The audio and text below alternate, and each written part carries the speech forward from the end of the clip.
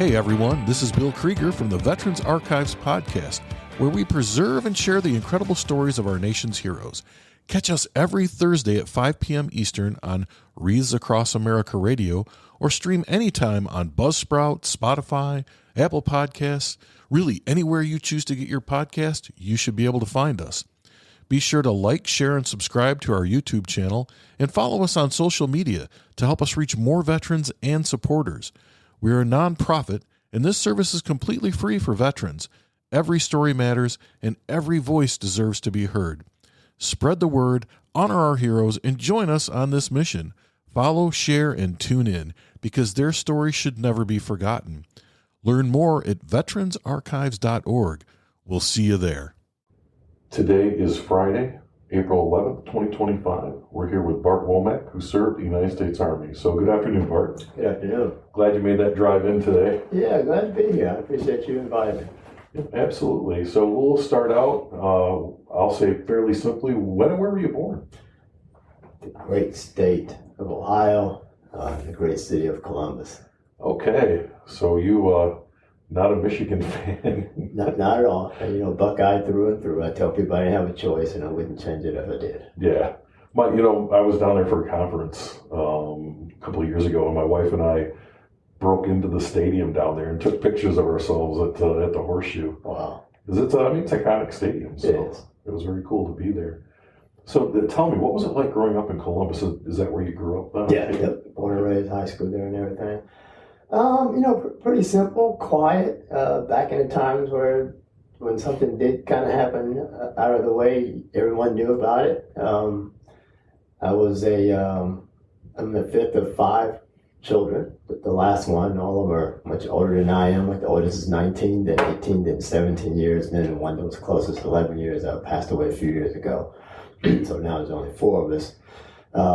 But I don't allow those older people to treat me like one of their children. Right. Versus I'm just your brother. So I'll say stuff different than your children are allowed to say, right? Yeah. So that was strange because they have children that one is actually older than me, one was a little bit younger than me, and then they're like a year, 2 years, a few years apart or whatever. But they still call me Uncle Bart, and I'll call them Uncle, whatever their name is. I'm like, you look older than me, so I'm going to call you Uncle. It just seems to work, right? Yes, but imagine how strange that was when we were 10 and 7. Right. And they're saying Uncle Bart because that was the proper thing to say. Uh-huh. I didn't truly understand it, and neither did they. And then, friends would say, how is that your uncle? He's like, 10, 7, or whatever the case may be. So, yes, that part was kind of strange. School was fine. You had to go to school. I wasn't necessarily a school person. I mean, I would get up and go, don't get me wrong. But in terms of the classroom, I don't think I really knew what I wanted to do or be.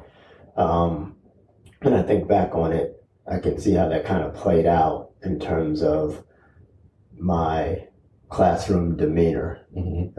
And especially academically, it would go from A's to D's, and then A to D, and then my mother was like, how can you make an A and a D in the same class, just weeks apart? Makes no sense. Yeah. And it didn't make any sense. It was like, okay, that particular time it had my attention, and the other time it didn't have my attention. But, as old as I am, that wasn't necessarily truly understood by academians, and to be able to fix it or adjust your course and all those types of things. So I did know that after graduation that I didn't want to go to college right away. I was 17, 8 year, figured this out. I'll go after that year is up. And I didn't make it to that year. Yeah. Did you get sidetracked? Well, I'd always worked. I started out with a paper route, so I always had my own money. And it went from there to, I worked in a bingo, made a whole bunch of money at bingos. And somehow they let children in there at 13 years old, sold them little snacks and everything. Yeah. You had to suffer through the smoke. But aside from that, you got tips. You make great money just providing snacks for people at bingo. Well, and I think, Bart, I don't think people today realize, because even when I was in the Navy, in my office, people smoked. And I had to wash my clothes every single night because they just smelled so bad. But yeah, you go to a bingo hall. Oh. Yeah, it was like a smoke chamber. Oh, big time. Big time. And I don't know if I really expected that until you got in there and that was the environment. But, when you're 13, the money kind of overrides the smoke. Yeah, we didn't know about secondhand smoke then anyway, right? Right. I would never do it today. You keep your money, it's all right. That's right. But yeah, good money as a kid. Yeah.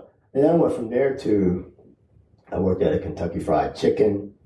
That got robbed, so they want that opportunity. I was like, okay, not going to do that again. Then I worked at a grocery store. And believe it or not, 1975, 76, I was making $13 an hour in a grocery store. That's a lot of money. That's a lot of money. I mean, that's almost a lot of money now for working at a grocery store, to be honest. And I started out bagging. It wasn't as much when I was bagging, but then I moved on to cashier. But that was a lot of money then. I mean, I bought my own stuff. I used to buy, I wanted to dress nice. So I wore dress shoes, dress shirt, dress pants every day, Monday through Thursday. Friday was, long before it was cloned, casual Friday. That was my sneaker day. Okay. Yeah, I used to work for a guy, Wayne Lynn, who said you had to dress for the job that you wanted. Right? So even if you're bagging groceries, you're dressing nice. Well, you had to wear, I don't think we had a company shirt, but you had to wear like some type of bib that had the logo on there, which is Big Bear at the time. But no, I dressed like that for school, not for work. But because I had the money, I mean, I probably bought a few, maybe I had about 3 $60 shirts that I bought. And they cost $60. They're called knickknacks. But most of them I bought on sale. But I had quite a few of them. And everyone knew just that knick-knack shirt that, not that you had money, but they knew that shirt cost a lot. Right. Something was going right for you. Right? Yeah, then from there I graduated high school and still worked. I'm waiting out that time of a year post high school. And my mother had a car that I drove. She had a driver's license but didn't drive. But she would not let me claim it to be my car. It was her car that I just drove. Okay. But while I was working at after high school, there's a place called the Sears Distribution Center, which was, I don't know how many miles away it was, but pretty far. You needed to drive. But then that next oldest brother wrecked that car and I had to start taking a bus. And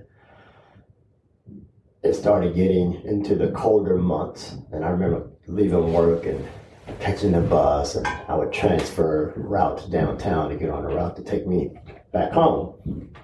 And one day it was pretty cold, and I said, okay, I'm going just to this recruiter station to get warm. I know they're going to talk my head off. I'm sure they have something hot to drink, or in the coffee drink, or hoping they have cocoa or something, right? And I'll listen to this stuff, and then I'll get warm, and then I'll head back out to the bus stop and go home. Why not? And I was 17, right? So I knew I couldn't join on my own.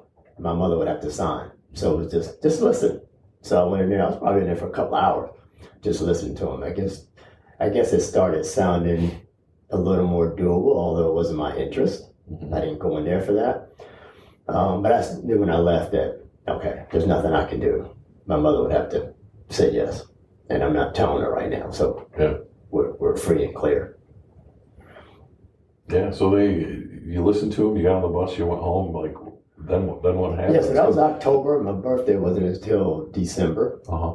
And, they would call the house, and somehow I was the one answering the phone. And, oh, my mother's not home. Well, let me know when she's home. Okay. And she would travel a lot. She had already retired after 35 years, I think, working for the government. Mm-hmm. And she was always gone. That was her plan, right? Right. So she got home from one of those trips, and I said, okay, I've been talking to the recruiter or whatever. I'm just thinking about it, but you'll have to sign right now. She said, well, why don't you think about it some more, and then you'll be 18 years shortly, and if that's what you want to do, then you sign. So that was the decision at that time. I still kind of let it go for at least another month and a half, I would say. I mean, now we're into the next year in January. And then they called and I said, okay, I guess let me take a look at this. So went down there again. We talked for a little bit. I said, okay, I'll take the test and everything, and then we'll see. So did that, and then I was gone. Yeah. Well, let me ask you, because you weren't. Some people go to the recruiting office and they're like, "Oh, I'm ready to join and let's go," but it sounds like you were just like, "Yeah, whatever." And so, what was there like something that like happened where you were like, "Oh, well, maybe this is something I should do," or was it just like, "Let's just see what happens"? Well, I took the test, and that wasn't necessarily it wasn't binding, Right. Because you have the test to figure out what your MLS was going to be and all that, right? So finding out what the choices were going to be, I wasn't locked in. So it was kind of a no harm, no foul type of situation. But I took the test, and then I went to work, and then they were laying off. Oh. And I was being laid off. I was like, okay, now this guy's been working ever since, paper route days of maybe I was 11. Yeah. Yeah. And now you're telling me you're cutting my job. It was like, okay, I have this new opportunity for a job. Then not only do I get paid, I get a roof over my head, I get fed, I get this job. I gotta go through some stuff called basic training, okay. And I have this opportunity for next level education, right? Although they weren't pitching it as strong in those days. Yeah, it wasn't a big deal. It was late 70s, early 80s. No, they didn't mention it at all. Yeah. I just knew that it was there. So I said, okay, maybe this isn't a bad thing after all. And 2 weeks later, I was gone. Wow. Yeah. Yeah, didn't waste any time, did you? So talk to me about basic training, stepping off, the bus or whatever for the first time. What was that like for you? That had to be different. Yeah, so first of all, I knew nothing about the Army.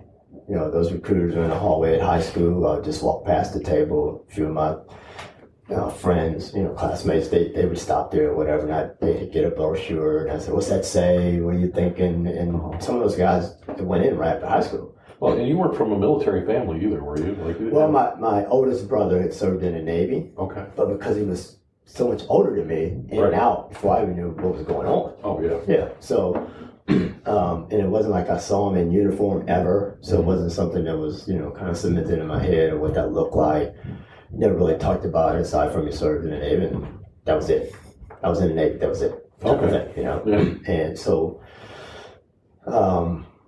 I didn't know anything about the military at all. So, I left on I guess it's the President's Day weekend. Mm-hmm. So we get to the Fort Jackson, South Carolina, and they pick us up at the airport, take us to the reception station there, and they said someone will come get you in the morning for breakfast and everything. I think I wake up the next day, do the breakfast, come back, and then kind of doing personal hygiene and everything. I see some guys slapping shaving cream on their face. No, that hadn't happened yet. And also Saturday, nothing's going on. It's just eating. Like there's no instruction. There's no one telling us anything. And then later on that day, we hear this voice over a microphone, or a speaker, I'm sorry. Mm-hmm. And the guy had inadvertently had the intercom on while he was on a phone call. So we heard everything about his night before. And I know who it was because we had seen no one except for they told us what child time was going to be, and just come outside. Right. And it was like, once you come outside, you just kind of go over to eat. It wasn't even marching over you. You didn't know anything yet. Yeah, I think they tried to lull you into a false sense of, oh, this isn't going to be so bad. Right. Yeah. So we heard this guy talking or whatever, still didn't know who it was. Then the next day, bam, he burst onto the scene early in the morning, get up, and cursing and everything.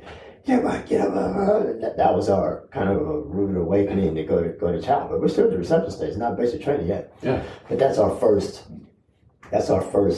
impression of anyone in the military that's in uniform, that's barking orders and all this type of stuff, to where I thought, okay, this is the start of basic training. But it wasn't. So he starts teaching us some marching and stuff after we eat. We got our formation, and he's like, he has this helmet liner thing that's shined It's a black gloss with this gold rank in the middle and the stripe around there and everything. The old OD green uniform. Yeah. And his name was Joe Johnson. And he looked like the G.I. Joe doll. Really? No kidding. Looked like the G.I. Joe doll. Probably minus the scar. Right. High cheekbones, square jaw. I mean, just like that dude. He was like a poster for the Army. Yeah. Boots or spit shine. Yeah, OD green uniform.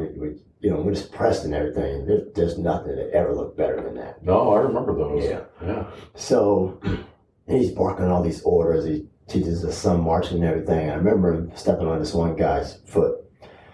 And he steps on his feet and said, "This is your left MF foot, and this is your right MF foot." And I had played football, and I'm like, "Lord, please don't let him come over here near my feet, because I'm probably going to push him, because those cleats playing football used to hurt if someone inadvertently stepped on your foot, right?" Right. And I was like, "Lord, it was just a reaction. So if he comes near me and stops in front of me, and I just even perceive that his foot's going to raise up and step on he's probably going to get pushed. Just like." That's probably going to be a bad thing. Probably going to be a bad thing. Yeah. But he's not stepping on my foot. Right. That's true. Yeah. So anyway, that didn't happen. Thank goodness. So and I thought this guy was the drill sergeant. I had probably seen the hat, but I didn't, all this stuff was happening so fast, I didn't even make the correlation. And I remember the next morning, now it's that holiday, that Monday.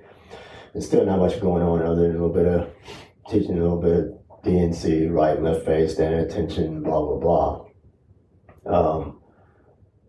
But that time when we got up, I could hear him on the microphone saying, everyone will MF shave. I think that was his favorite word. Everyone will shave, right? Well, I had peach fuzz.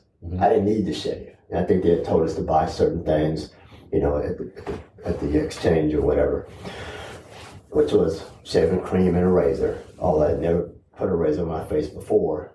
And I'm literally putting the cream on, looking at everyone. I grew up in a house with just a mother, right? There's no one shaving at my house. I didn't have that lesson, nor did I have anything to shave. Right. A little thin mustache, a little very, very thin goatee. What I should have done was slap a little bit on the goatee, slap a little bit under my nose. I'd have been done in 2 minutes. But no, what do? I watch everyone else put it all over my face. And once you start shaving where you haven't shaved, then it will begin to develop hair. Yeah, it all grows back. Yeah. But even where there's nothing there. So I screwed my face up for life by doing that. I want to ask too, so I know that when I was in basic training, a lot of the folks there, people of color, when they shaved, it caused a problem with their skin. Did you have that issue as well?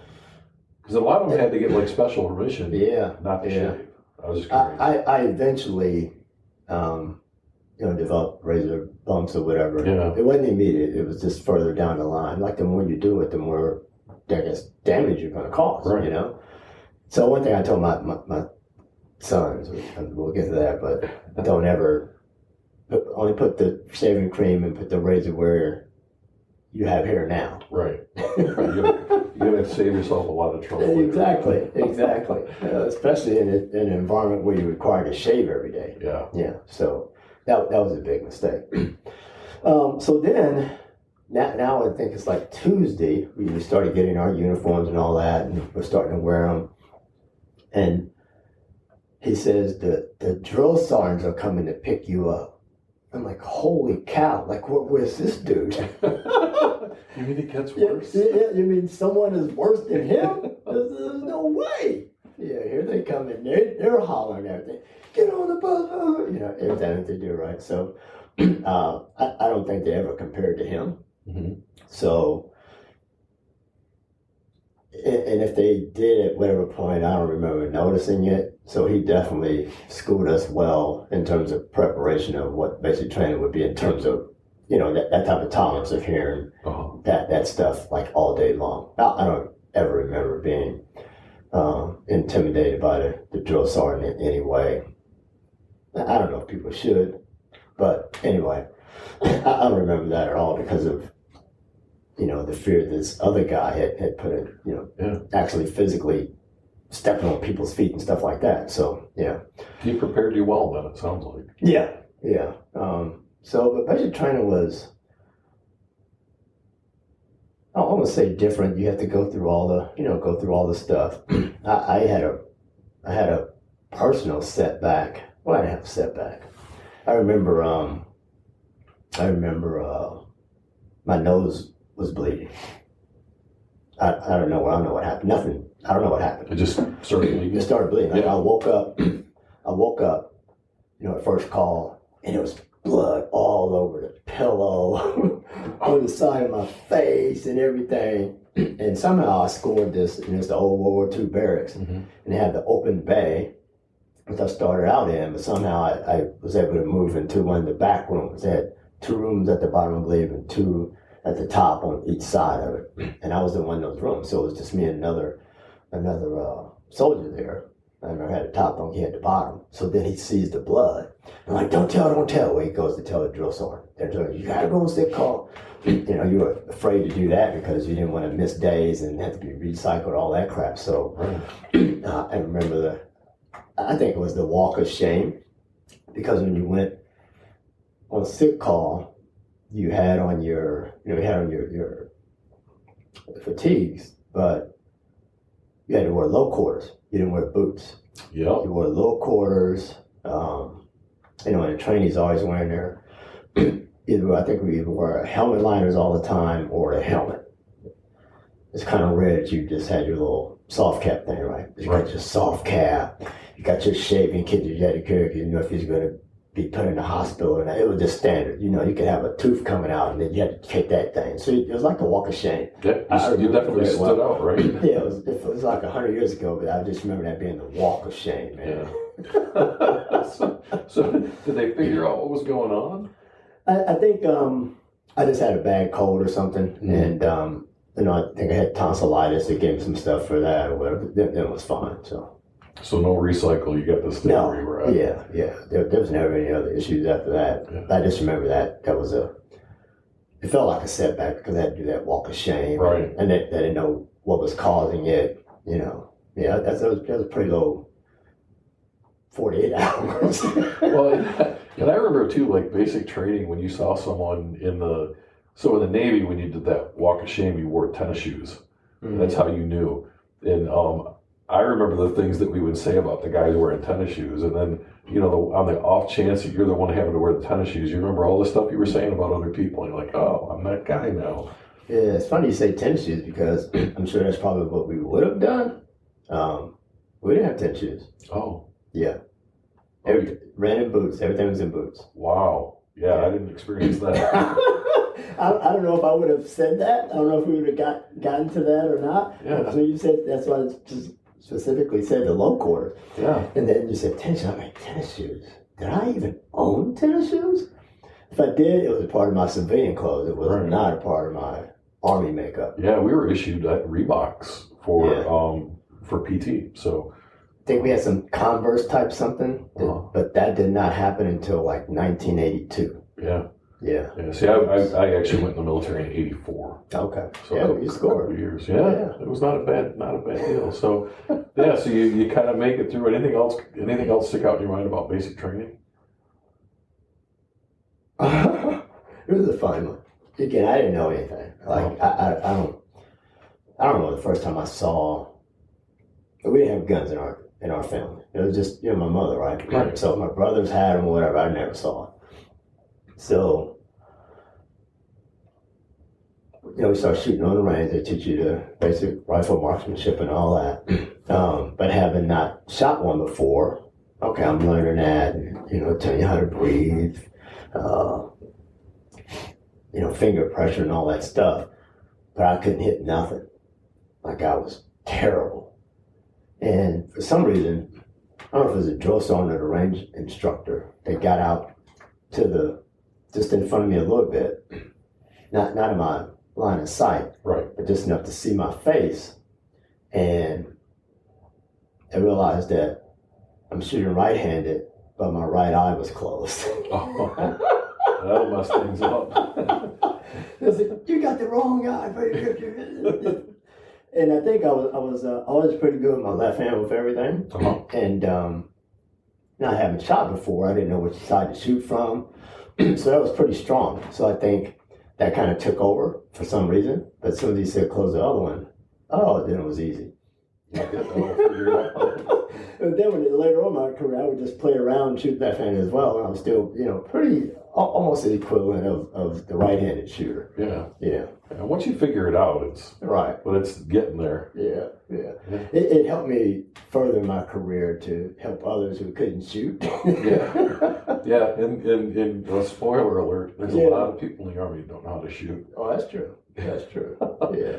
I remember running a range for qualification, and I won't mention his name because he's still a friend of mine. But he was a major, and I was a staff sergeant. And he was a ranger. He had the tab and everything, but that guy couldn't hit the broadside of a barn. Mm-hmm. And at one point, I was trying to help him. I finally said, "Sir, why don't you just take that gun apart and throw it at the target? You'll have better luck." There you go. And he didn't like that. Anyway, so yeah, there's plenty of people in the military that know how to shoot, which surprised me. Yeah. So you make it through boot camp, I'm assuming. Mm. Did your mom or any of your family come down for graduation? No. Okay. Communication was not like it is now. Yeah. I don't remember even phone calls ever calling back and saying anything, to be honest with you. I can't remember one.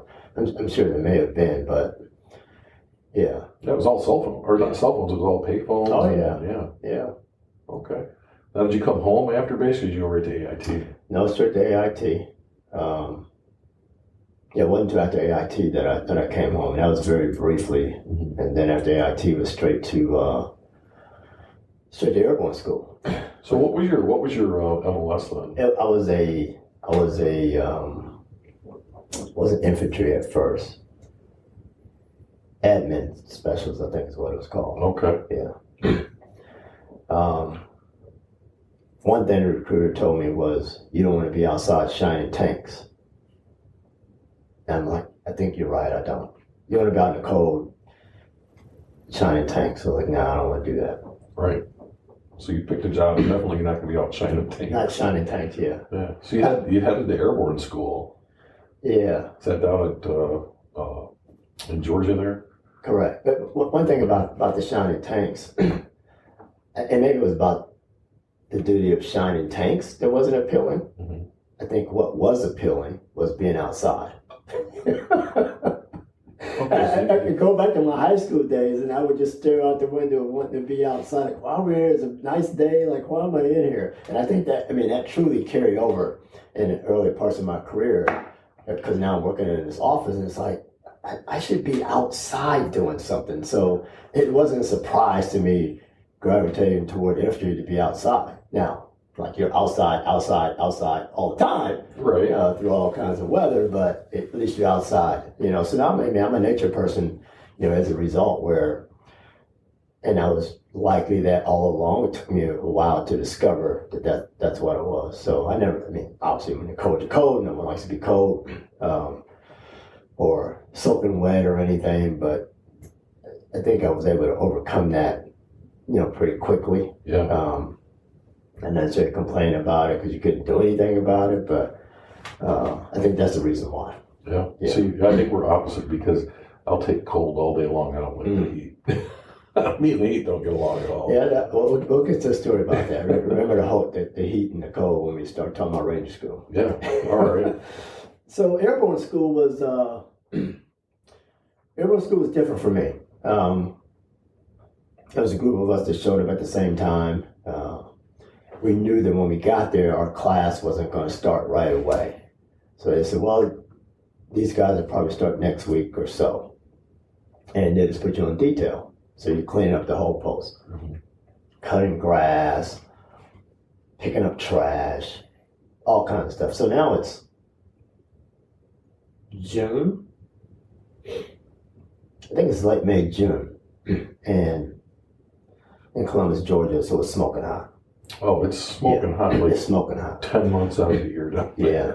And we're like the chain gang. Like every day you get up and just do that. Do PT, and then it's like, what are we going to do for cleanup today? Just what they call a police call or anything that was work.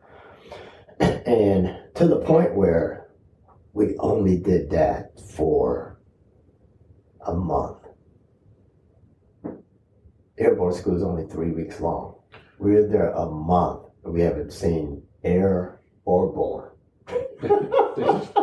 They just needed people to clean up the base. It's a scam. So the leadership just totally forgot about this entire group that is really just the whole class. I don't know how you forget 100 and some odd people, but they just kind of forgot. And that's all we did. Wow. For a month. It was so bad that Airborne school was 3 weeks. Yeah. 5 days, 5 days a week for 3 weeks. We finished the whole thing in like 9 days. Mm-hmm. Straight. Saturdays, Sundays were before, it was just 5 weekdays. We finished 9 days straight. Like, even I remember the jumps, we jumped 2 times a day. They were jumping jump week. They were doing, I think, 3 jumps to complete the week. That's what you had to do, a jump week. Uh-huh. We were doing 2 jumps. I think you had 5 jumps total. So maybe maybe it was 1 a day for jump school, right? For the normal class. We were doing 2 a day because we had to make up the whole thing, complete the whole thing in 9 days. And they rushed us out of here so fast. Yeah, they had already kept you captured for a month. Yeah. They might as well get you out of there. Yeah, we knew how to customize grass, I can tell you that. No doubt. So that was like a blur then. Well, it was a blur. It was a blur once we finally started. Yeah, that's what I mean. Yeah. But at the first parts, I remember Rocky came out to the theater, their own post. We knew when the movies were coming because we knew we could go because there wasn't nothing else to do. Yeah. Obviously knew when chow time was. Weekends was washing clothes, and it was a mess. We sang songs in the evening. You go to the classic store, buy something to drink. Uh-huh. We'd sing, I remember Commodore songs, Isley Brothers songs, and next day get up and go cut some more grass all over the darn post. Wow. Yeah. Yeah, not cool. So you went back to your unit after Airborne school? Then I was assigned to the 2nd Airborne Division. Okay. Now, I should say something about Airborne in general, that I remember in basic training, the Airborne recruiters would come around, hey, you want to go Airborne? We're having have a tutorial about it at this particular time and all that. So there was a break in the basic training schedule for you to go look at the presentation and everything, decide that's what you wanted to do. Mm-hmm. And me, super naive, like, what's Airborne? Oh, you jump out of airplanes. Oh, I'm not going that. I think most of the people in the class, in our platoon, were going. So I'm just following along and going, right? Okay, I'll listen. And in that presentation, they said you make $55 more a month. I was like, I'm in. What is it again? Okay, I'm in. I don't care what you got to do, I'm doing it. That's right. So that's how I ended up being Airborne. $55 more a month. That's all it took. I'm detecting a theme in how you select what you're going to do. Money. Yeah. I'll find out what it is later. There you go. I saw that. Got you. It's a great song. They showed a video and people are jumping out of the airplane. Okay, that looks pretty cool, I guess. Yeah, I mean, they lived. Okay, $55, I'm in. You know, everybody else watching that video was like, oh, I can't wait to jump out of airplanes. Woohoo! And you're like, show me the money. Yeah. Well, that's an interesting way of selecting airborne school. So I get to the 82nd and signed to the unit, and some of the first sergeant had been in Vietnam. The company commander had been in Vietnam.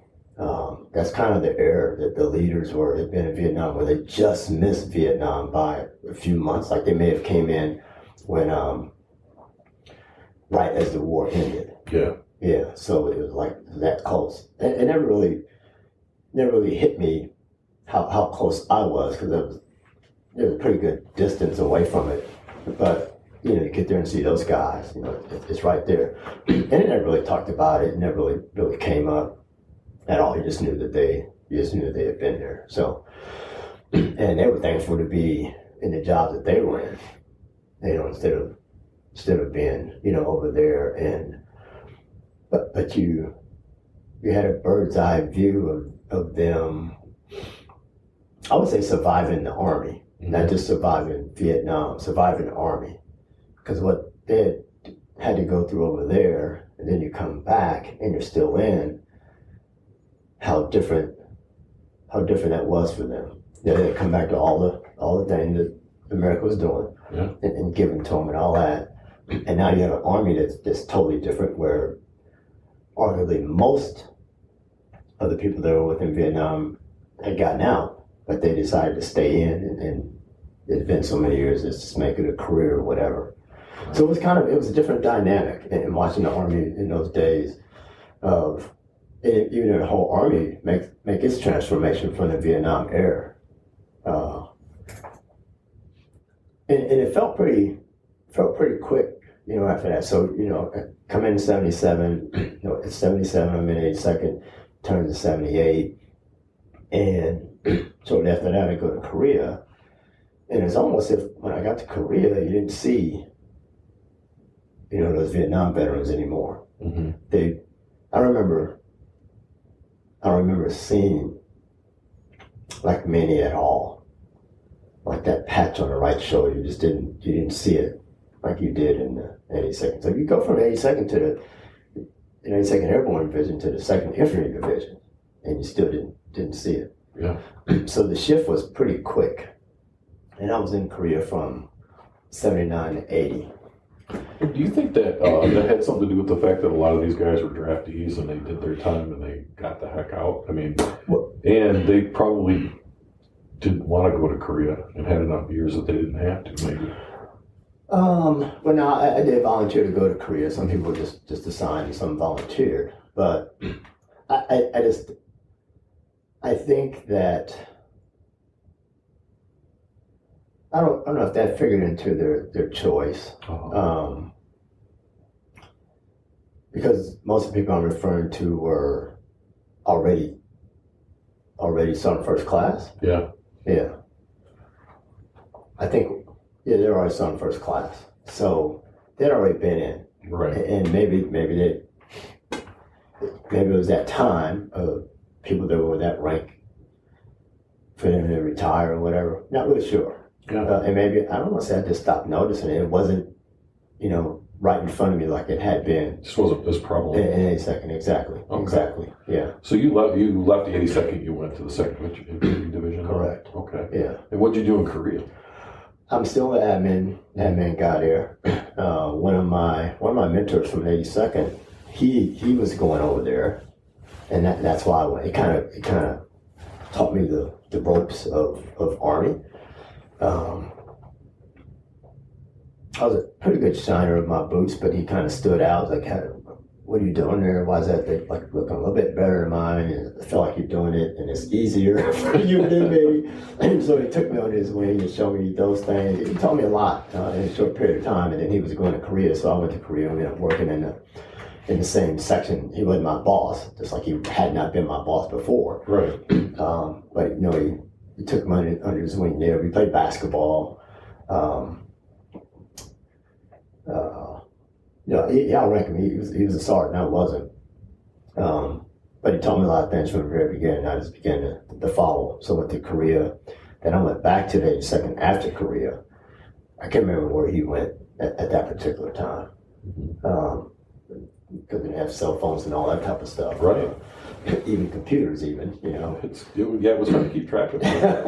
And it's funny, that's not that long ago, but you and I have seen things really change throughout the years. But you're right, like go to basic training, go to school. There was no Facebook or MySpace or Instagram or whatever you watch. If you ran into people again, you ran into them. If you didn't, you didn't. It was a whole different group in Korea. Aside from him, it was a whole new learning experience in terms of people, like the people I work with. Ironically, I take that back. There was one guy that we worked together in our little small section that I went to basic training with. What was that? He was from the Philippines. Mm-hmm. So imagine that. He's from the Philippines. He ended up basic training with me at that time, and then a few years later, he's in Korea as well. So it became a pretty small world very quickly over there. Then I played basketball over there. I started doing taekwondo over there. Actually got to fight down in a place called Kuwait. Anyone listening that knows martial arts and knows taekwondo, then you know part of the origin is from is Korea and Kuwait. It's like the creme de la creme of you know where you can fight as a Korean as a taekwondo martial artist. I played football a little bit. It was mostly the basketball and taekwondo that took up. Taekwondo was like every day. Uh-huh. I think except for Sunday. And I started getting pretty good. And I remember sparring the instructor. And, you know, I'm 5'10". He's probably 5'5"-ish. And I think he suckered me and he let me get in a few shots to where like, oh, I can get in a few more shots. Next thing I know, bam! I'm on my back, feet up in the air, and I'm just looking up at him, and his hand is out there helping me up. he drew you in. Yeah, he drew me. It was kind of funny. But I remember that one pretty well. I was like, okay, don't do that again. Right. Mr. Parker's fast, and he's sucking you. Everything's a lesson. Yeah. Yeah, well, that's great. So you get back from Korea, and you're back with the 82nd. Went back to this. Yeah. So what happens from there? So different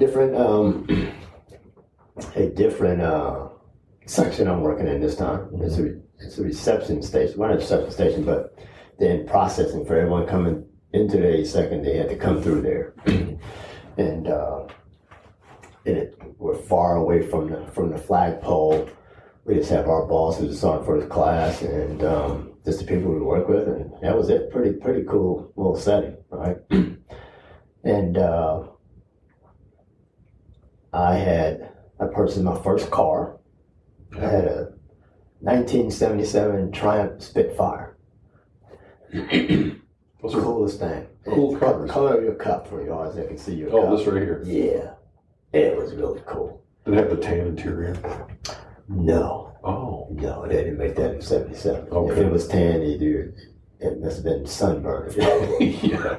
Or literally your seats turned colors. No. That's a great little car, though. It was. I had my eyes on the TR7, but that cost a little bit more. Yeah. So anyway, but that Spitfire, man, that thing was cool. And then it kind of started messing up.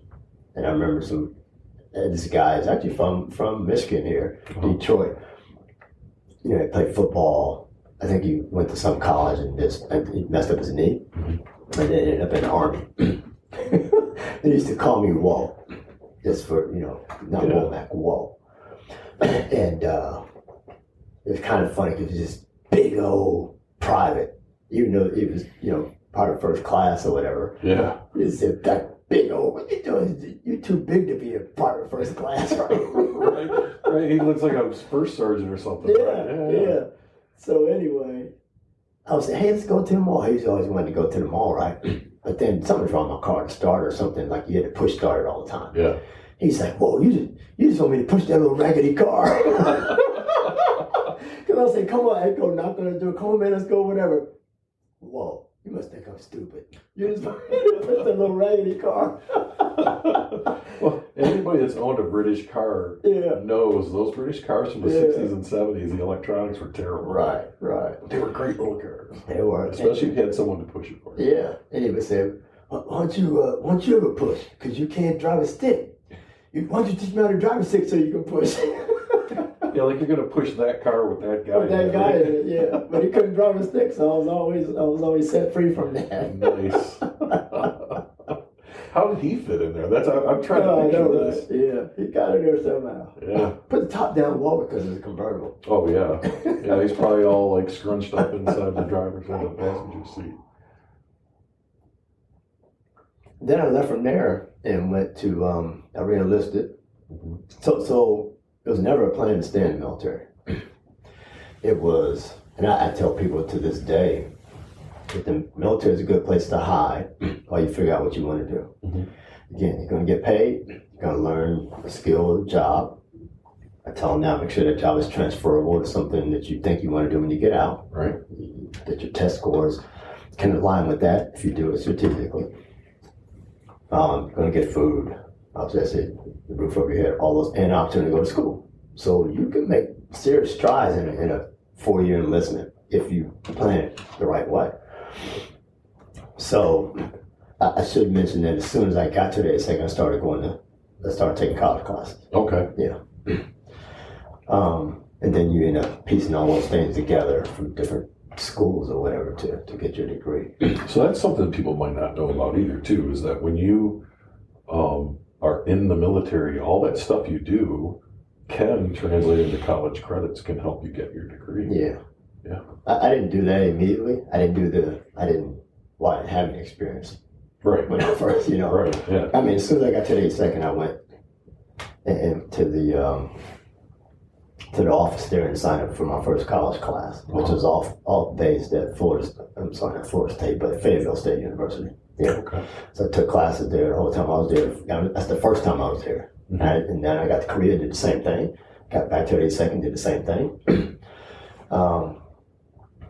Then I re-enlisted, and somewhere in line I got promoted to sergeant somewhere in there, and then went to Turkey.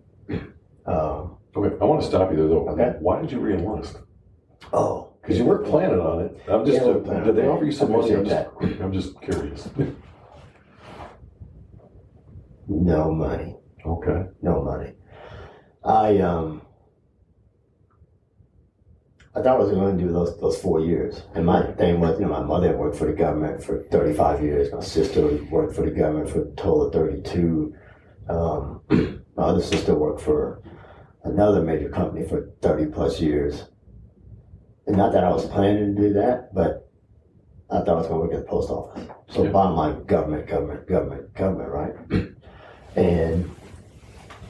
But in retrospect, I really hadn't figured anything out what Bart Womack wanted to do in life. Yeah. To be honest with you. So if that's what I was going to go do, if that was my plan, I really hadn't figured out anything at all. So, but you had to take the test in the city that you wanted to work. Mm-hmm. And the test would never align to when I could come take it in Columbus. I would have to leave Fort Bragg and, go there to do that. And it just never aligned. Yeah. So it didn't happen. So I re-enlisted. So okay, let's try this again. And I was having fun. Yeah. Yeah. So, and although the recruiter didn't necessarily say join the Army and see the world, there were opportunities to go different places that I never would have gone. Right. Yeah. So now I'm in Turkey. You get there and they have a little Head Start class of Turkish and everything. So I'm learning basic Turkish. Bottom line, I spent the whole year there with my broken Turkish, my little book, and I went all over Turkey, like all over. I could take every mode of transportation that they had. I could speak enough to go, anywhere, eat anything, order any food. So it was fabulous in that aspect. Our teacher in that class he taught a female volleyball team. Mm-hmm. So we started following them around as they played. So that's another opportunity. It was another opportunity to go throughout the country as well.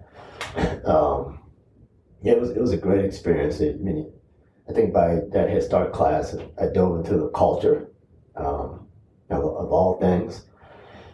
I remember when we first got there so now it's 1983. Yeah. And so whatever was happening in the world of 83. It was pretty quiet. Like there was like some small stuff going on. The small stuff was big enough to where when they picked us up from the airport, they took us to this hotel and said, "Don't come out. We'll come get you to come out." And you were told, don't wear shirts with USA on them or anything on your T-shirt or anything like that. No cowboy hats and all that stuff. Yeah, I remember that. Yeah. And so that was enough to scare you into staying inside, that's for sure. That was for sure.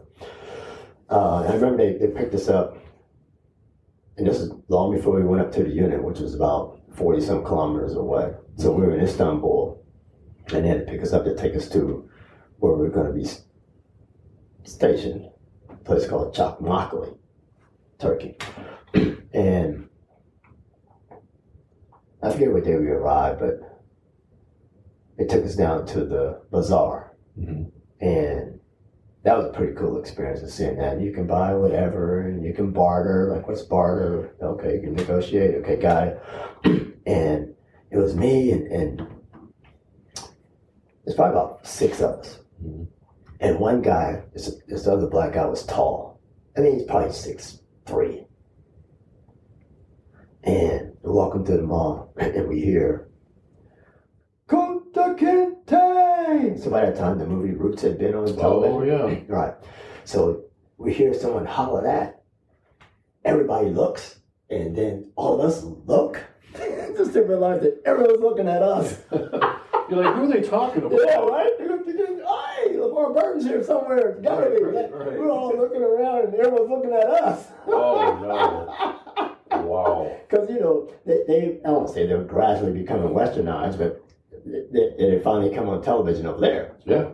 It's 83, so what, 7 years later? So we realized we were the butt of that joke. It was kind of funny, right? And then we go into this one little shop, and we're talking to the guy, and he says, White Shadow. Well, there was a television series, remember that? Yeah. Basketball. I used to watch White Because Shadow. there was 6 of us, so we're like, hey, it's the starting 5, this is the center, whatever the tall guy was. He had a name for all of us. I think I was the Kevin Hooks character. But it's just funny how a country becomes westernized and they start getting TV shows and all that type of stuff, how they just, you know, automatically would take people and put them into those characters right away. Yeah, because I remember watching those shows, and as part of being an American, it's you react to it differently than people who are learning about America through those shows, right? Yeah. They think that's how it is. Right. So in Turkey, were there not a lot of black people, a lot of African American people? Was it just really much because it sounds to me like they hadn't seen a lot of black people there. Yeah, I'm going to say yes. I don't know that.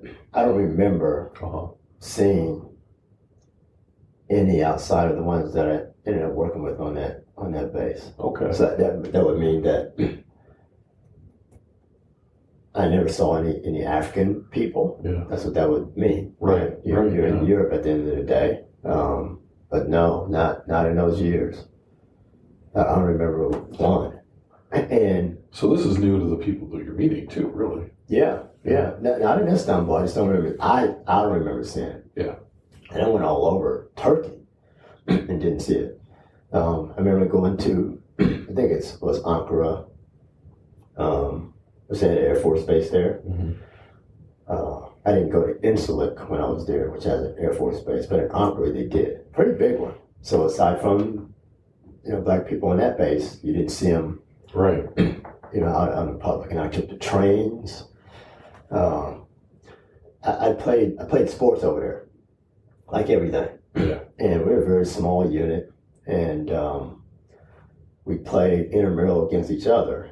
And then if whoever won the championship between that went to the higher headquarters in Italy, Vicenza, to play for the championship for that sport.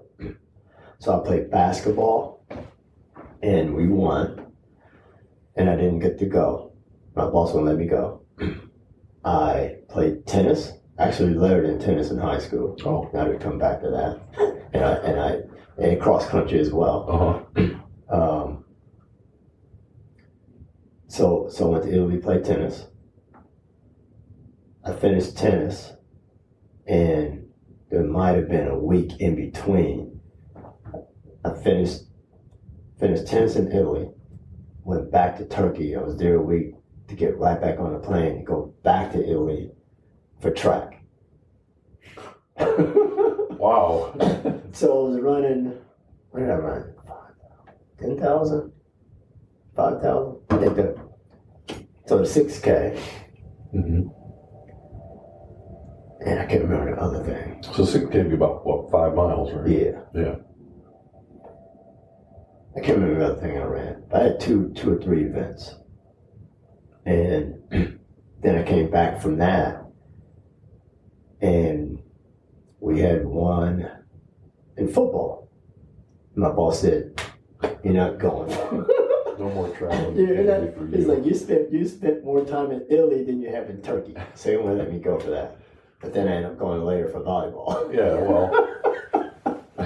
I played everything. That's what happens when you're a multi-sport athlete. Yeah, right? I played everything. It was a lot of fun, and all those championships were in Italy. So what a great adventure! Yeah, that's just amazing. That's really my Turkish tour was sports. Yeah. And my boss not wanting me. He let me go to some, so I guess we'll say he's in favor of that. But and that's when I volunteered to be a drill sergeant. Post something. He wanted me to do something else. Like, you make a great warrant officer. I'm like, that's what you are. That's what you want. But Bart Womack wants to do something different. Yeah. Yeah. So I put in to be a drill sergeant. So my assignment from Turkey was a drill sergeant. Okay. Where'd you go to? Fort Jackson? Fort Dix. Oh, Fort Dix. Yeah.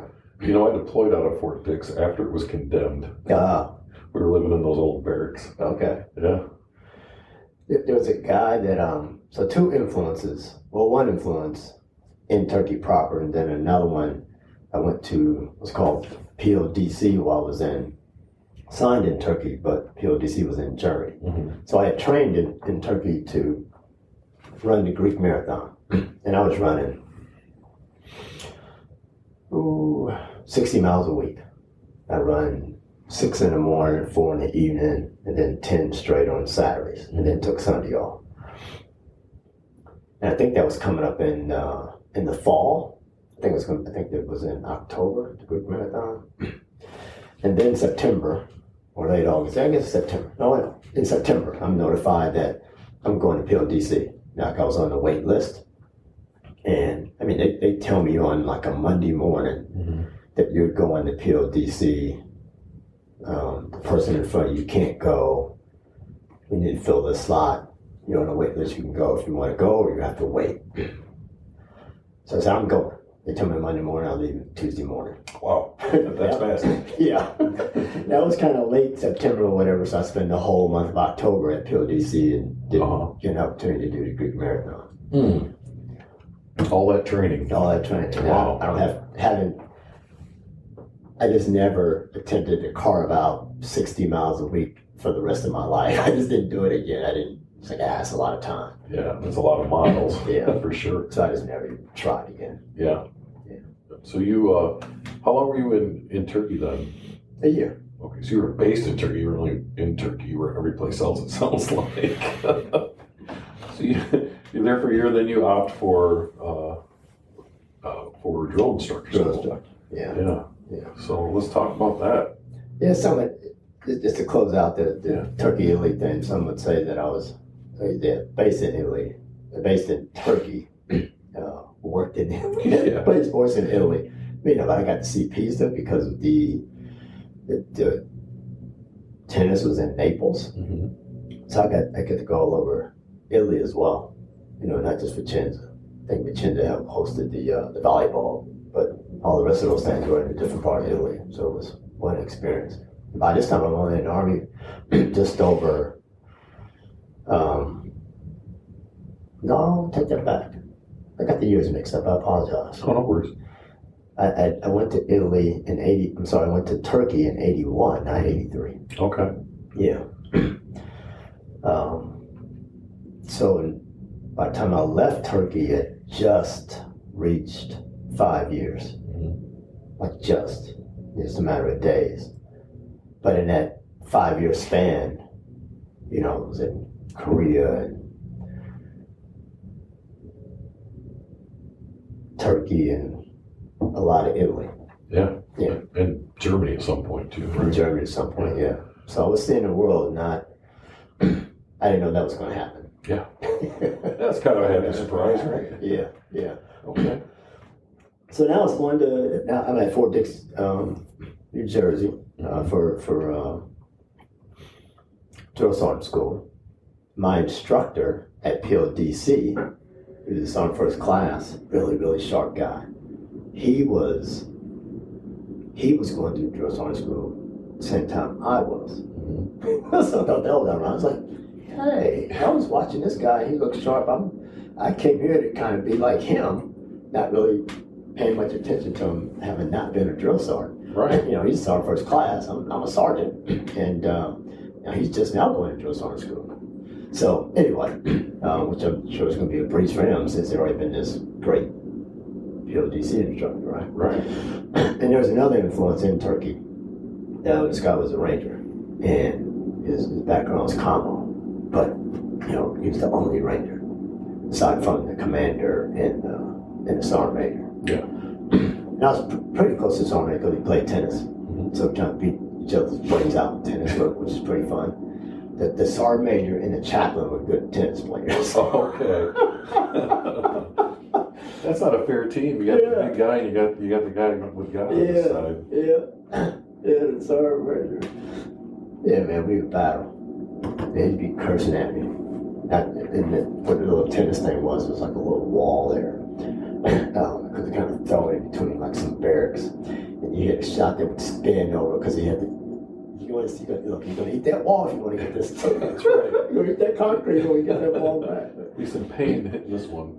Yeah, but I wanted to mention the influence of the ranger, and it was just a quiet professional. And I remember saying, "Can I get some of your time? I want to talk to you about being a ranger." And he just told me everything. But that was so inspiring, something to do. And he was a drill sergeant as well, post drill sergeant. So that was already, in my vision after that drill sergeant thing. Right? So I get there. And, finished the drill sergeant school and get assigned to the company. And we had females. And I remember, like, my first day, it's like, get up, go wake up the recruits, start you. Oh, yeah. And I remember, like, hold up. You can't go through yet. They get from first call or whatever, they get like 30 minutes to get dressed and everything. Like, oh. Come on. Yeah, right. We go throw some trash cans or something, right? Flip some beds or whatever, right? Yeah, wait. All right. It was kind of funny. I was like, oh, ready to go. It's like, oh, hold up. Can't go over here. So of 2 years, I had 5 cycles of females and 5 cycles of males. Yeah. So this was before they integrated males and females then? Correct. Okay, so there was females, but it was all female units. Correct. Okay. Yeah. All right. Yeah. But my first cycle, so that first cycle, I fell in on a cycle that was already in progress, and they probably had 2 weeks before they graduated. Okay. Yeah. And then we picked up, and it was males. So I had very little experience in training females in those 2 weeks. I was kind of learning and watching and all this stuff, right? But then we picked up the males. I was in full bloom. So it was interesting. Because the very next cycle after that, then we get females again and have them, the whole basic training period. Yeah. And you had to flip and learn quickly what females were good at and weren't. Because you already learned what males were good at and were not. Mm-hmm. So instruction, females thrive. Like you can tell them one time they can do it. You didn't tell them again because they're just new at it. But, right. they were just smarter, bottom line. They were smart, especially as a group. Where the males, not as much. Yeah. They can do a lot of things physically, of course, and have a body strength and all those types of things, but that was the difference with the females. They couldn't. So you had to allocate your time towards strengths and weaknesses. Right. They learned it very quickly. So with the females, for example, in week 6, they're throwing their hand grenade for qualification. They can't throw. They have no upper body strength. And the hand grenade is just a fake body. It's not a real. Well, they throw a real one as well. But even the body of the grenade is too heavy for them. I mean, we're talking like some was 3 feet. I mean, wind up. Yeah. 3 feet. Yeah. You want to get a little bit further away. With just the body, right? Yeah. So you're picking them up from the reception station, and they may come in as a whole platoon, or they may come in as, you might have 7 people, but whatever that day one is, grenade is in their hand. Going out to this open field, you're going to throw a grenade, multiple times. One group on this side, one group on that side, multiple times before we go in for each meal. So by week 6, they can do it. Now you get some who play sports, whoa, Right. what was that? Like, okay, you guys gotta move back. Or you go over there and throw yours so you don't hit them, whatever. But expecting that. I remember this one girl that stood out with that right off the bat. It was kind of crazy, but that's the differences, of the body strength in terms of focusing on strengths and weaknesses. Right. And I think it's important to point out that it's not that they couldn't do it, it's that they needed extra work in order to be able to do it. Right. Because everybody's got to meet the standard. They don't use it. I mean, And they're not throwing grenades back home before they come in. Yeah, even in those years, you take a male and a female. If you had a son and a daughter, you're doing that catch stuff with the son, and daughter's playing with dolls, Right. or whatever. You know what I mean? That's how it was. Yeah. So you just have to. It's just certain things you have to do differently. That's all. And once they figure out how to do it, now then their game on. Yeah. Yeah. I got you. So 5 cycles. That's a lot of people that you got ready to be in the military. Yeah. Well, 10 total. 10 total cycles. Wow. Oh, 5 so female, 5 5 male. each. Okay. Yeah. Wow. Okay. I was miscounting. Right. So 10. Yeah. That's a lot of kids. Yeah, I think the female cycles prepared you for the military overall, and what you would be is to make up the military, right? And if you look at someone who only worked with males, and then now you're in upper echelon of your career, or whatever, now there's a couple of females in there, and then that's your first time, and you've been in for 12, 15 years. It's a little different. Yeah. But that was happening to me in my 5th year, So come anything after that, you're accustomed to it. So Well, and this is a point in time too where the military overall was predominantly males. oh yeah, It was. Yeah. I mean, I remember my time in the '80s. It was odd to see a female in uniform, to be honest. But as I got through my career, probably like you saw, it just became a pretty even mix. Yeah. At least for me. So, yeah. It wasn't shocking to see after that. Right. I played football. I played basketball. We had our own company team or whatever, the intramural thing. Kept going. So I played basketball, played football. Pretty good at football. Me and another drill sergeant buddy, we would approach those games. It's flag football. Approach those games and say, how many interceptions can we get? It's like you can make a beat on the ball, and we would have a bet about who would get the most interceptions. So that was fun. That's pretty much the whole. That's pretty much the whole time as a drill sergeant. There's this thing called AUSA, which is the Association of the United States Army. Yeah. I'm not sure when it started, but in 1983 they bused us from Fort Dix up to Washington D.C. for an AUSA convention. And in those years, they would have a special ceremonial event in the Old Guard, and they'd bus you from the convention center over to Fort Myer for that ceremony. As they call it, AUSA review or something like that. They don't do it now. So I went over there and saw that, very impressive, the marching and all that stuff. And there was this one guy standing out there, out in front. The building, his hat's way down. You can't really see eyes. Right. But I looked at his face, and I was like, that's that Joe Johnson dude from my basic training time. That wasn't my drill sergeant, but the drill sergeant light guy. Yeah, the scary guy. Yeah. With the shiny helmet. Yeah. So they do what they call a passing review, and then they go out this door. So this thing was inside because it's the month of October every year. Yeah. And then they go out, and I'm like, that's that guy. I'm gonna go tell him that he was my blah blah blah, right? So this is 83. So 6 years in the Army, 6 years since that time. Like, how's he gonna remember me from that time? Yeah. I don't know if I'm gonna make him. Sorry. He's gonna remember me. I don't even know where the hell I'm going. I'm going out and get out that door somehow. And then they march and this kind of go back to the unit, right? Yeah. And I'm trying to run. And I got on my class age, right? And I'm like, Sergeant Johnson. And he stops. I was like, hey, who am I? Blah, blah, blah, blah. Of course, you don't remember that, right? Yeah. So anyway, you know, the thing's over. We go back to Fort Dix and everything. It's 1983. You know, we get a little fast forward. A few assignments down the road. Mm-hmm. I'm assigned to the Old Guard now, and I'm in Bravo Company. He's in Delta Company, and those two companies are side by side. And there he is, right there again.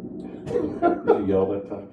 I yelled at him. I was like, well, I did. And then remind him because now, by that time, it's 2 years after that.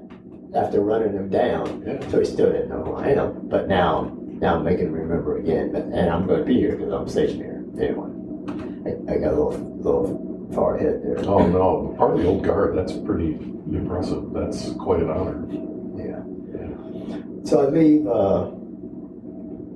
I leave. I guess I should mention so I'm still a drill sergeant now, and it's time to leave Fort Dix. I re-enlist. But then I changed my enlist in '83 to infantry.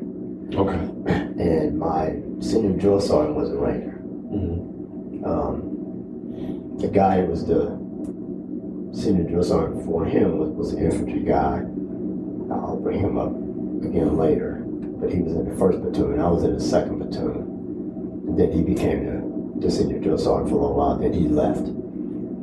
And we get a new senior drill sergeant. So he's sergeant first class and he's a Ranger. Like this cool, not boasting anything. He would just smile. You never seen him.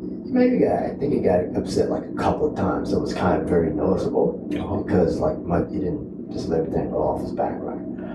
But you know, I was talking to him even more about Ranger School, and he realized I just changed my MOS. He said, Bart, you don't have to compete with every staff sergeant in infantry. You don't have to compete with 20%. Only 20% give a darn. Mm-hmm. So that's your competition. So if you work hard, you can not only get that 20%, you can even get even deeper. So that was pretty comforting to know that I didn't have to beat everybody like right off the bat. Right. So it was only really competing with that 20 percentile. So I leave Fort Dix and I re-enlist, and then I put in for Korea. So I get to Korea. So I got my infantry to get in one of these infantry units and do this stuff. And I'm at the reception station, and they see I just come from being a drill sergeant. And then there's this unit that wants all the best of the best people. You know, so the drill sergeant tells me you want the best of the best. Yeah. So they put my records in that pile. This guy calls me and talks to me, hey, we like what you've done in your career so far. We want to take you to this special unit, and we take you up there. You stay for 7 days. If you like it, we'll assign you there. If you don't like it, we'll assign you to 2nd Infantry Division. Okay, let's go. So I go up there, and it's in the JSA, Joint Security Area. And when you get up there, they explain a little bit more about what the Joint Security Area is, and you know the KPA in North Korea is like right there. We'll take you up. They call that north. We'll take you up north, show you all that stuff, and you'll be assigned to a platoon, and you'll do the whole rotation with the platoon. Mm-hmm. After that rotation, you decide if you want to stay or not. So obviously completely different. You know, there's a real enemy there, even though nothing had happened. So now it's 84. Nothing had happened since 76 when there was a call it tree cutting incident. Mm-hmm. But they're still enemy of our country. Right. So anyway, after the 7 days, after about 5 or 6 days, they don't ask you for a decision until the whole time is over with. But I made my decision. And as soon as I made my decision, the staff sergeant comes to my room in the barracks and talks to me. He's like, hey, we need you over here in this platoon. So I had kind of done my right seat ride, if you will, in 3rd platoon. And this guy's coming down from 4th platoon. He's squabbling. Hey, we need you over there. We need your leadership over there. Blah, blah, blah, blah. And I don't know him. So, okay. I just listen. About an hour after that, the first sergeant comes down to the barracks. First sergeant's like 5'5", 4 maybe. Not a tall guy. Yeah, the ranger, right? Yeah. And he's barking. So he's like, Womack, I'm gonna put you in 4th platoon. I was like, why you put him in 4th platoon? You don't ask me why. I'm gonna tell you why. I'm the first sergeant. So I call the little big person. Right. He's a little Napoleon. Yeah.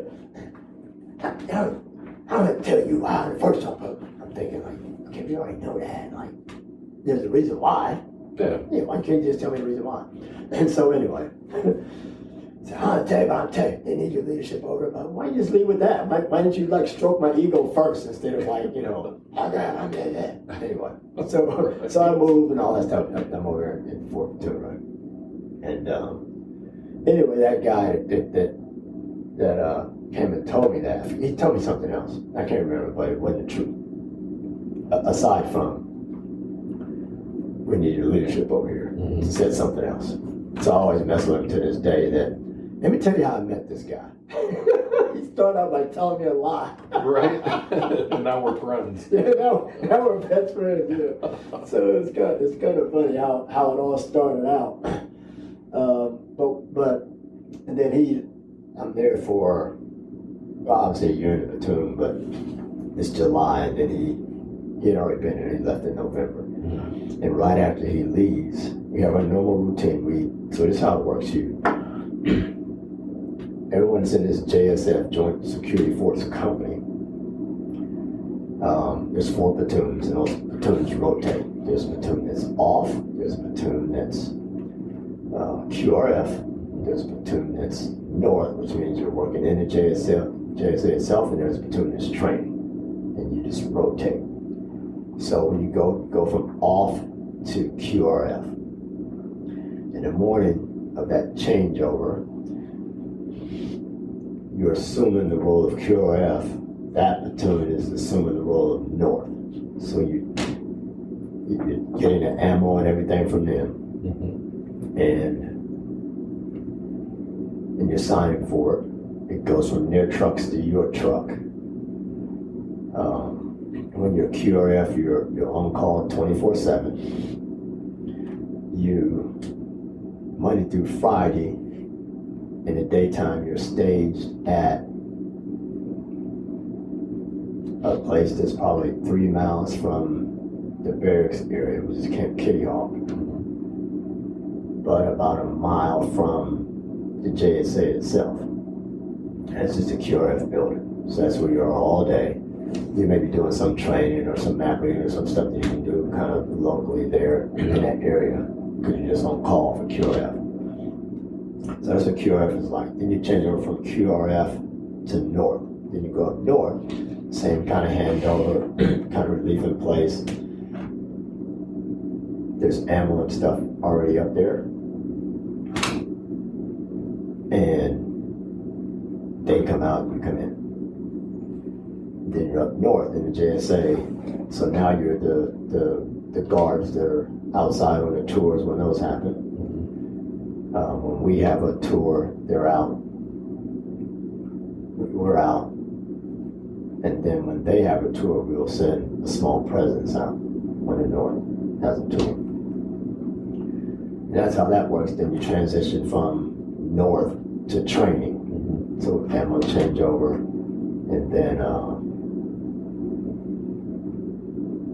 whatever training you're going to do. Sometimes it's local, but most of the time they'll plan for something in some training area or whatever for you to go do. Then after that, you're off. That was kind of the rotation. Okay. So one day we're north. It's Thanksgiving, 1984. It's Thanksgiving over there in about 13 hours ahead of Eastern time zone. And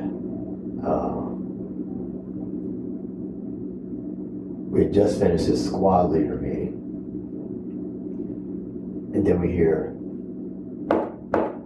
kind of sound like that, but it's a gunshot. And you hear a couple of them. And you know right away it's a gunshot. So we go through our drill to arm ourselves. Now, I should mention that our platoon is half GIs and half Koreans. Okay. And they would call them Katusas, which is Korean augmented to United States Army.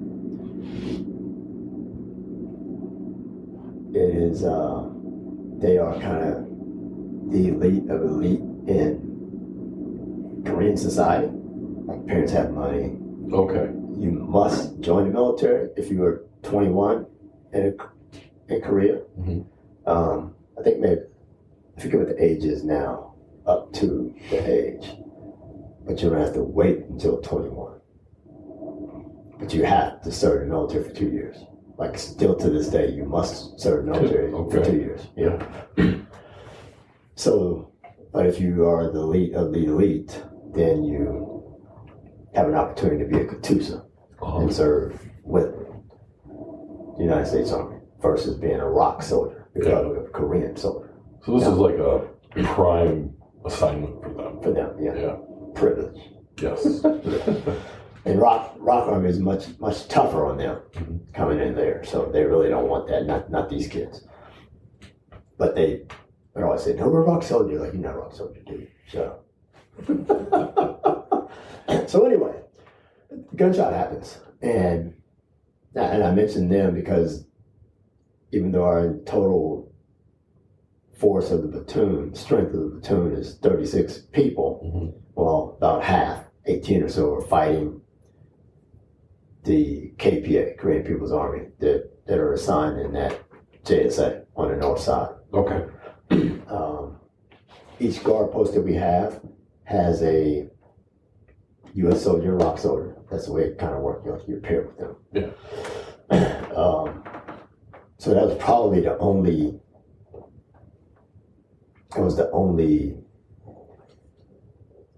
USA Korean force that maintained that they were together during that was the ones that were in the guard post, because there was no place for them to go. Yeah. But the ones that were in our headquarters building didn't come outside to fight.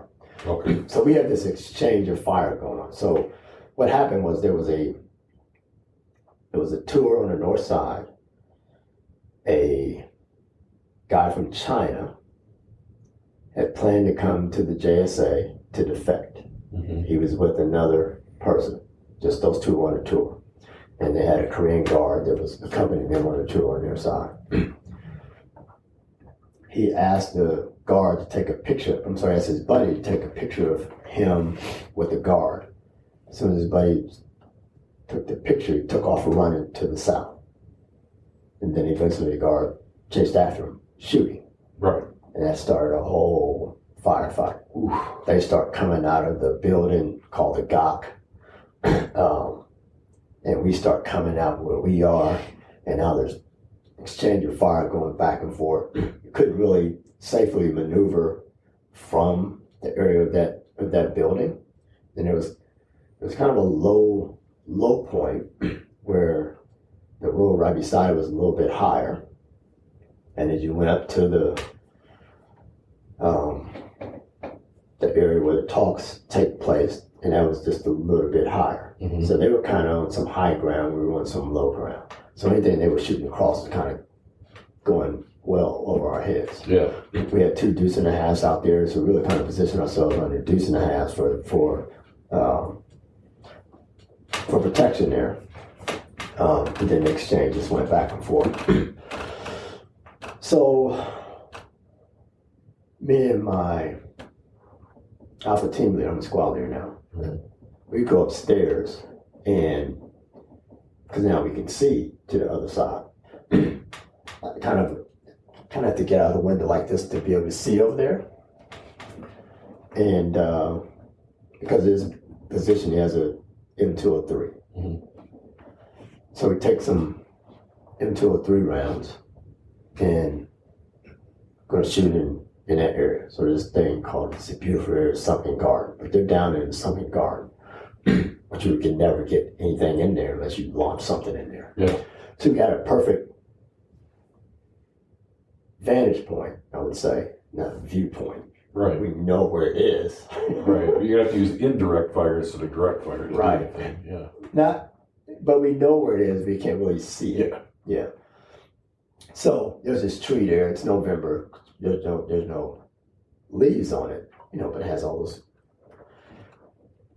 crazy branches sticking out. So whatever you do, don't hit the tree, because that could just drop down, and our soldiers are right there. Yeah. Well, first round is the tree. Now it penetrates the tree, Right. the limbs or whatever, and doesn't get off course to land down there. Thank God. And so I remember taking my hand and slapping her on the helmet. That's the one thing I said not to do. That's right. All right, fire again, and you hear the explosion. Right, fire again. Don't hit the tree. So he fires again. It explodes, and then you hear yelling. Do that again. Finally figured out where they were at. Yeah.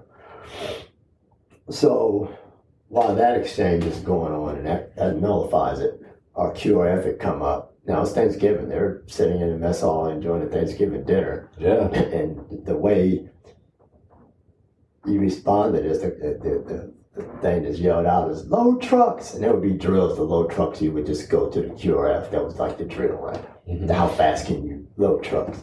And they'll say that a few times, and it'll come over loudspeaker on the little installation there at Camp Kitty Hawk, load trucks. And at some point, you got to go with what you got. I think they had 13 people of probably the same strength between 36 or 40. Oh. They had like 13. Because, this is real. You can't wait on everybody. Right, you have to wherever go. they are. Yeah. So they're coming. They're coming from a flank. So fire's coming here, and they're coming from a flank. Uh-huh. But by the time they get up there, the shooting had stopped. They come across and take control of the situation. And bottom line, we they have casualties. They have like 5 that went pretty good. 3 were killed.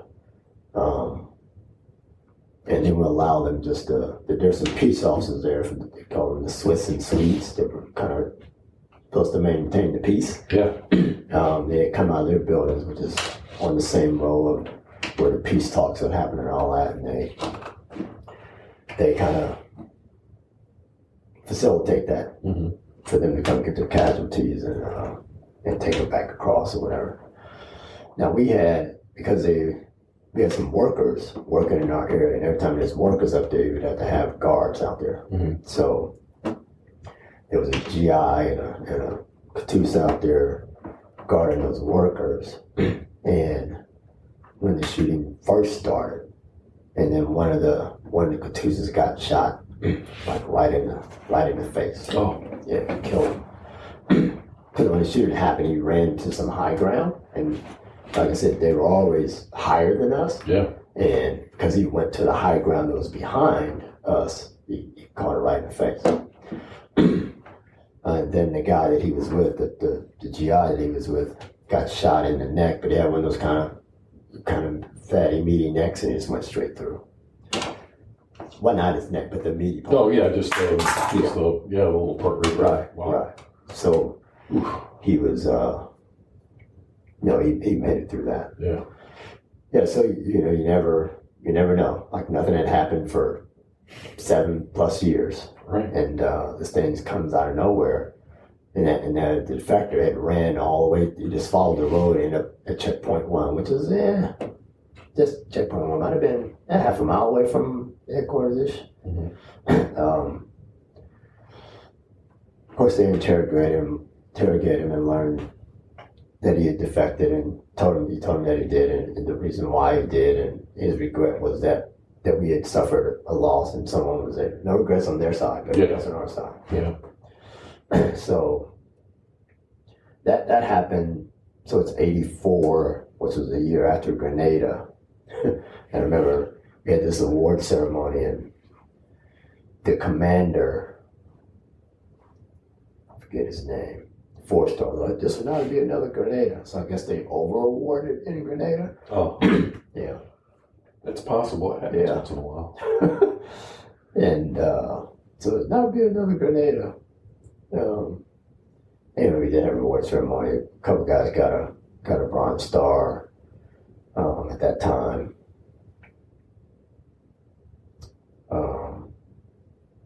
Some Archon with V devices. Yeah. Yeah. Kind of the usual. Yeah. No CIBs. Right. Yeah. So that was that experience. And, you know, I want to ask you something about that, though. So they didn't get CIBs because it wasn't a declared, like, combat zone? Or they just get them because I'm not going to award these things because it's not going to be Grenada again? I was just curious why they wouldn't get a CIB. I would say the latter. Yeah. Yeah. I mean, if you start the whole process with that attitude, are you going to go through the same, like Korea's been our enemy for how long? Yeah, long time. Thank you. Yeah. Long Yeah, time. they've been in for a long time, right? You had a war because of it. And now you have a firefight, and you're going to make a stance off of something else that is not going to be that. Yeah. Like, Those guys should have gotten their CIBs for sure. that's not how you approach things. No, you approach each Yeah. situation That's based right. on that situation. Yeah, they're all independent. Yeah, I agree. So I agree. that was that. I'll be honest with you, the days afterwards, even immediately after, I should say, first and foremost, because in the building we were in, there was this little hole. So upstairs where we slept, while I was sleeping, and I try to get the same spot to sleep in all the time. You could look through and look at one of their guard towers and then see some of the GOC. If you ever want to see the GOC for real, if you haven't seen it, there's a James Bond movie with Pierce Bronson, and the movie starts out in Korea. Uh-huh. That's the GOC I'm not that going they to watch show that. it. Yeah. My wife's gone this weekend. I think there's an exchange of people for whatever reason in the beginning, and during that exchange, like the guy comes out of the GOC or whatever. However, they did CGI the GOC for the movie or whatever, but that's it. Oh, That's exactly what it looks like. Yeah. So anyway, and then from there, there's another vantage point we could see the road from Pyongyang up to the GOC. Now there's a tower that's out there as well. If you're out there at that tower, all you just see is the road winding like forever. You can't really see Pyongyang, but that road you see forever. And looking out at that road, all you saw was trucks of people, of trucks coming in. And then if you look back at the GOC, you can see all these people getting out of truck. It's almost like a UPS truck style, full of people, full of soldiers getting out. This is like right after. Yeah. Like within an hour. They were going to be ready. Yeah. But it happened again. Or were they not going to wait? Right. Oh, well, yeah, they could be building up to... This is our first day up north. And I think and at that particular time, it had switched. The rotations were 2 days. At that time, we went to 4 days. So we were up there for 4 days. So this is the first day. I mean, this happened within hours of us getting up there. Wow. It's only downhill from there. Yeah, so we still had, the rest of that day. Yeah. And then 3 other days up there, and they're like loading up. And we thought we were outnumbered before. Yeah. And keep in mind, half our platoon didn't fight. Right. Yeah. I'm not sure why we didn't end that relationship right away as a country, but at least up in the JSA, we should have. So we had that was probably the first thing on our mind. Are they going to come across, or not? Because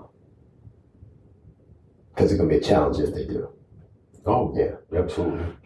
Then we went back, after the 40s, so nothing happened there. A lot of propaganda, which they would sound propaganda every day anyway, but now it's about we're going to come and get you. Yeah. So the same guys who wouldn't come out and fight were the only ones who understood propaganda.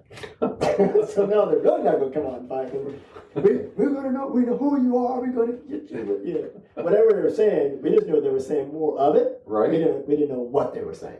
But the people that knew The people weren't who going to knew, fight anyway. yeah, they weren't fighting in the beginning, so what else has changed? Yeah, exactly. So anyway, survived those 3.5 days, went back, went to our next part of the rotation or whatever. The next week you went up there, you probably thought about it a little bit, but I remember the very next week of going up there, and there was a worker up there. He was hammering, but that first hammer sounded like a gunshot. Yeah. That's why I hit the table the first time. I was like, oh! Here we go again. Then by the time the second and third, you realize it's just a hammer. Yeah. Yeah. So the rest of the time there, was that pretty uneventful then, or? Yeah, uneventful. The propaganda ceased in the volume that it had been right after it ceased, and I never really thought about it again. To be honest with you. Mm-hmm. Yeah, you tend to get back into your routine or whatever you were doing, right? Yeah. And if you keep thinking about it, you can't do it anyway. Yeah, off days were spent at the funeral for the guy who got killed, and they cremated him. It was my first time being a part of that or witnessing that or whatever. It was almost like that's what you do and you go to it. Like they had the body, like a church or whatever, and then like you leave there and like go straight to the cremation thing, and then you watch them put it in, and the fire's like, yeah. So I guess that was part of the process. It's one thing to know that it happened. It's another thing, like, you go to it as a part of it.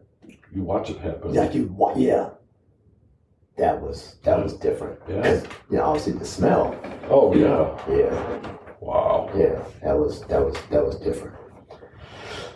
But then, after that, it's just, everything was kind of back to normal. Uh-huh. And he was a good kid too. Yeah, he's a really good. I can see his smile right now. He's a really good kid. Yeah. Yeah, I think that's the thing. You just don't know. Yeah.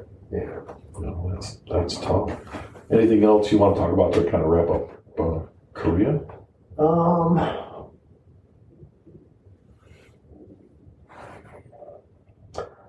I don't think there's much else there. I continue to go to school. I was still going to school there in between all that. The guy that lied to me about coming in at platoon, influenced me enough to go to the old guard, which ended up being my next assignment. That was your next assignment? Yeah. Yeah, how was that? Oh, yeah, that was a lot. That was kind of everything, I think. Oh. Yeah, that prepared me for a lot. So I get there and they had this what's called new man training, and I'd already been a drill sergeant, so the DNC already knew that stuff, but you had to learn their style, Right. Different weapon, the M14, and marching. I was already good at that. You learn their style, but the only thing different is your feet's going one in front of another. So that was pretty simple. But the guy so now he's making up for the lie. Then we only talk about it as a joke. Right. Yeah. It is now anyway. When I'm with him and I'm with somebody that I know, I tell them how I met him. Yeah. He always cracks up about it. But anyway, it took me under his wing immediately and showed me everything, because he had been in OGAR before we went to Korea. Then went back to OGAR. Okay. So, he snatched me up out of basic training. out of new man training. Now we're assigned in the same company. Mm-hmm. But in the beginning, you're assigned in the company, but you don't do anything because you have to learn in their mind what to do, right? Right. If you can't march, then you can't be a squad leader. So anyway, yeah. So I'm in that, and I'm doing that stuff in the day. Then after that day's over, he's teaching me other stuff. Mm-hmm. Like he puts me on the curb, so you're marching on the curb. That accentuate putting one foot in front of another, or you're going to fall off, right? Yeah. So I'm already a step ahead of what's going on in new men already, and then he's teaching me how to march with a sword. So that's like the next level. So by the time I finish the 3 weeks in new man, I get to the company now, I can already march with a sword. I just need to be put in a ceremony to do it. But he's taking me through all that. I mean, in the company, people are like, who's that new guy out there? He's like, this guy he's marching with the sword. I'm here, whatever. I'm marching with the sword. But he, showed me that right away. So that put me like way ahead very quickly. But you'd have to march with the sword for funerals. Right. And then you're hoping you get to do it out on the parade field for a parade. At that rank, because usually on the parade field is where the platoons are, not the squad leader. So that put me ahead right away. We ended up being roommates, living off post, being roommates, living in Alexandria. He volunteers to be a guard at the Tomb of Unknown Soldier. Mm-hmm. I'm still stuck in the company, if you will. I used to go through all that new man training stuff out there. That was pretty much our relationship in the beginning when we were roommates, that he was prepping and everything to be relief commander down there, and I'm just back in the unit, right? So, because he had known all about that from being there prior. Right. Or I had my first time seeing the Tomb of Unknown Soldiers when I was finally assigned there. Yeah, it was a logical next step for him anyway. Yeah. Because it's the second tour. Yeah. Right. So I am probably there a year or so as a squad leader, or maybe almost 2 years. And then he was a third relief commander, and then he moved up to second relief, so it's by height. He was already like 6'1" or something like that, above 6 foot. And the second relief, their height is like supposedly like 6 foot to 6'2", Mm-hmm. maybe pushing it to 6'3", which is the second relief. The first relief is at 6'3" and taller. But the third relief is 5'10" to 6 foot. So he had been third relief, then he moved up to second. So I left a vacancy in third. So then he told me about that. So I came down there to try out for that. Mm-hmm. And it was me and another guy that was in the competition together. I think about 2 weeks out, then he quit. Because they treat you like a private. Like you run and do this, run and do that. Got to help with this, help with that. You're just a new man. Right. Don't matter what you're Well, running. they want to see how much prep you'll take too. Yeah, Right? yeah.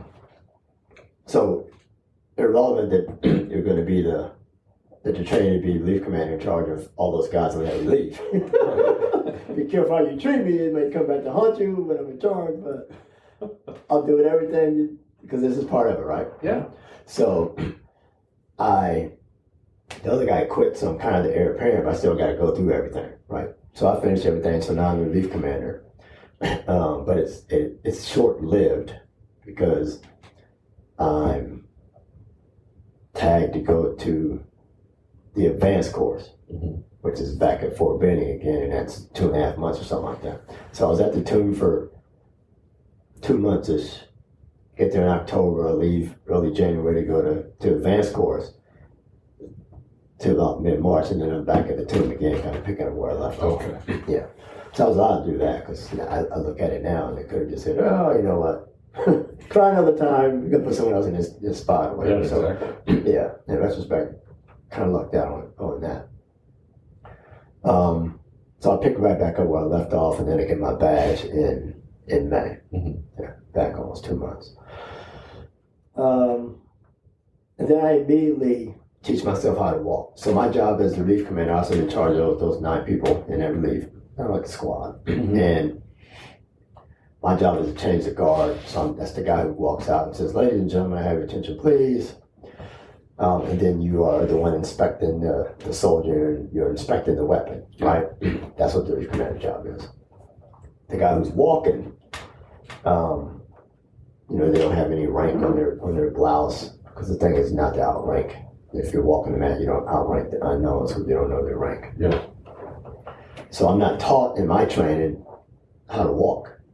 Now you see it, but you're not taught that because that's not your job as a relief commander.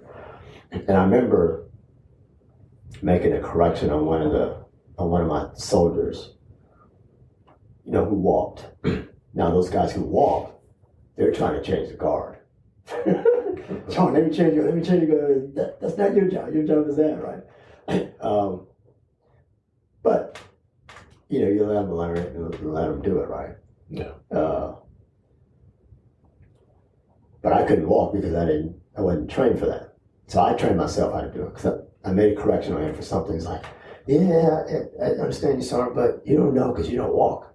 So you don't mean.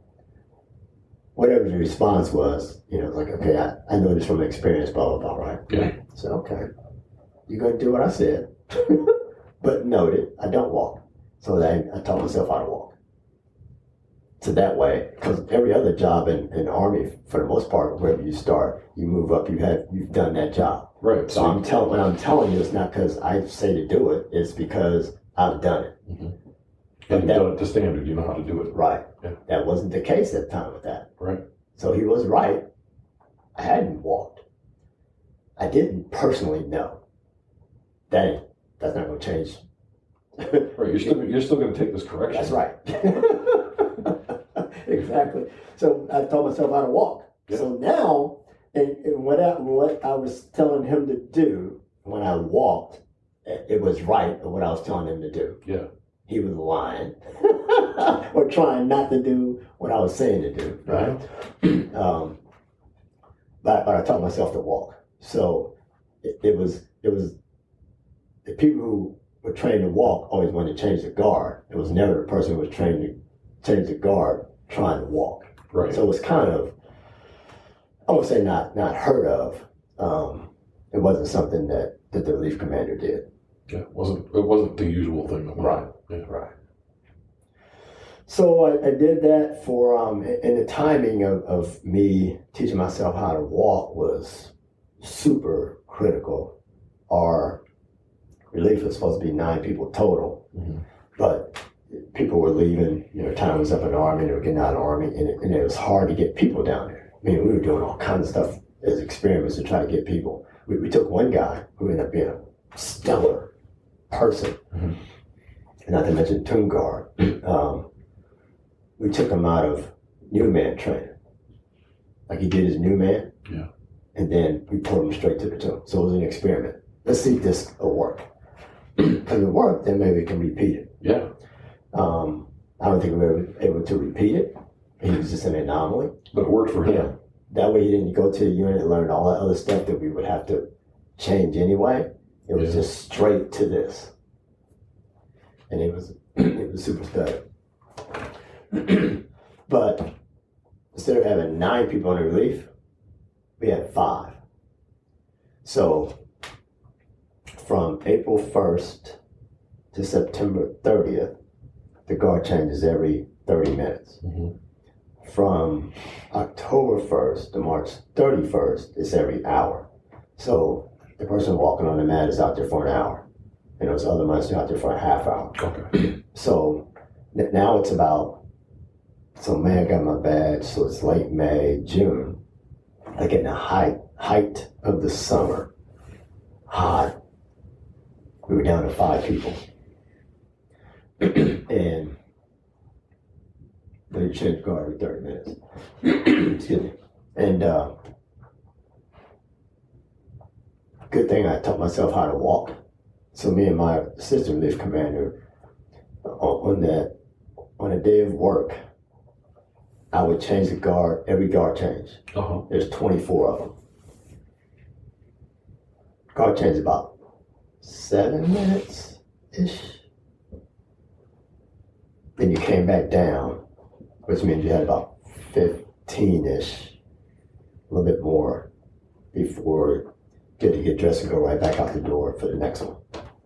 24 of them. That's a lot. And then the guys walking, they'd have 8 walks. Mm-hmm. One guy was new of the 5.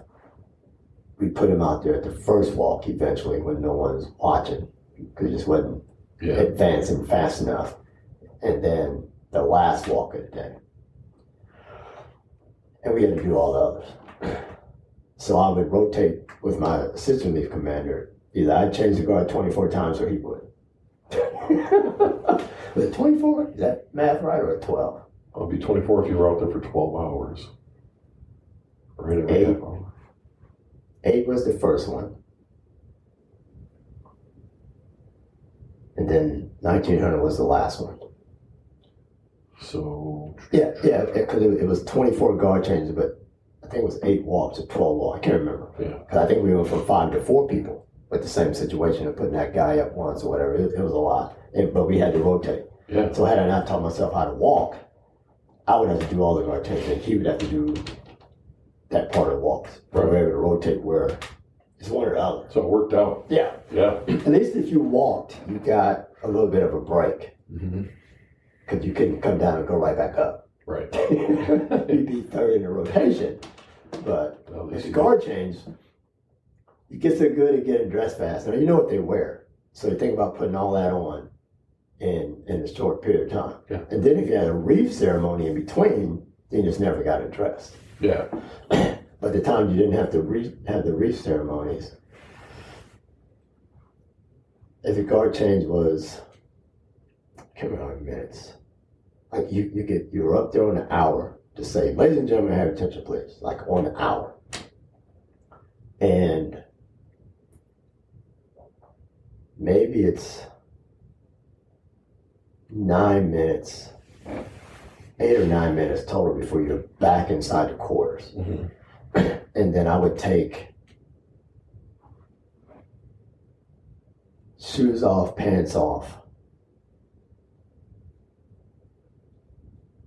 I'd start the day, shoes off, pants off, so I could sit down. Mm-hmm. And not shirt, even though like we have tape in these collars. So whatever reinforced collar you buying the best shirt you have today, Yeah. and you have a tie on, just think about that look.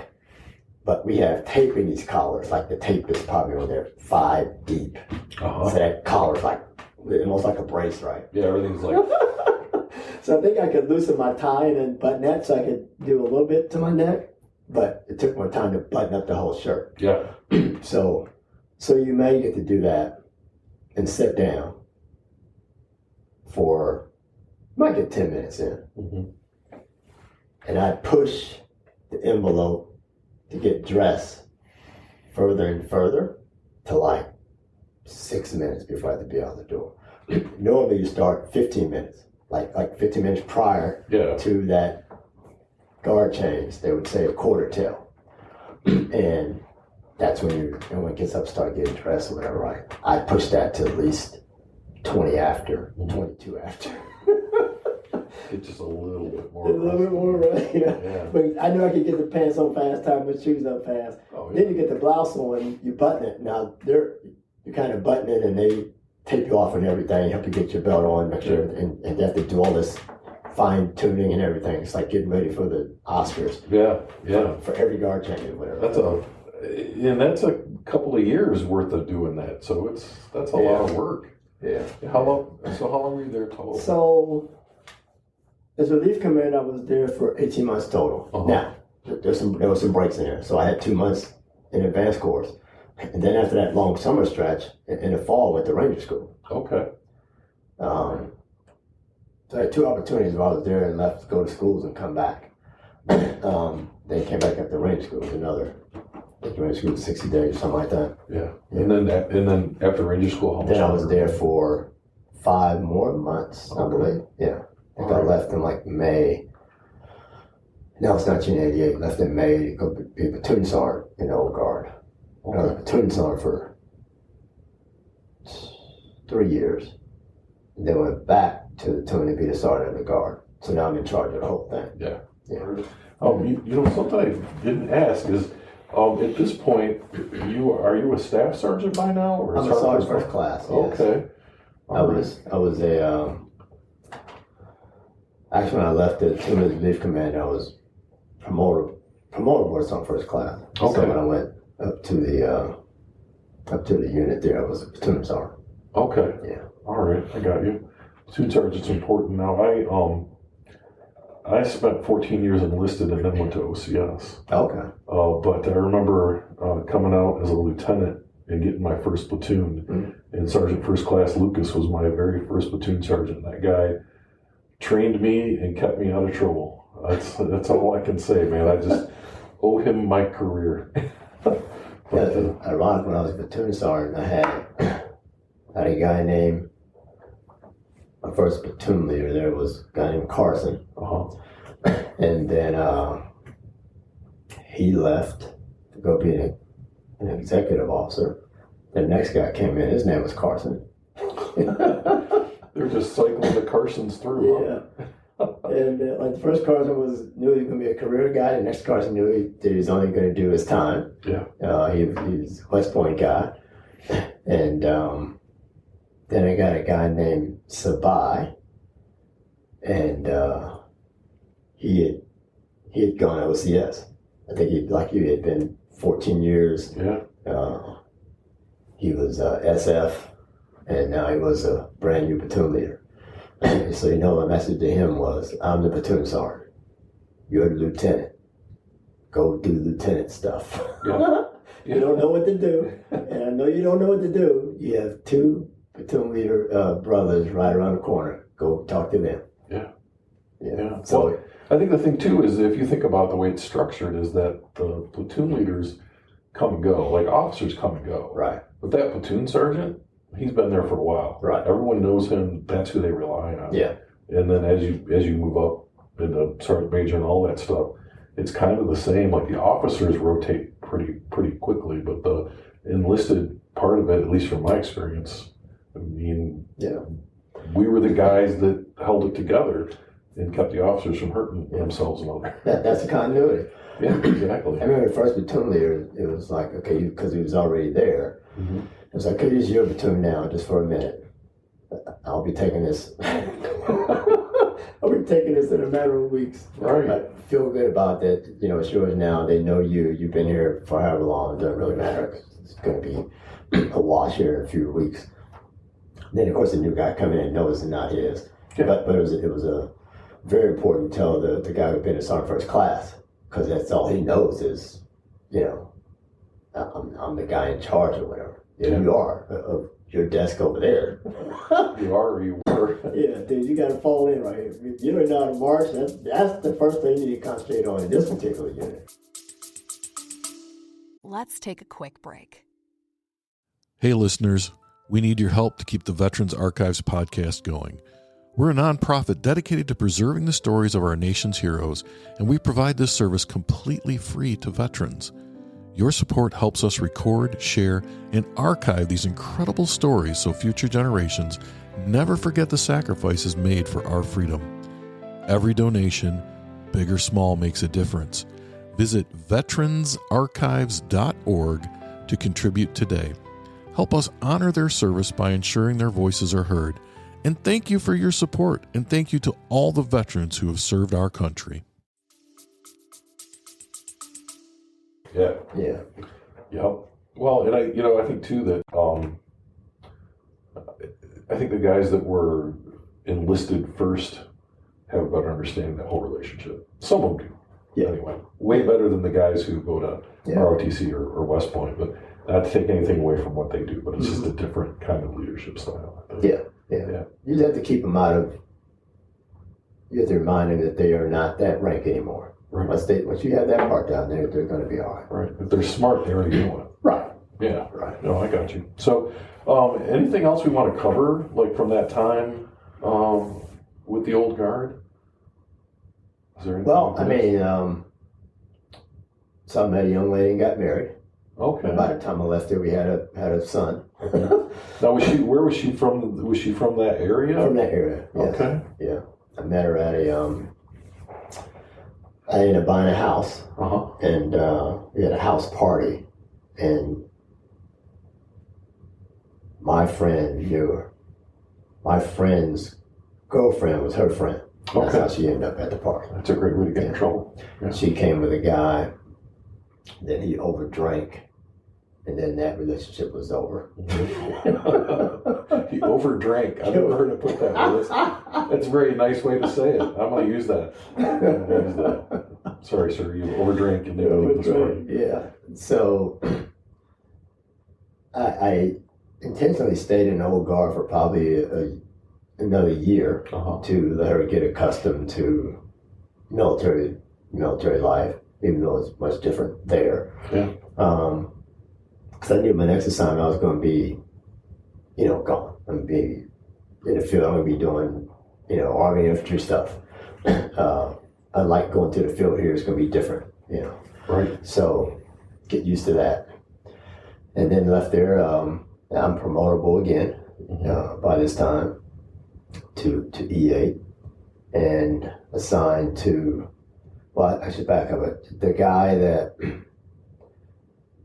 Joe Johnson guy, that when I first got to the old guard, he was in a neighboring company as platoon sergeant. I'm a squad leader. Yeah. He eventually makes first sergeant and takes over a company. I go to the tomb to be relief commander. When I leave the tomb to go to be platoon sergeant, I go to him and say, hey, I need a job as a platoon sergeant in your company. Now, people didn't like him. He was tough.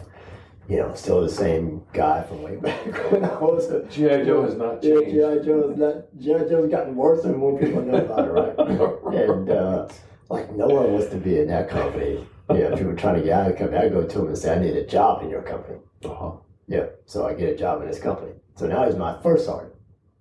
So you go all the way back to snotty nose, skinny kid, 125 pound Bart Womack.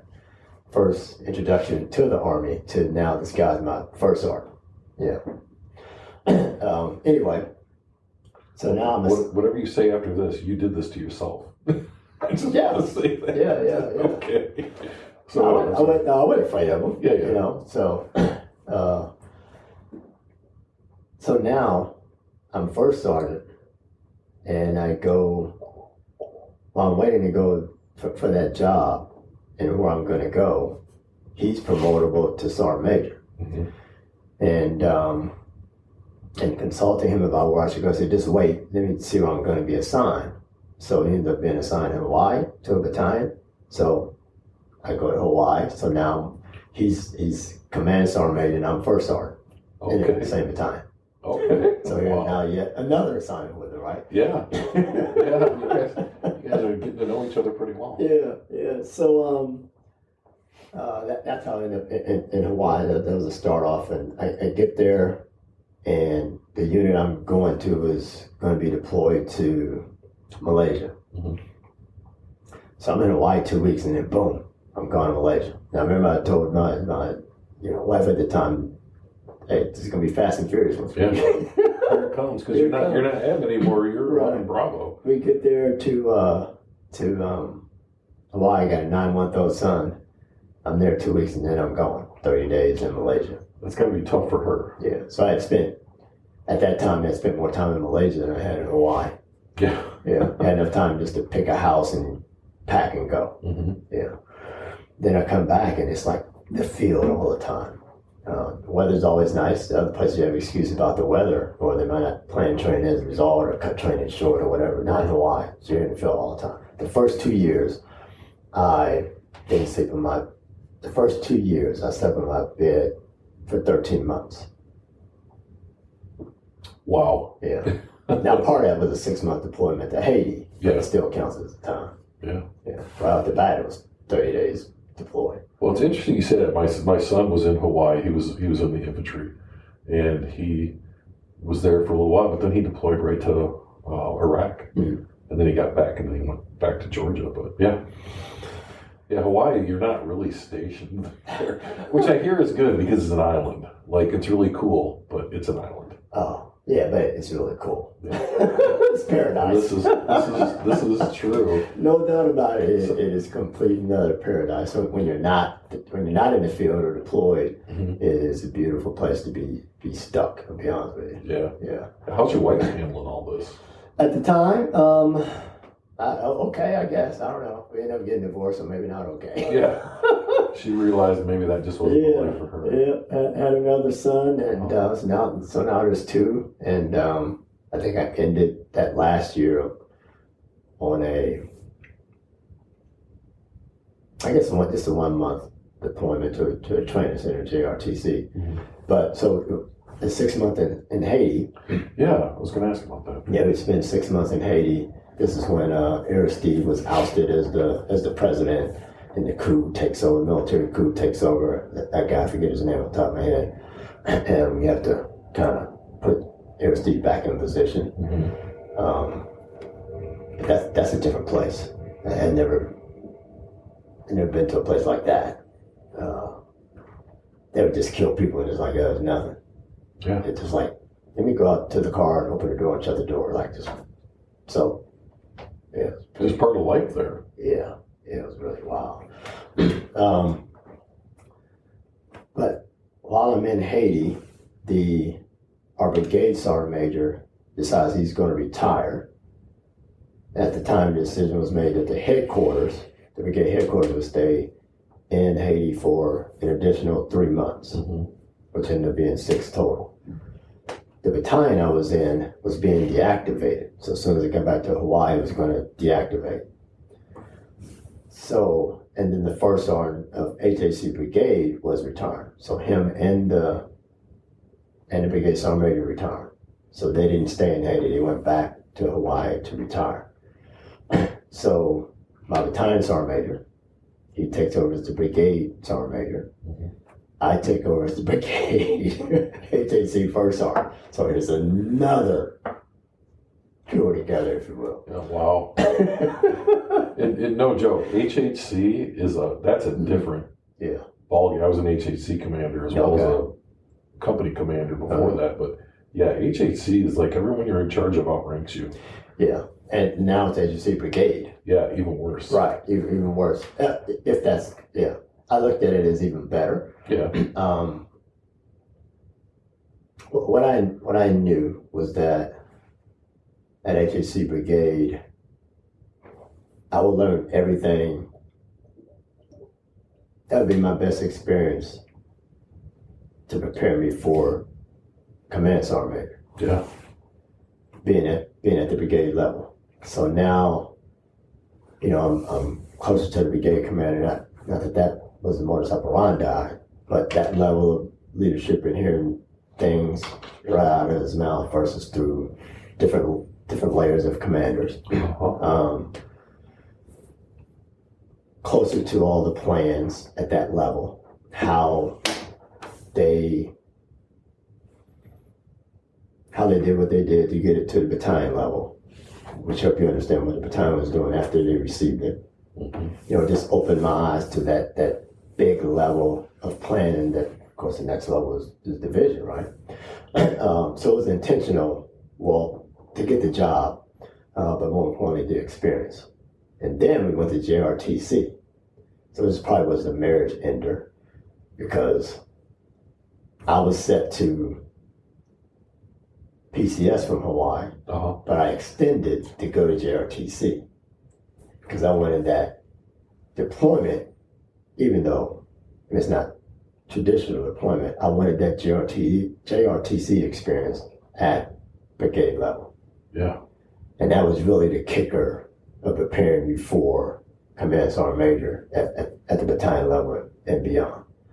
Was you got the garrison part, but more importantly, you have the field part when you're going locally, but you have that JRTC part, which is really, really instrumental in my opinion.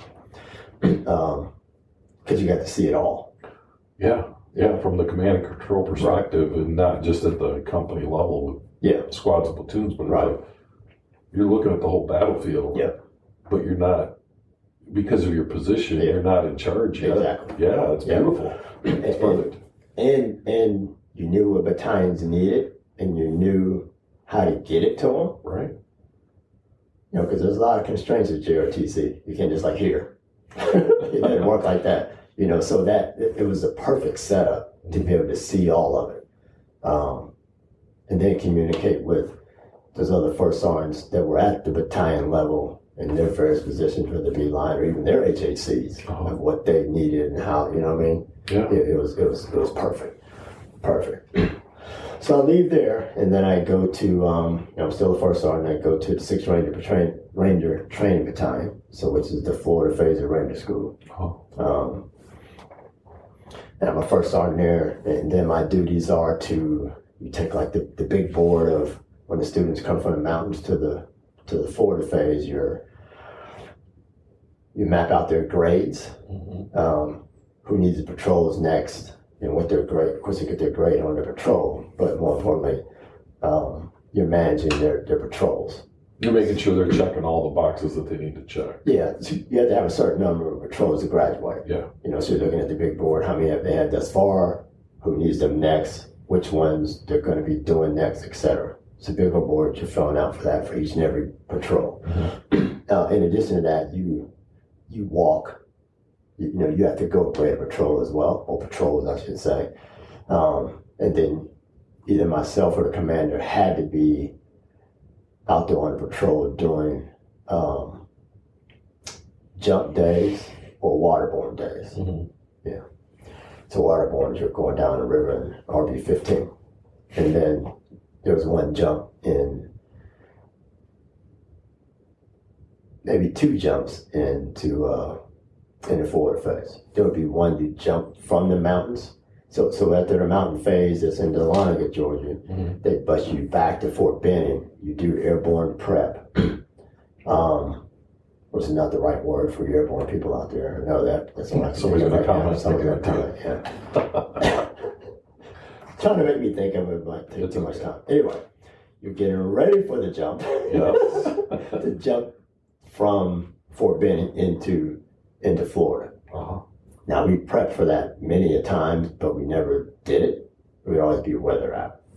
So it never happened for the year. I was only there for 10 months, but we never jumped into Florida because of the weather. But then there was one that happened while you were in Florida. Yeah. That would always happen, though. Yeah, it's just that transition, right? So that was a fun time.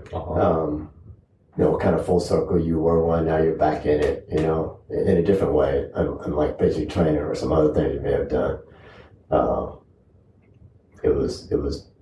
It feels like you've had the tremendous opportunity in some cases to see your military career from both sides, right? Like basic training and drill instructor, Ranger School, and being there as an instructor at Ranger School. So it's really a cool perspective. Not a lot of people get that necessarily, right? But you've seen it from both sides. You know what they're going through, right? And you know why, right? And it all makes more sense, and maybe it makes you a better leader from that sense. Yeah, we're going to stop right here and stop our taping because that makes sense. That's the best compliment I've had. No, it does. I think the experience makes all the sense in the world. And now you're older and you've grown, right? Especially as relates to leadership and people. I would say people more importantly. If you don't have that, then you don't have anybody to lead. So what's the purpose of leadership? And when you talk about people, I don't want to interrupt you again, but when you talk about people, like you talk about that relationship of how your career followed. The other guy's career, right? Like you were just always like one or two steps below. Yeah. I think people don't realize the importance of that because I know that my career followed a good friend of mine now. I was always one or two levels below him, but we went places together. But it's relationships. When you talk about people, it's relationships, and that's what makes all the difference. Yeah, and he's a hard guy in his units and all those things, and I feel like I've kind of throughout signed up for hard. Let me make hard easier than it really is. Yeah. Let me make harder easier than it has to be. Because if you can do that from a leader perspective, then it kind of sets you up to do a whole bunch of things. And I think in following him, the opportunities were there first and foremost. I needed those jobs. It just happened to be that. And if you can do it with someone that you're accustomed to a bit, then all the better. Because that way, when you want something, you know how to approach them to get it. whether they figure that out or not, you know how to do it. And that was very key. Well, and it builds some credibility with you and your people when they see this guy who's this tough guy or whatever, and you're able to go talk to this person and get what you need. And it's almost like, how do you have this magic power, right? Right. But it works out really well. But in Ranger School, what I learned, as a Ranger instructor, being the first one down there, was don't do dumb stuff. Not me, but don't allow dumb stuff to happen. Don't fall under the, why do we do this? Well, it's always been done that way. We're changing that right away. Yeah. I'm not a person walking the door and say, let's change. But when you hear that, we're changing that. Because you have no reason or no basis, no data, nothing to substantiate doing this dumb thing. Mm-hmm. Yeah, that answer of we always done it that way is always an immediate change. In anything. Not the military, like anything. Yeah. Yeah, to me, that's a red flag when someone says we've always done it that way. Yeah. Oh, then you don't know why you're doing it. No. Then what the hell are you doing this for? Yeah. I don't care if it's written down or not. Yeah. Could be part of the standard. Tell me why it's in there. You already have new technology in there. Like, wake up. Well, and at this point, you've earned the right to ask why. Yeah. Like, you grew up in the military, you've got some rank, you've learned a couple of things, you've been a couple places. You've earned the right to go, why are we doing this dumb thing? Yeah. And you bring up a great point. And I'll pause to talk about some leadership lessons because they often come from the things that you don't like. And what I learned from the first sergeant of the little big person disease, when he did not tell me why I had to move right away, I learned to tell my soldiers the why. Good, bad, right, or wrong, I'm going to tell you. Mm-hmm. I don't need you to like it. I just need you to do it. But if you understand the why, they're like, okay. Yeah. Now I understand why. It's easier for me to do. But the whole, because it's my rank, that's not even leadership to me. No. So that was like one of the first lessons I learned. Explain the why. Because now you have people motivated to do it. You ain't gotta like it. I just need to know why. Right. And then following this guy around or being, assigned units with him, if you look at 100% of the things that he did, there's probably 75% I didn't like. But that was a leadership lesson. Mm-hmm. And I would say you have a leadership kit bag. Kit bag thing you put the parachute in, right? You call it briefcase. And outside the military, it's your briefcase, your backpack. I don't care what you call it. You put those lessons in there that you are going to implement, the things that you learn. So the why was something I put in my leadership bag, even though my lesson from it was not in my favor in the beginning. And then 75% of what this guy did I didn't like. That went in my bag of what not to do. Mm-hmm. Not so much the 25% of the things that he did. It was more of the 75 that he did that I didn't like went in there. Don't do that. So you're always learning, even though it didn't look like the situation that's set up for you to learn. Some of the best leadership lessons on the planet are how not to do something. Right. I've learned more from the stupid crap, right? Because it's almost like you learn more when you fail at some things, right? Those leadership lessons on how not to lead are invaluable. Mm-hmm. And I like the idea of putting it in a kit bag, toolbox, whatever you want to call it. Yeah. And that was somebody that was from working, in the Ranger Department and dealing with the students. You may have to talk them out of quitting and what the repercussions are going to look like all the way down the road. Having worked with platoon leaders, having worked with lieutenants, having worked with captains, having worked with majors, having worked with lieutenant colonels, what it can do for you versus sticking it out. Dude, it ain't that hard. I did it. And that was another part of my inspiration to go to Ranger School in the first place was I had a captain that was sorry, in my opinion. Mm-hmm. And if you were sitting there telling you were sorry, maybe you didn't think you were, and maybe you weren't trying to be, and maybe you're better now, but at that rank as the commander, you're horrible. Your first sergeant just didn't have the balls to tell you. Right. And the first sergeant did try to cover up for a lot of it. And make up for a lot of it. But that was the inspiration. That blankety blank can do it. I damn sure can do it. Right. That was, again, not a good lesson. But it was a lesson. It was very, very pivotal for me. In addition to those other influences of what I wanted to be, and now I see this one who isn't that, right? Yeah. Yeah, that was more inspiration to like do it in a hurry. And it happened fast for me, of going right behind that poor example.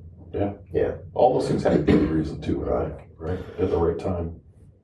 So it was having worked at those different levels to be able to influence, the students in a positive manner in relationship to that one thing that they were doing called Ranger School. Don't let them do dumb stuff, to include walking 500 meters in the wrong direction. They think, okay, what you're going to learn from that? Is that, I know it can be part of it. I'm never going to see what your actions on the objective is like, that leadership part. I know right now you ain't worth a darn with that map. But more importantly, is it just you? Does it have to be just you? What about all these other 20 people behind you? So Bart Womack wasn't following them 500 meters the wrong way. Just to walk back to the right way and never get to actions on the objective. I'm halting. You need to check it. You need to check. What? Come help them. Check it.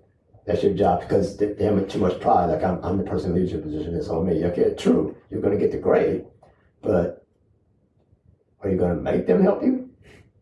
Or are you just going to walk around all night in the dark? Right. Mind you, I'm not walking all around with you in the dark all night. Well, and leadership is figuring out who's got the skill set, right? Leadership isn't knowing everything. Leadership is having people around you who do know everything. Yeah. And that's why you make them stop to think about those things and bring someone else in. Yeah. As opposed to, now there will be other instructors that let them walk 500 meters the wrong way, but you never get to see those other parts. So let's look at it from this perspective. Right. And what's the most important part of what we're doing here? Is it that they can read a map? We can figure that out. That is part of it. Right. And it's a big part of the grade. But let me see if they really, really shine in this other part. I can overlook that other piece, because I know in a real life situation, the rest of that unit is going to step up. You do have someone on point that's on point. So it's just different things like that. Yeah. Or another instructor be right here like, man, I'll walk 1,000 meters the wrong way and give them a no-go. Okay, well, there was a lesson learned somewhere, just not the one that I want to impart. Well, maybe that guy takes that as part of the how not to lead, right? I mean, you can let people in a training situation make a wrong decision, but how far are you going to let them go with it? Mm-hmm. Right? Yeah, and I like the approach of, are you sure that's, why don't you double check it? And that goes back to my Sergeant First Class Lucas, who, when I was about to make a dumb decision, and I'll admit there were some dumb decisions, he would say something like, are you sure you want to do that, sir? Mm-hmm. And that meant he and I need to go talk someplace not in front of the platoon. Right. Yep. So it was like I was going the wrong way, and he was going to help me get back on track. Now, we didn't always agree on the solution. Right. But we did when we walked out of that office. That's right. Yeah. And this is not to mean that when I was a Ranger student that someone should have done so for me. If I had done that, I would expect to get a no-go. Yeah. That's it. Right. That's just how it works. Right. Yeah. So you really weren't there for that long, then. Yeah. So I had been 3 years as a first sergeant in Hawaii, and I get down there in September of 1996, and I make this first Sergeant Major Academy and the Sergeant Major list in December.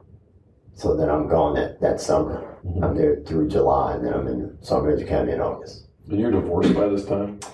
Not yet. Okay. We're getting there. But what happened? I'm not pushing you into it. Yeah, well, I mean, you're right into it, because my family had left Hawaii before I did, because I stayed an extra month to go to JRTC and all that experience, right? And then we were trying to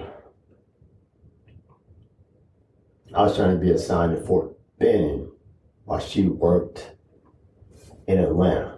Mm-hmm. She was doing corporate America stuff right now. It was the closest big city, etc. Would have been nothing in Columbus at that time. There's still nothing. My son lives in Phoenix City. Okay. So. It's a beautiful area. I'm just saying there's not a lot of Oh, jobs. I know. Yeah.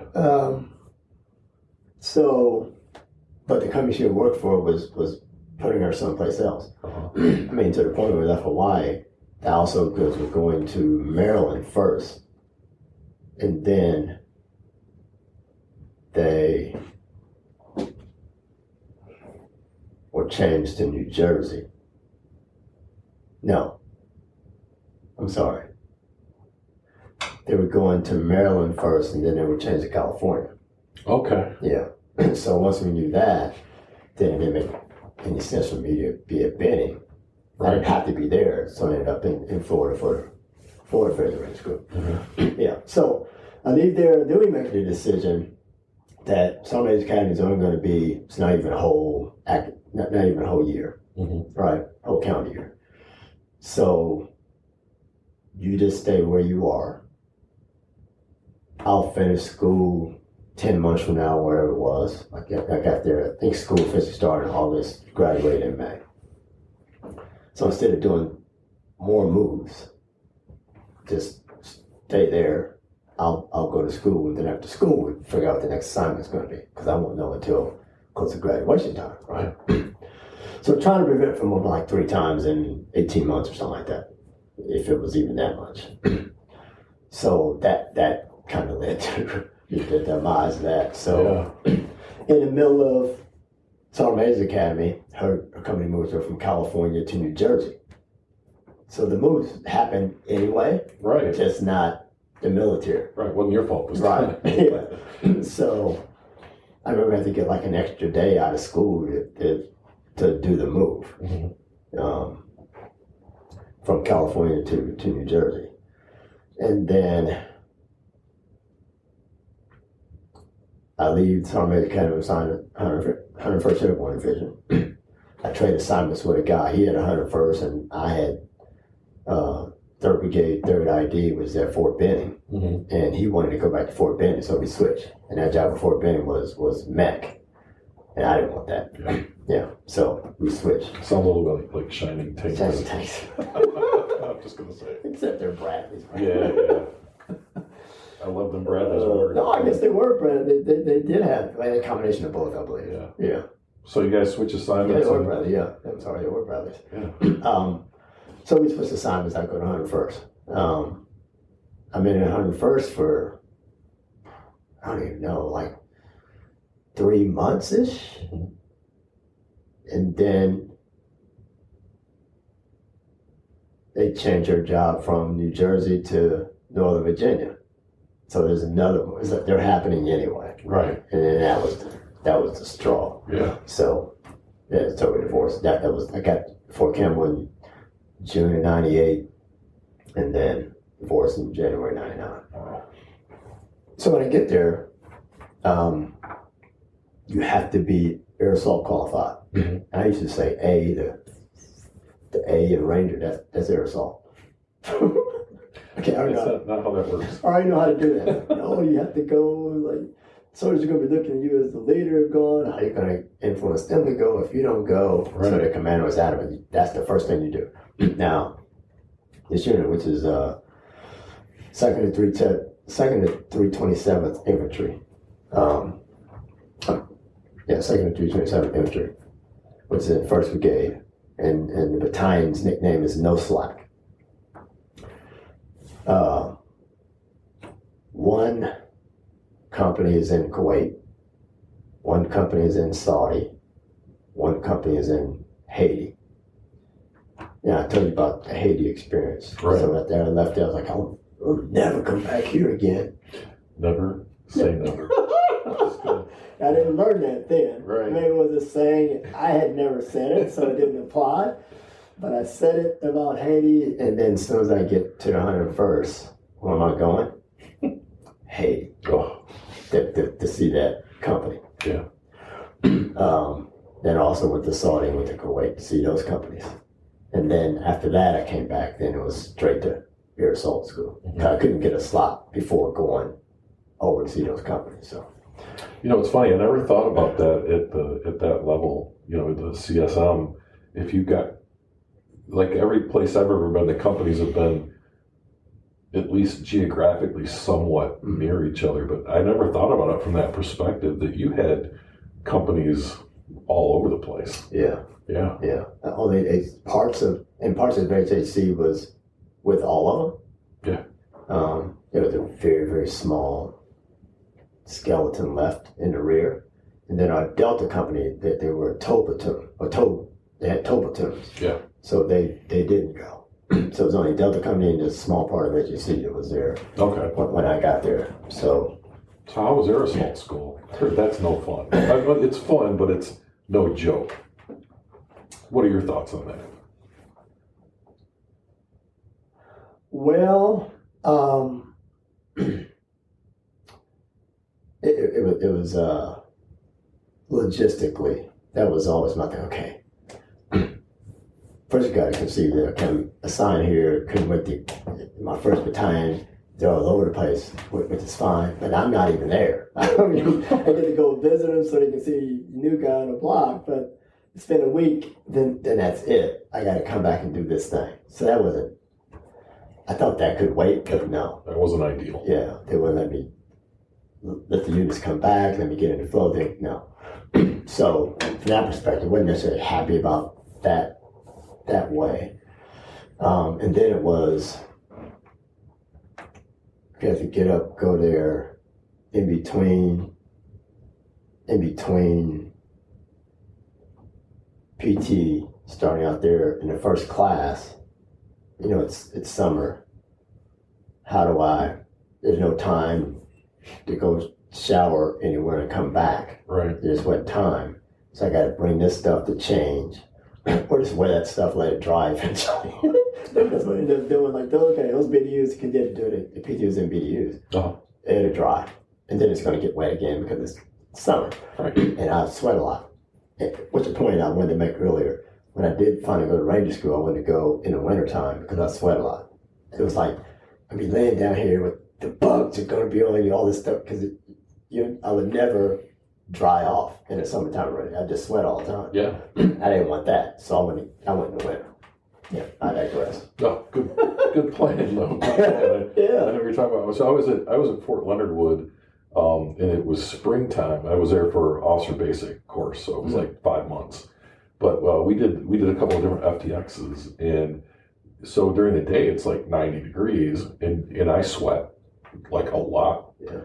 And at night it would get down to like 20 degrees. Ooh. And we're in these GP medium tents, but they have these wood stoves to heat them. Yeah. And someone forgot to keep putting wood in the wood stove. And I woke up the next morning and I was frozen to my cot because my uniform was still wet. Yeah. Yeah. And it wasn't just me. There were several. I was like frozen to our cots from our sweat. So anyway, I digress as well, but I'm with you. Yeah, I thought about it. I was like, man, you sweat a lot. You're going to be like wet the whole time. Yeah. So got to go in the winter for that. But that was the same thing for assault school. It's like, how do I figure that part out? Once I had that down, it was like compete. Yeah. Like you do the stuff, but I think we had to do, I don't know if it was 3 road marches or 2. No, you had to do a 6 mile and a 12 mile. Mm-hmm.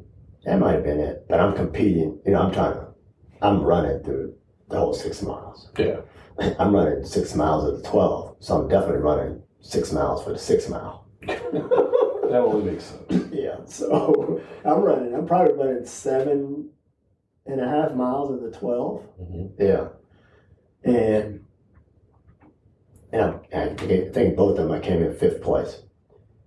But I'm competing against people half my age, one, but more importantly, they had in there, you got West Points and people in there, cadets in there, and then you have those ROTC folks, and they're freaking track stars. Right. They're what, like 19 or whatever? Yeah, well, they're 19, but track people. Yeah. I'm like, yeah, so I didn't win any of those. I was kind of pissed about that. I don't blame you. I won the old guy competition for that, but I went in the old guy competition. I won the whole thing, so that was fun. Just competing, Yeah, it was cool. It was cool. It was a good experience. The one instructor there, I don't know how we hit it off. just young sergeant, cocky or whatever, opportunity to pick on Sergeant Major because you're a student. Drop, Sergeant Major. He'd be anywhere. Like, Sergeant Major, where you? Drop. Okay. And I remember doing push-ups like, you're not going to be assigned here forever. That's right. You might not come to my unit, but, and then what happens like a year and a half later? Sergeant Major, how you doing? Let me just do push-ups now, but I need a job. Drop. Yeah. No, he just did it. Oh, he did, He yeah. knocked on the door, so it was. He just started doing push-ups. I told you. That's right. You're going to do push-ups till I'm tired. Yeah, that was pretty funny. So my time in 101st was just, I learned how, and this is from that experience as HNC brigade guy. I'm dipping my toes into brigade's footprint often, just because I knew stuff like we should have this every time and we don't. Let me go up here and make some ways, befriend the brigade sergeant major, and so we can do, so our unit can get what I think we should get. Right. This is the days of the cycle system. Mm-hmm. I don't know if you remember that. So the Army is it's green, amber, and red. Green is deployment status.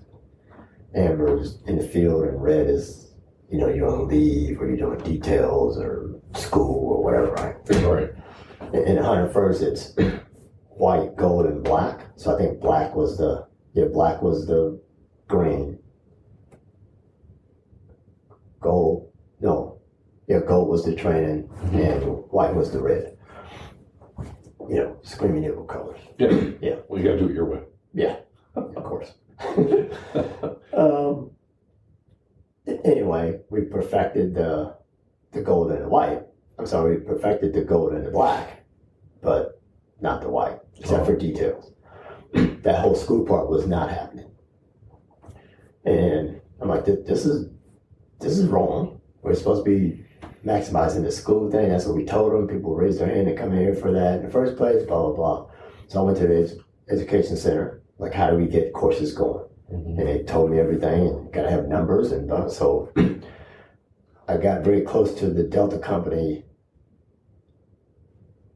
first sergeant and platoon sergeant, more importantly, platoon sergeant, who had a master's degree.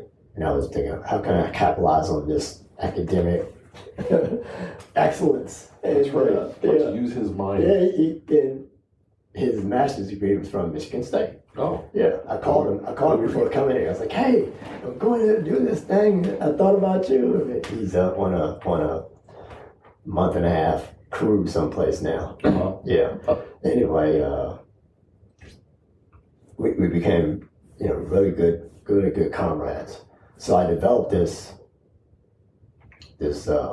education system where we start out as doing the basics, English, math, all those things, and I don't have enough participation of people wanting to go in just my battalion, so I solicited the other two infantry battalions, as well as the entire brigade combat team, so I can have enough butts and seats to substantiate an instructor. Right. So now in life cycle, when the brigade saying that we need certain numbers from you to do, we're like, I don't have this many. Where's the rest? They're in school. And Where they're supposed so to. they're supposed to be, right? Yeah. And the soldiers loved it. They're like, finally, this is a priority, you know what I mean? And you get chewed out for doing something wrong. Mm-hmm. I'm chewing you out because you're not in school. Right. And like, why? It's not costing you nothing. Like, why? Yeah, you have no excuse. So I had that going on, and then as a battalion sergeant major, I would look at every NCOER before it goes to brigade. They got to be in on time, and they have to say the right things. Because if they're not saying the things that they should, you kick it back and get it fixed, right? But then you learn people can't write, people can't talk, not write, just physically write. Right. They don't know how to talk. Yeah, they can't Which tell means the they can't story. write. Yeah. And so being that same guy. His name is Ron Gregg. I just say that in case some of your audience is close by. I charged him to grade. So we set up mock counseling sessions. And well, they would do a counseling session based on a particular scenario, and then they had to turn those in, and then we grade them. So he was the red pen. You got to be the bad guy. You got to be the bad guy, and then he gave them to me, and then I look at him, and then we'd have a session with leadership. And then we're talking sergeant team leaders and staff sergeant squad leaders. I think I probably let the platoon sergeants go. But we're able to fix a whole bunch of things that they're not taught that. Right. They said, this is your rank, so this is what you do. They didn't go back and look at aptitude or intellect or that figure into it. Yeah. But to be this, not only elite fighting force when we go to the field, we need smart, intuitive people all around. As technology begins to come into the military more and more, we got to shape this, right? And that's part of it. Not only have to be able to talk, we got to be able to write. We got to be able to counsel. Otherwise, who's wrong when the soldier goes off course? I counsel them with that. Hell, I don't even understand that. Oh, by the way, the person in counsel is much smarter than you. So if you come off like this, they're not in. Right. They don't understand what the hell he said. And if they proceed to be much, their intellect is much higher than yours, you've lost their attention. Right. You can't even fake it, other than do it because I said to do it, which is faking. Well, and some of those, if you think about it too, when you look at an NCOER, a lot of times that's the only thing people know about you when it comes time for promotion or for a special assignment. Yeah. And if someone didn't write that correctly, you're screwing your soldiers. Right. Yeah. But also don't come to me and say that from a disciplinary standpoint or a corrective measure standpoint, you counsel them on it, but it's not effective if it's not written the right way. Right. We can't do anything to anybody punitive. It starts with that counseling. So if that's wrong, we can't do anything. Well, and what's the purpose of counseling? To help that soldier be better. Yeah. And if you can't figure out what the hell someone's trying to tell you to do to be better, it's not an effective tool. Yeah. And I think people get it wrong too. They think that counseling is a tool to punish someone. It can be, but really the purpose of it is to help them be better. And then if they're not better, I can show you how many times I've tried to help you be better. And if you're not getting it, you're just not getting it. Right. But if I'm not doing it right, you're absolutely right. So that was I think that was a fun process. Yeah. But you could see right away what people didn't know. Okay, what I suspected, and now we're gonna fix it. We're gonna use this white cycle to fix all this stuff. That's what we did. So they all appreciate it in the end. No one's gonna come to you and say thank you for helping me to write. No. Thank you for teaching me to write, but it meant I never taught them in the first place. That's what it meant. Yeah. Not how to do it effectively. So that was a huge highlight of creating an educational system that the Army would tell society we're doing all along, but it was not happening. So, but if you take care of people, then they'll do things for you. That's true. Yeah. I remember deploying to some things, and the mentality of the leadership is someone comes in new, and now you're going to deploy to here. We're going to go to this place and do this thing or whatever. You're a platoon sergeant. You're going to be a squad leader. Obviously, very, very critical and pivotal, right? They would come in new, and I would say, look, this is very, very important. But so is getting your family squared away. Get them in the house, get them in the school, get them all that type of stuff. And when that's done, don't just give her the keys and say, I'll check you out in a couple of weeks. Get them in the right place. Then we'll bring you out to the field. We're going to go to the field a whole bunch of times. But this situation right here, you don't get that right, you may come home and they ain't even there. I'll get my time back from you. I am not concerned about that. It may not be this thing, it is critical, but guess what? before you came here yesterday, someone was doing that job. Somehow, whether you train them or not, or maybe they're getting their training as they do it. It will survive. There's not a war, right? So get that part squared away. I'll get my time back from you. I ain't concerned about that. Yeah. But then once you have taken care of them in that manner, now you can't get them to go home. Right, because they're going to do anything you That's need right. them to do. Yeah. Because they know that you're going to take care Right. of them. They know that you care. Yeah, and I did the same thing. So I finished my time as a battalion sergeant major. I created not a pre-ranger course, but a training thing for my soldiers to go to ranger school. Mm-hmm. Now the division had a pre-ranger, and I'd go down there and stick my nose in there, see what they were doing. Like, you're overdoing it. Like, you're not ranger school. Right. You know. Right. It's a ranger school. You're thinking you're preparing for ranger school. That's what it's for. Not weed them out. So people, that's not your job. You're not ranger department. So, but having that experience, you can go down there and tell them that, and you can go to the division sergeant major. You need to go fix it. That guy ain't doing the right thing. You got the wrong person in charge. Whatever it was. Yeah. But you have credibility. So. But you have to take care of people in every single way in their families, and that's, that to me, that's what the military is about. You do that well, you got them forever. Mm-hmm. And it's not a trick. It's just, you don't just say we take care of soldiers and families when you're at the podium. Right. Like, you either do it or you don't do it. Right. Well, just like the Army values, right? It can be a poster, or it can be how you live your life. Right. Either it means something or it doesn't mean something. Right.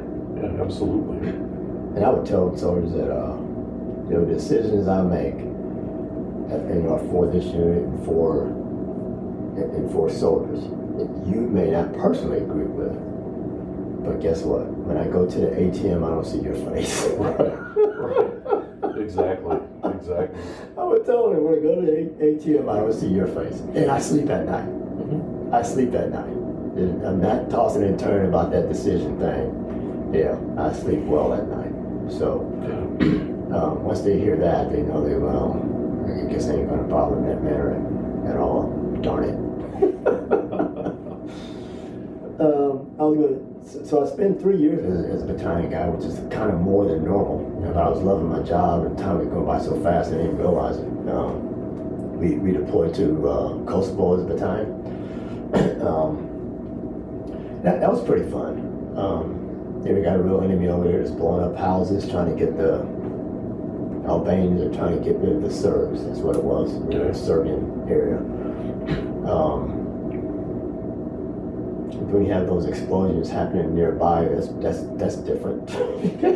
Not something you get every day. Yeah, that's a little different. Especially when it's close, but you're not being targeted. Right. Yeah. Right. But you're in this Serbian town, and their technique was, or what they would do is if the building wasn't occupied, they'd blow that up. I remember they were pissed at something. They were pissed at us for some decision. So right across the street from where our headquarters was located, they blew up this empty warehouse right across the street. So I knew it shook the hell out of our headquarters. It was just a message. Like, this came off the wall. I was like, whoa! That's too close. Yeah. But they would, when the Serbians there was like a weekly convoy to go to Serbia. Mm-hmm. And Albanians would wait till certain families left and then blow up their house. So they had nothing to come back to. That was a way to kind of get rid of one family at a time. Wow. Yeah. What a life, right? That's awful. Yeah. I remember we were patrolling in one town, and this house blew up, and everybody runs toward the house as if the people who blew it up are going to be there or whatever, right? Or you can catch them leaving the area or whatever. This is 2000. This is 2001. Okay. So you've been in the military for 24 years at that point? 21, I guess, by that time. So you came in the 78? Oh, yeah, I got to get my math wrong. I was doing my birthday. Sorry. Yeah, I was doing my birthday. Let's see. Yeah, 24. Yeah. Yeah. And then they changed the technique to where they would blow it up. We would go toward it, and then there'd be a second explosion, which was key. Learning that was key when we finally went to Iraq. Yeah, there's always the ambush after the explosion. They didn't have an attempt to get us in the kill zone. They would just do a second one. Right. Yeah. Well, over there, they didn't really, so if I'm not mistaken, they weren't really looking to kill Americans. Correct. Right, they just wanted to scare you. I don't even know if it was us. They knew that we were trying to keep them from getting rid of the Serbians. Which, as I said before, the Serbians, I guess you could say that, but we never came out and said that. I wouldn't say that was the overall mission. But obviously to keep them from killing the Serbians. Yeah.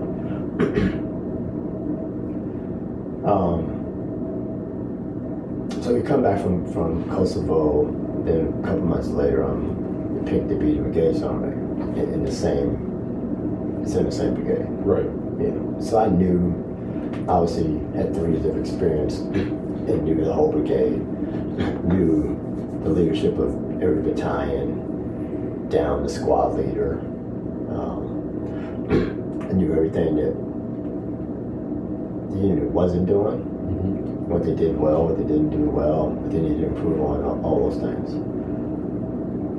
Even as an officer corps. And when I was a battalion guy, I knew officers would come in and I'd talk to them one-on-one. I knew lieutenants, I had a certain script that I would talk to them about. And here's one of the key things I would tell them. I do the same thing with someone that's going to be a company commander. Usually the company commander is already working in S3 shop or something. Yeah. And the same thing, if it was a new, well, that's what I did at the time, just coming into it. But I would tell them, allow my NCOs to do their job, don't allow them not to do their job.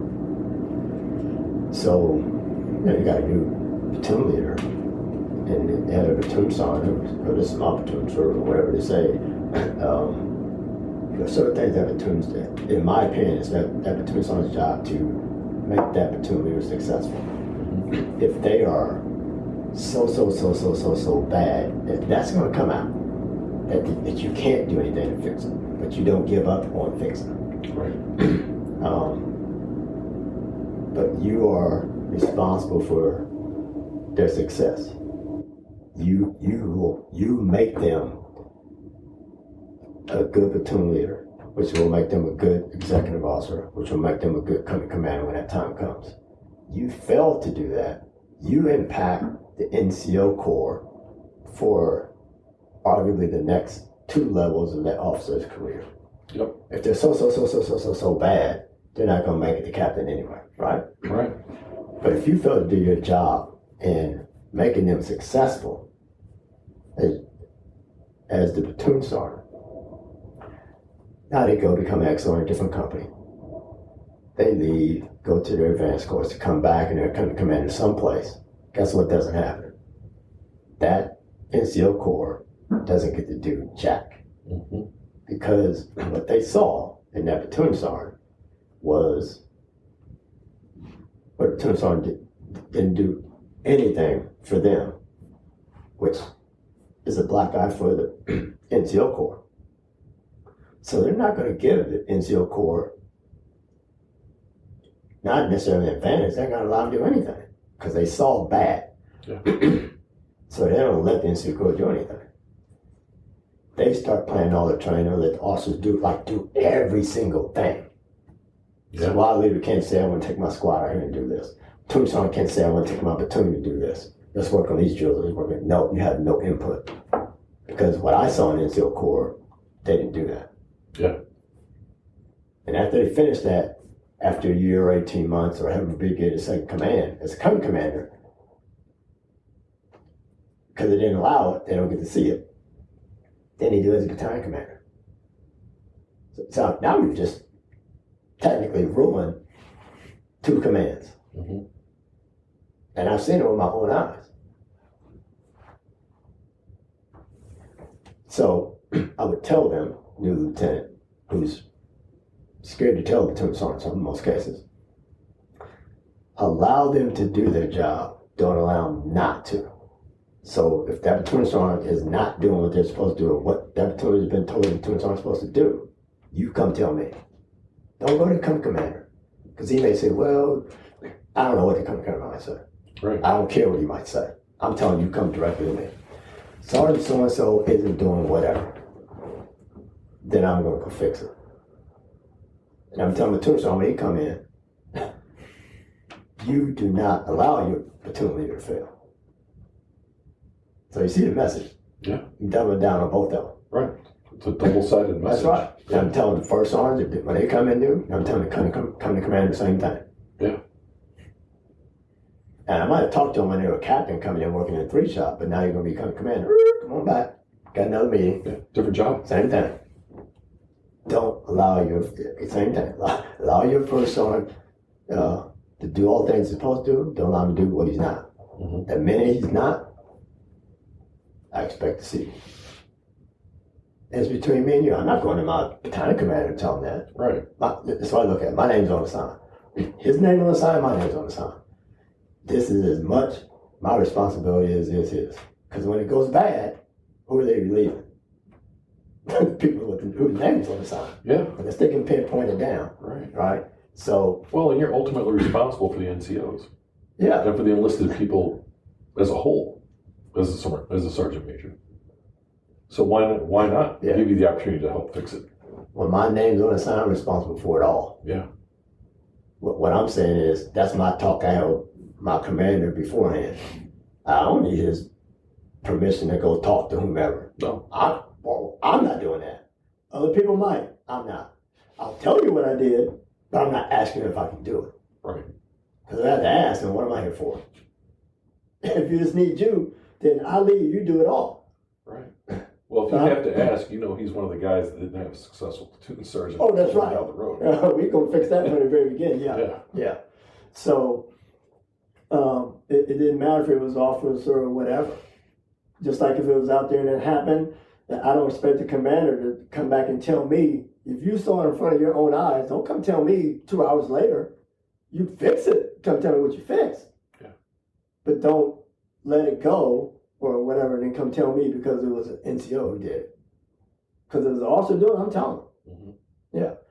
So when I got the brigade, it's the same thing. When the 05 came in, Lieutenant Colonel came in and he's taking over the battalion, having the same talk. Allow your sergeant major to do their job, don't allow them not to. When the sergeant major came in new, same thing. But you got to do it all the way across the board. Right. Then they all had the same message, and then they all can police up each other. Yeah. Put them all on the same page. Right.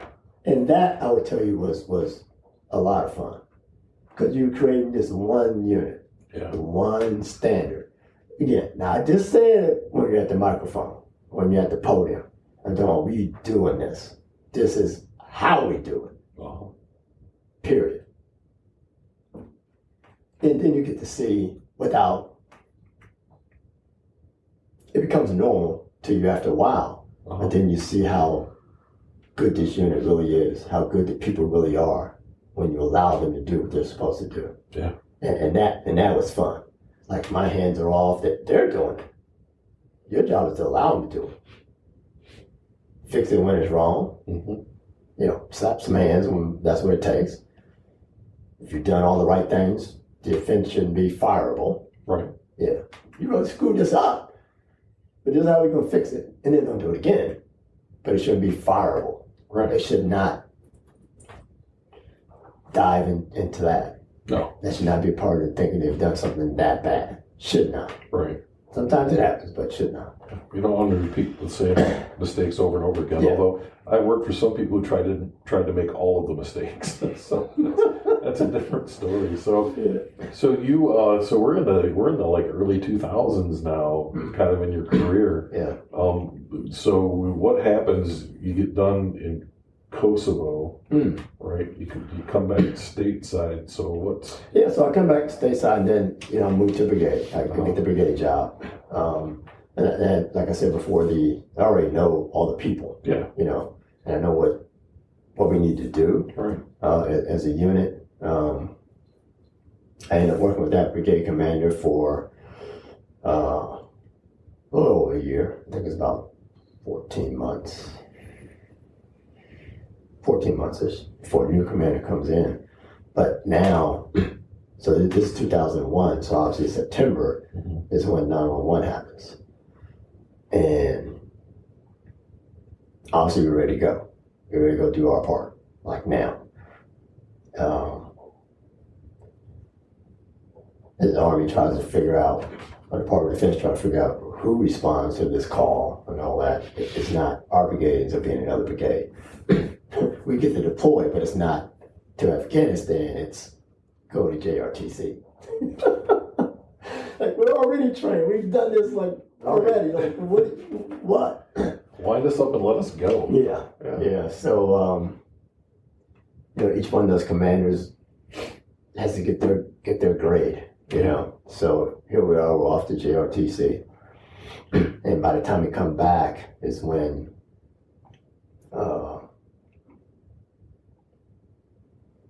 a brigade from the 101st goes to Afghanistan. Yeah. But we still think that we're next for something, or we're going to go there and anyway. Yeah, like everybody's going to get their turn, right? Everybody get their turn. Yeah. And that never happens.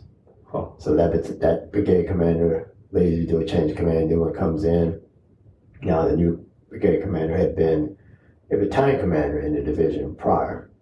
He was actually one of our OCs when we went to JRTC as a brigade. He's the brigade, OC trainer or whatever, right? Which is kind of funny. He's grading the brigade that you're going to take over. Yeah. So he couldn't have any influence on one of the battalion commanders, or he can only have influence on, how did it work? He can only have influence on one of the battalion commanders. I think that's how it worked, because the other two would have been gone when he got there. Something like that. Yeah. They didn't want no pre-command, is it undue influence? Yeah. Is that the word? Yeah, I think that's the word you're looking for. I'm familiar with that. Yeah, so they omitted that by putting in that clause, if you will. Yeah. So he comes and takes over, so he already knew, I already knew who he was. We would talk, prior. We would talk long before he knew he was coming to be brigade commander when he was his battalion guy. And so that was good, him coming in, but here was the dynamic of him coming in versus his predecessor. His predecessor, when we sat down and had that first talk, it was his brigade, right? Yeah. I had to get my foot in and make it mine. And where after the change of command, we had to sit down. It's my brigade. I remember in my slides, I'm flipping whatever, and I'm briefing them or whatever, and I'm telling them that, like, and it went exactly like this. On my slides, it had my rank. Mm-hmm. I said, you see that right there? You listen to what I tell you, you'll get one of those. So, Command Sergeant Major has a star in the middle. Yes. He's an 06. Yeah. Right? You listen to me, you'll get one of those. You don't listen to me, no bueno. That was in that first sit-down briefing. He just laughed. Yeah, but he retired as a 3-star. Oh, there you go. He must have listened to you somewhere along the line. Oh, man. But I think, unbeknownst to one another, he was a great team builder. Mm-hmm. Now, you don't get to pick every officer that comes into your unit, but you get to groom them like you picked them. Yeah. I don't get to pick every NCO, but I get to groom them like I picked them. And that's what we did as a team. And I say unbeknownst, I didn't know that he was a team builder like that. I didn't even know I was a team builder like that until the new division commander comes in, which is General Petraeus. And the division sergeant major introduces me to him and says he's the best team builder in the division. That's what he said about me. I never thought about it. I'm not sitting by it admiring. Right. I don't have like a name tape that says it says that, right. team builder. Yeah. But when I was doing the same thing I'm telling you, with those leaders when they come in the door. And when I got to brigade, I extended that to the BCT. Mm-hmm. Now, I had to work with these people, but from my foxhole was a battalion guy. And I knew him, but I wasn't in a position of influence like I was when I got to brigade. Right. And once I got to brigade, I did the same thing. Come on in. This is how we're going to do it. No disrespect to what had happened beforehand. That's irrelevant. This is how we're doing it now. Yeah. But again, that made all the difference in the world, to the point where we wish we were 100% in the brigade, which later, like now, that's what it is. Uh-huh. That's what it works now. They wish that before it was like that, because we treat them just like they were in 327 Infantry Regiment. Yeah. But that was, it's almost like the Army is watching our unit and say, we should do this everywhere. Oh, yeah. So it was somebody's idea somewhere to do that. Yeah. Right. But we lived it. Even when we got into garrison, we brought them in, playing reindeer games, no matter what we did all the time. They were always a part of it. Yeah. But that was the team building process. But we also had to bring in their parent commanders, so if it was Federal Artillery Battalion, they got a colonel, got their own colonel. But we had to bring the colonel in, to make them a part of it all, so they didn't feel like they were left out there. Right. Hey, that's my battalion at the end of the day. We omitted that by befriending them. Right. And this, I did the same with the sergeant major. Yeah, it's a unity of command. Yeah. And everyone's on the same page. Right. But yeah, if you force it on somebody, it's different than if you bring them in. Yeah. And make it their idea. Yeah. Yeah. It was very separate before I got to brigade. Right. Not that I did. I'm talking about together. Yeah. We were able to make it an all around team. No silos. Yeah. Everyone's kind of working towards the I same. call those guys today, and they say Baston. They won't say their parent battalion or their parent, like the Vardy thing, whatever it was, for example, or the support battalion, whatever their thing was. Discom, they wouldn't say that. They say Baston. Right, because you're all the same. You're all the That's same group. Yeah. That's all. And we lived it the whole time under the old BCT system. Right. Under they were, what was it called? Was the BCT only when we were together for the field? Right. Or training field? Yeah. Yep. So Not in the garrison. Yeah, so how long did you do this? Did this take you up to your retirement, or? So I was there for 3 years. Uh-huh. The last 18 months-ish, a couple years or something like that, was, so I got there in 2001. In 2003, we deployed to Iraq. Okay. Yeah. Spent a year in Iraq. Where were you at in Iraq?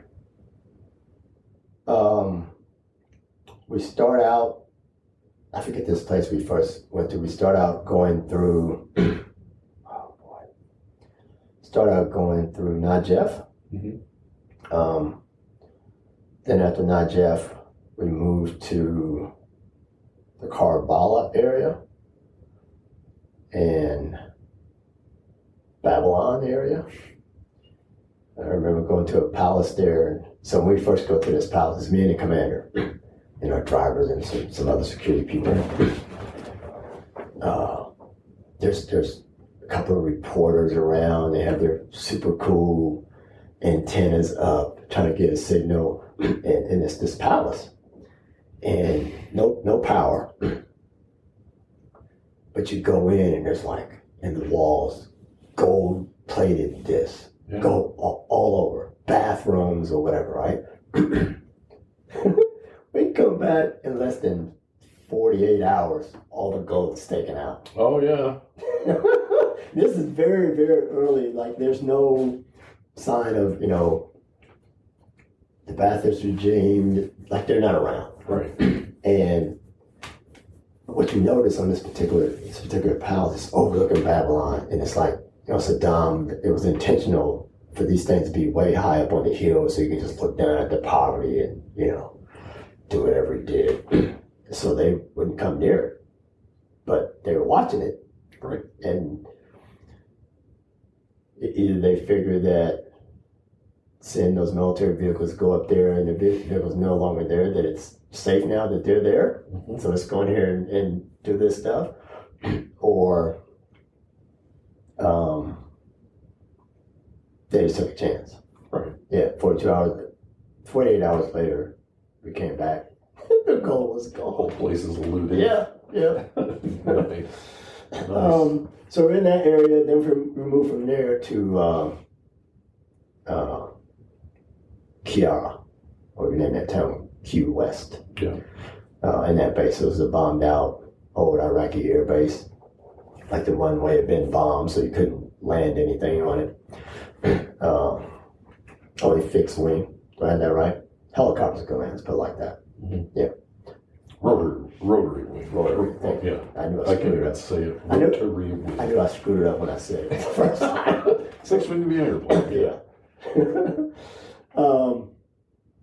Rotary wing. There you go. Yeah, say that 3 times fast. Slow, even. So we were in these hangars at first, and we had our whole brigade spread out on this thing. We'd actually lost 1 battalion. They went to support another brigade. Mm-hmm. So now we're down to 2 infantry battalions. And part of the time we were in Karbala, we picked up another battalion from the 82nd. So our brigade was actually on the 82nd for like 2 weeks. We were in that particular area. Okay. And that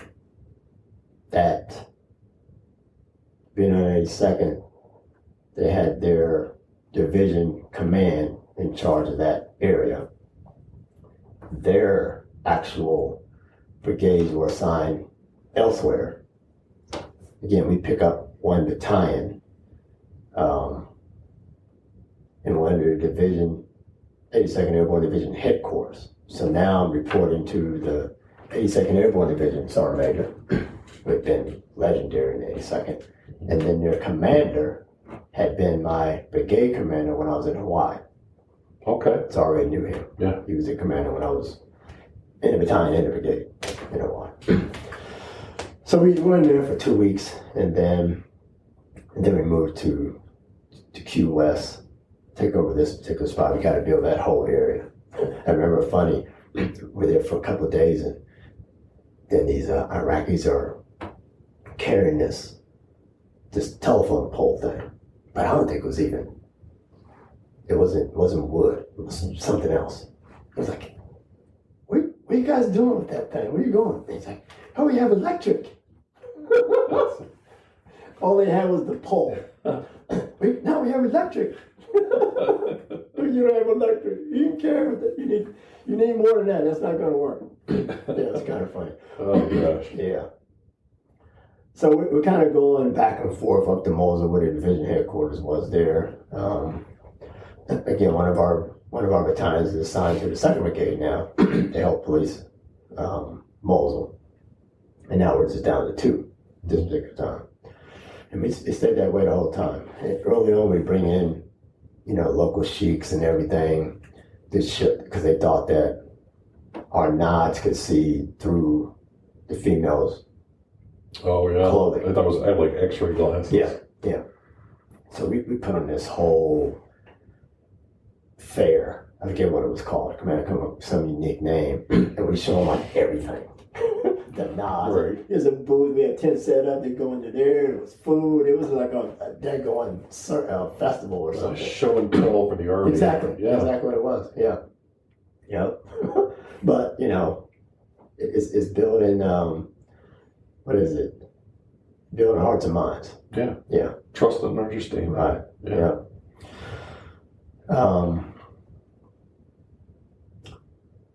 I forget, I think we're there for a couple weeks, and we're in these hangars. And I tell the commander, I said, look, I venture out and go to the other side of this eventual base, right? Right. And there's some buildings over there and everything. Like, hey, why don't we move over here? So I go back, tell the commander, hey, there's all kinds of stuff over there. We need to move out of it. We can't stay in this deck going. And he and I are in a sit-up inside this hangar. And all of you's in these hangars, right? Like, just not sustainable. Right. So we got to move. I came back and tell him that, so I take him over there and show him. That's what he says. This place is dirty, blah, blah, blah, blah, blah. I'm like, this big old building, and all you see is dirt on the floor, it's dirt and broken glass. So, okay. I let another 7 days go by. I take someone back over there to clean up that building. Then I take them back over there. Mm-hmm. Oh, okay, we can move this. Yeah, this is nice. Yeah, his priorities messed up. That's what I think. Like, holy cow. So I used to kid him down. Like, it's up to you. We'd still be in the damn hangar. Right. Yeah. So now we put out this whole thing. The whole, because there's a place for everybody to live inside a building. We eventually get water put on the roof and I won't say running water, but you have something going on. Right. Build some showers outside, like a little outhouse, but it's a shower. We put down we get this dirt area near this big old building, which ended up being our headquarters, where you could sleep in, like the headquarters people slept in there. Not the headquarters people, I say like me, the commander, XO3, System 3s. There's some rooms for that, drivers. And then if they're wearing that, like there's all kinds of places right around it. There's a big area out there. We get gravel laid down. You get I don't know what you call them, but they steel pad things to create a landing pad for the helicopters. Oh, yeah. Yeah. That's out there. Yeah. And now we're hosting, like the division would have their commander, the brigade commander office call, but their meetings, like everybody wanted to come up there. Yeah. Everybody wanted to come to that. So it's kind of funny picking with everybody. Yeah, it's up to you. We still be in a hangar. Right. No one want to come visit you. Yeah. Painted the headquarters, put our 101st Screaming Eagle in there, and Bastogne all across the building. You gotta make it home. We made it home for sure. That's for sure. I think before we moved, we take our first casualties. It's at night, and like an RPG, they were here an RPG. Took out 4 people. So that hit hard, because that was our first casualties. And I don't remember it was the first casualties in a division. I don't think it was that. I can't remember. But definitely the first for us. Then we lost a kid, brand new out of AIT, just on a run, and passed away. Then we lost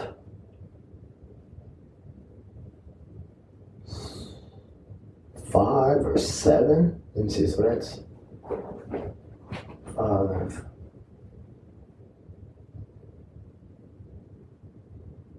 I think we lost 4 or 5 in a helicopter that was shot down.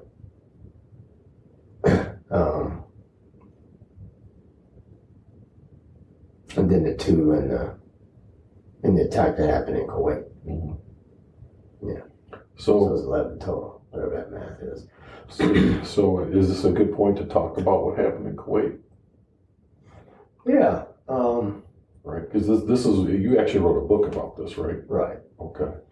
embedded enemy, the insider threat. Right. And if someone, so we're going to talk about it. If someone wants to read that, is that, you can get that at like Amazon? Amazon. Okay. Yep. All right. So, yeah, let's talk about what happened. Because I remember this, but I mean, I've never talked to anybody who knew anything about it. So what happened? What happened, and kind of what did we learn from it? Let's talk about what happened first. Yeah. So, the 4 Camel, we're in Kuwait at this intermediate staging base, and probably been there about 20 days or so, some a few days longer. And so it's March 22nd, and the unit that was there before us had a television, and it was in the command tent where myself, the executive officer, slept. So I had watched golf. I figured out how to get American golf. So I had watched the golf the 2 previous days. It's the week of the Honor Palmer Invitational, which I think was called it was something else at that time, different name. Anyway, so the Thursday night I watched, a big Tiger Woods fan, I watched him play that night. And then Friday night I was watching, but I fell asleep in a chair like right in front of me. So now it's Saturday. So we had finished putting the final touches on our plans to cross the border to invade Iraq. And at that particular time we were scheduled to go on that Thursday, so about 5 days away. And but the plans are done unless something changes or we get an update, have to augment it or whatever. It's done. Commander goes to sleep about 2,200 hours. First time he went to bed that early, the whole time we were there. And I had went to the little shop at thing to buy me some snacks. So I got some snacks and everything, watching Tiger back the field. Right. That's my plan for the night. Right. And anyway, our ammo comes in a little bit early that day, right before sundown. The ammo comes, and the battalion commanders make a decision. They can guard it, or they can hand it out in the dark if they want to. Put some vehicle lights on or whatever. Or wait until the morning. So I remember my driver bringing me ammo, the 9mm ammo. So I'm going to sit there. I'm going to eat some snacks, watch Tiger play golf, load ammo, and I think I'm doing some bill pay. Yeah, I'm multitasking. Be up till 4 o'clock watching golf, right? Yeah. So where our table was, and where I was sitting, was a few feet from the entrance of the vestibule as you're going out. And it had the tent flaps there, right? So this is March, and it's still cold at night. Got my little fleece jacket on, so the wind would blow, and that tent flap would scrape up against the floor. Just kind of looking, oh, it's that again. Then it does it again. And I'm sitting at the end of this table, and I see these sparks. So when I'm sitting at the end, I can see everything on the floor. And this thing comes in, and it's right up against the tent wall that's in front of me. Television probably about 4.5, 5 feet away. And I see these sparks. And I say that my thought is we're in the land of not quite right. And that's a not quite right grenade that's sparking before it blows. So I get up, and my executive officer's in there as well. He's on the other side of the table. I know he can see what I can see from this side, he can see because he's on that side. So I'm not worried about his actions. But the commander's asleep. He didn't know what's going on. So I get up immediately, run to the back of the tent. Now, when I'm sitting there working, there's a fluorescent light there, bright as day, right? By the time I get to the back of the tent, it's pitch dark. Can't see nothing. Get him up, say, hey, gotta get out of here. There's a grenade about to explode in front. So he didn't know what's going on, looks up, gets his boots on, so I'm gonna count to 3, we're gonna run. So I count to 3, I position us in the middle, of the aisle there. Now he's all the way in the back, has the whole back part to himself. It's a tempered tent, so it has the air conditioner heating unit in the back, and that thing's all tied up, can't get out the back. So we have to go out the front. So I count to 3, we start running down the middle of the aisle. I make it outside and realize he's not there. So I started calling for him, and I was telling him, sir. I know we're in some type of attack, or under some type of attack, but I don't know what or where the enemy is. So, and there's no response. Then I hear a gunshot. So I pull out my weapon, cock it, attempt to cock it, and I got nothing. So I've been loading ammo. I have my weapon. I've been loading magazines, I should say, and still have my weapon in my holster that had a magazine in it, but no rounds. Hadn't gotten that far yet. Okay. So when I hear this gunshot, I pull the handle to the rear, but there's no ammo in there, so you get not Right. So I'm screwed. So they say you don't bring a knife to a gunfight. You don't bring a non-functioning weapon to a gunfight either. Right. You don't bring a gun with no bullets. Right. Yeah. So, in that gunshot, I hear a yell and I know that XO has been shot. So I gotta figure out how I'm gonna defend myself and him and find the commander. Right. So my solution is go to the top. They have to have a weapon and ammo. So I run in there, holler for an M4 and ammo and knives. So while they're getting that, I'm positioning people at the entrance that I came in, as well as throughout the top. And I'm kicking the chair, cursing the guards. And I had gone out to the guard towers previously a few nights to check on them, make sure they're doing the right thing, and they were. Now this camp, I tell people it was 10 football fields big, but actually bigger than that. I can't even describe it. And all around it is a 12 foot berm of sand, and then concertina wire above that. So anyone trying to infiltrate would have to come up that sand somehow without sinking all the way in, then climb the wire somehow without the guards seeing them. Right. But this has to be insurgents, and the guards had to have fallen asleep for them to infiltrate. So I finally get the weapon and the knives and ammo, lock and load, and I'm back out of the tent. I'm back out of the top, headed toward my tent to find the commander and the executive officer. And those knives aren't worth a darn. You need a sliver of a star, and there's nothing.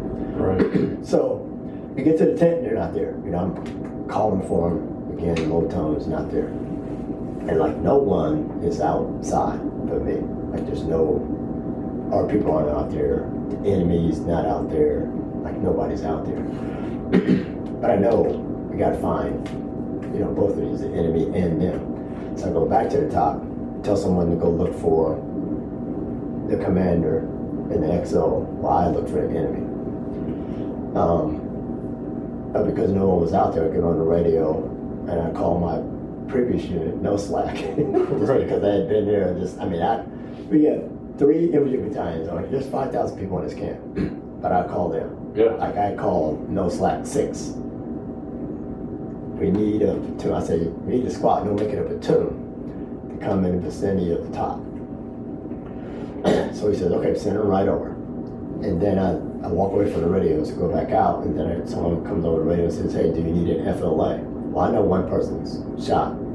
So I say, yes, send it in the vicinity of the top. And I go back out, and then I'm challenged immediately, halt, who's there? And I recognize the voice of the guy I had served with for 14 years prior. And he says, Sergeant Major, what's going on? So I don't know.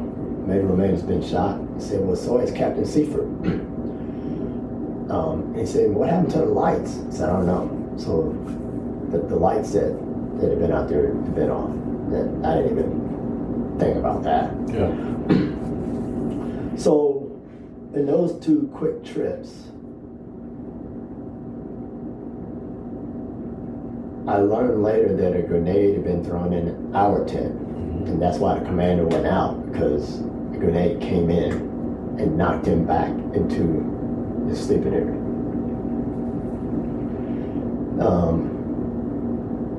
And now he's out somewhere.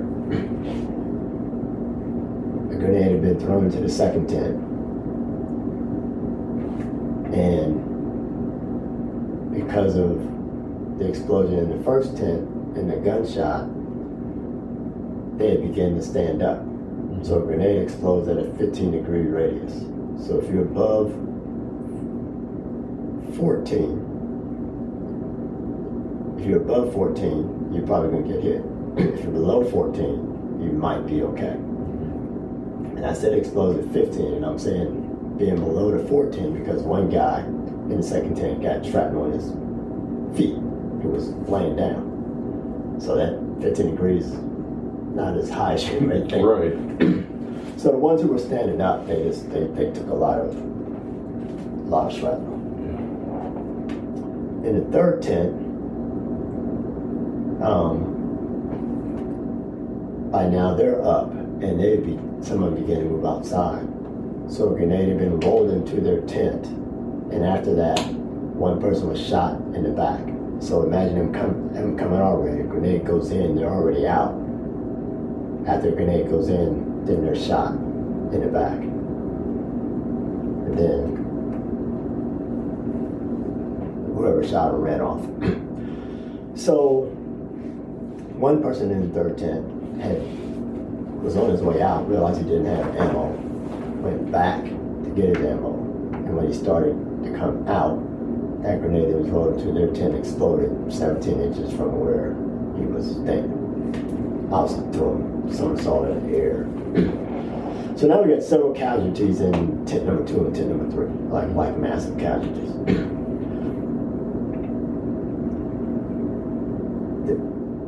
The fourth tent was the NCO, was the first tent, myself, commander, and the executive officer. Tent number 2 and 3, tent number 2 had majors and some captains, tent number 3 had all captains. A couple of lieutenants.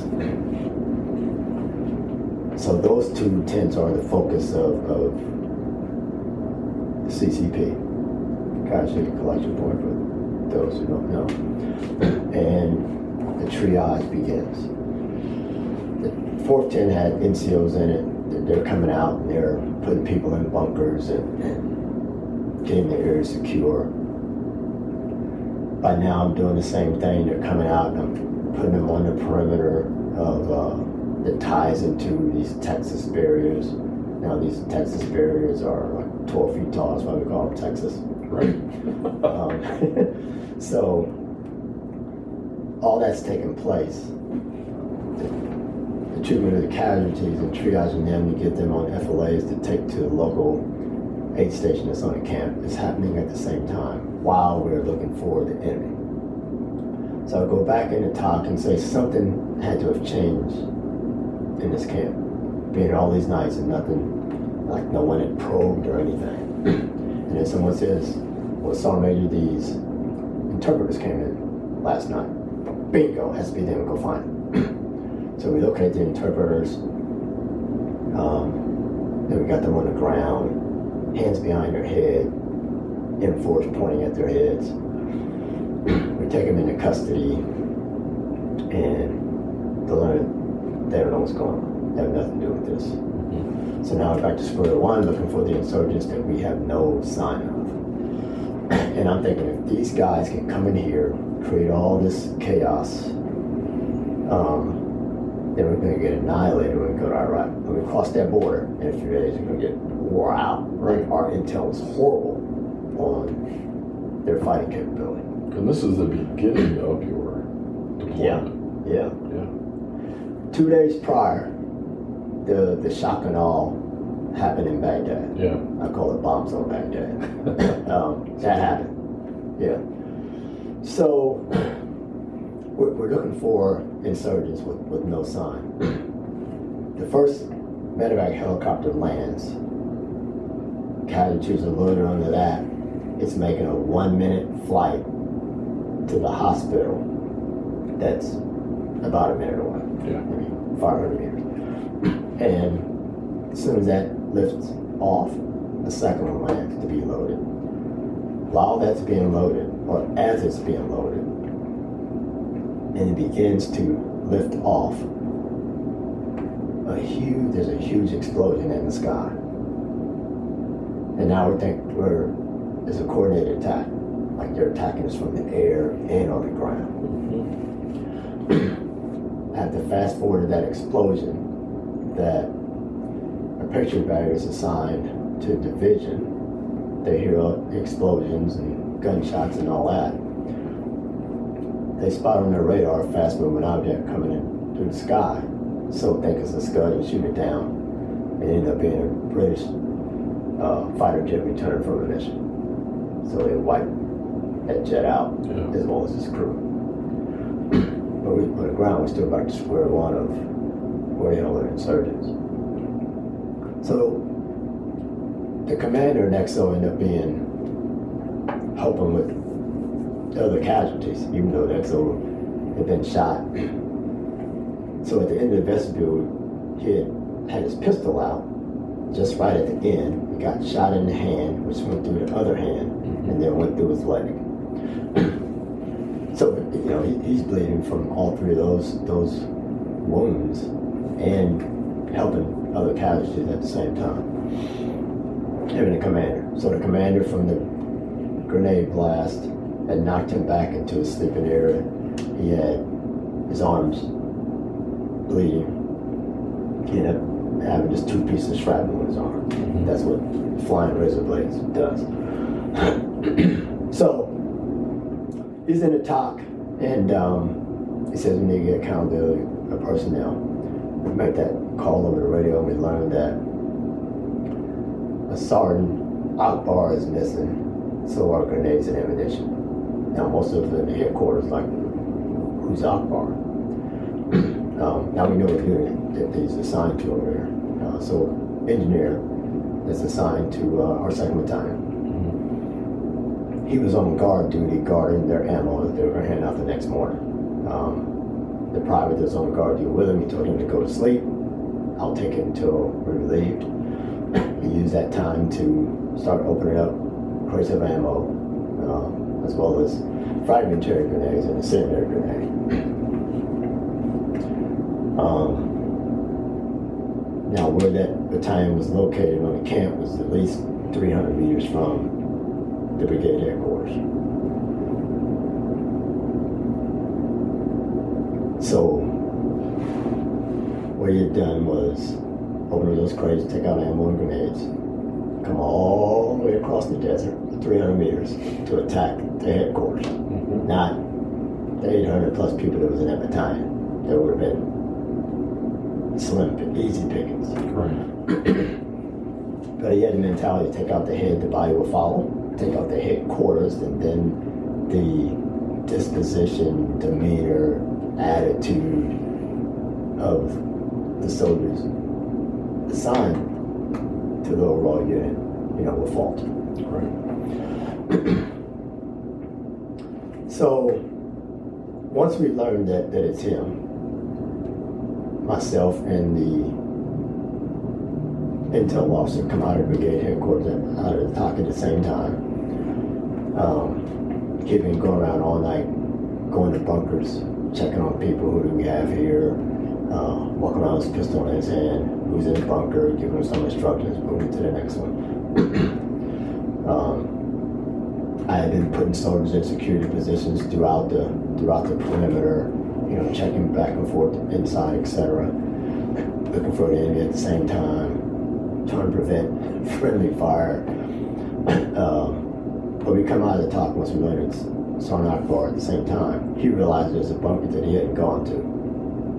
I go start telling our leadership who we're looking for, and he's wearing the same thing we are.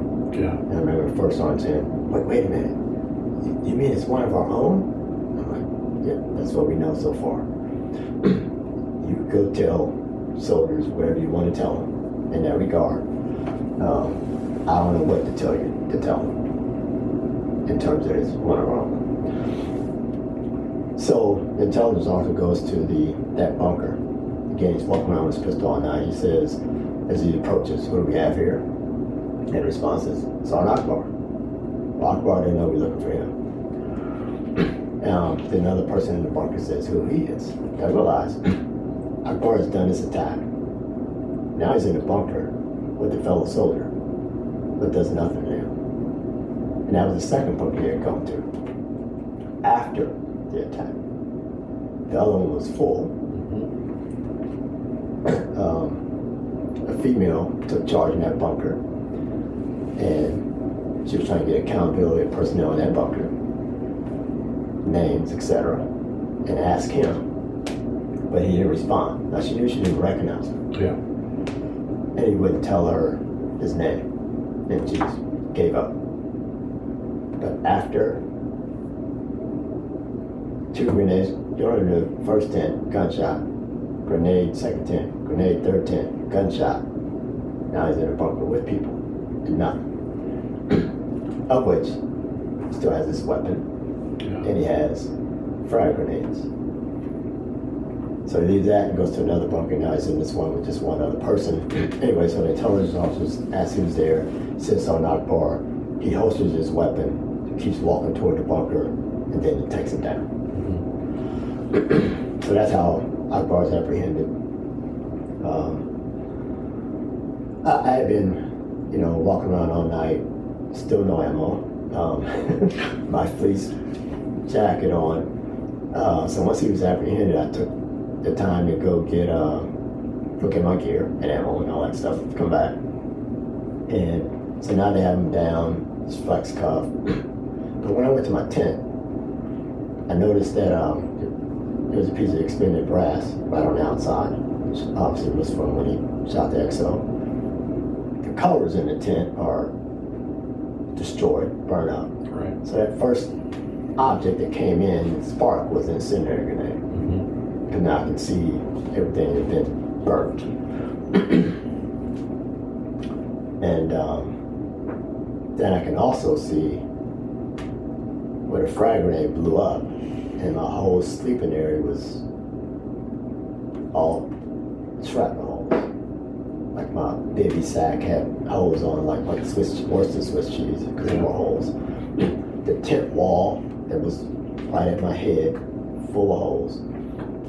I had this wall locker there that someone found in the desert and said, "Hey, somebody found your wall locker." The wall locker was shattered. Excuse me. The wall locker was shattered. But my whole sleeping area was all just. So had I been sleeping out watching Tiger Woods play golf, then I wouldn't be sitting here in front of you. Yeah. That's pretty heavy. Yeah.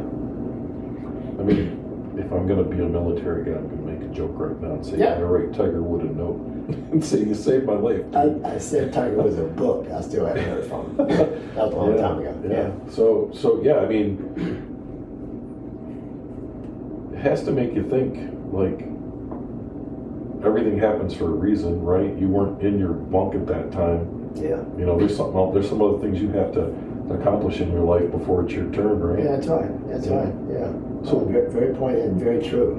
And yeah, the first night I was awake watching the whole thing. The second night I fell asleep in a chair right where everything would have been. Yeah. Third night, I'm prepped. I'm watching the whole thing. Got your snacks, got your ammo. Yeah. Yeah. So think about this. Incendiary grenade, frag grenade, gunshot, first 10. Frag grenade, second 10. Frag grenade, third 10. Gunshot outside. The frag grenade came in, the incendiary grenade came in first. When we apprehended him, he had in his protective mass carrier 5 more grenades, 3 frag, 2 incendiary. I think when he threw that first incendiary grenade, realized there wasn't an explosion. I was like, oops, I threw the wrong one. He didn't throw another incendiary all night.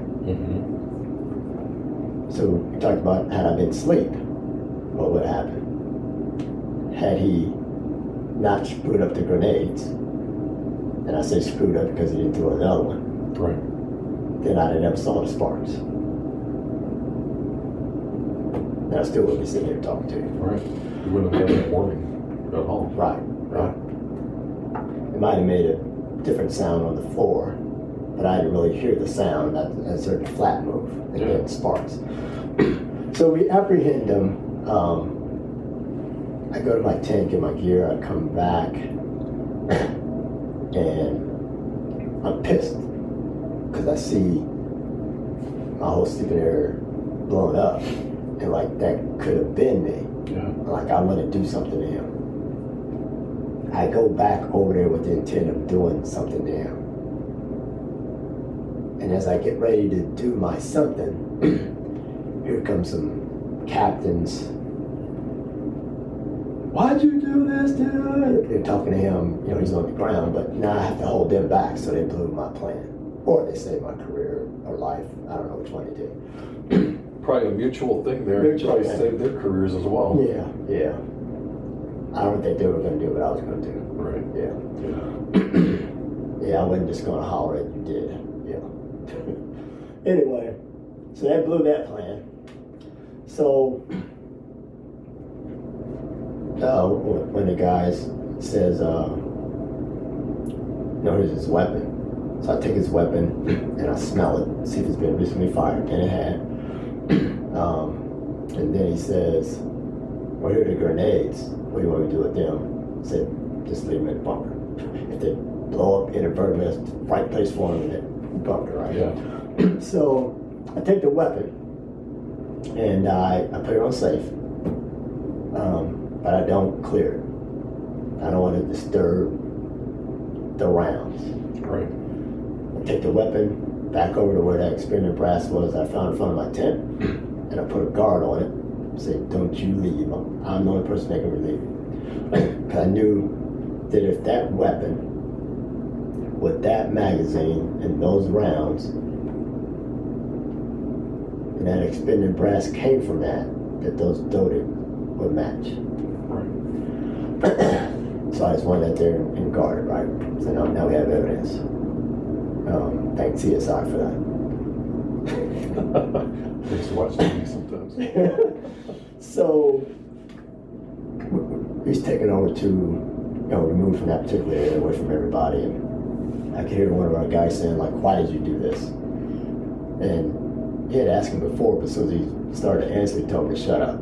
So he asked him again. He said, well, you told me not to answer. Well, you told me to shut up before. No, I'll answer this time. And he says, to keep y'all from killing our women and raping our children. And I couldn't connect the dots of what OUR meant. Like, what the hell is he talking about? Our. Right. Isn't he an American? Didn't take the same oath that I did. Yeah. So what he meant was he was of Muslim faith. And that's what he meant by OUR, our. Yeah. Unbeknownst to us. And he had been asked prior to deploying, was he going to be okay with that? Which he replied, yes. So what we learned 2 years after the fact at the trial, they had kept a diary. And his diary, I have to read this because it's his diary entries and I never wanted to mess it up. Yeah. So these are actually his words? These are actually his words. Okay.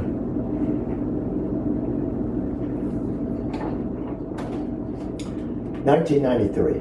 I do not like the military. They have too much control over people's lives. I suppose I am just anti-government. A Muslim should see himself as a Muslim only. His loyalty should be to Islam only. Now, before I read the next one, it's important for me to point out that religion doesn't pull the trigger. People do. When they become radicalized, they become extremists, and then they take action. That's just how it works, no matter what it is. Right. And then to be a religious belief or religious ideologies, it's whatever they feel that theirs is. But religion doesn't pull the trigger. The actions, I just want to be clear, the actions of one Muslim person does not mean that that's how every Muslim person is. Correct. This is the actions of one person Right. based on what he believes. Right. 1996.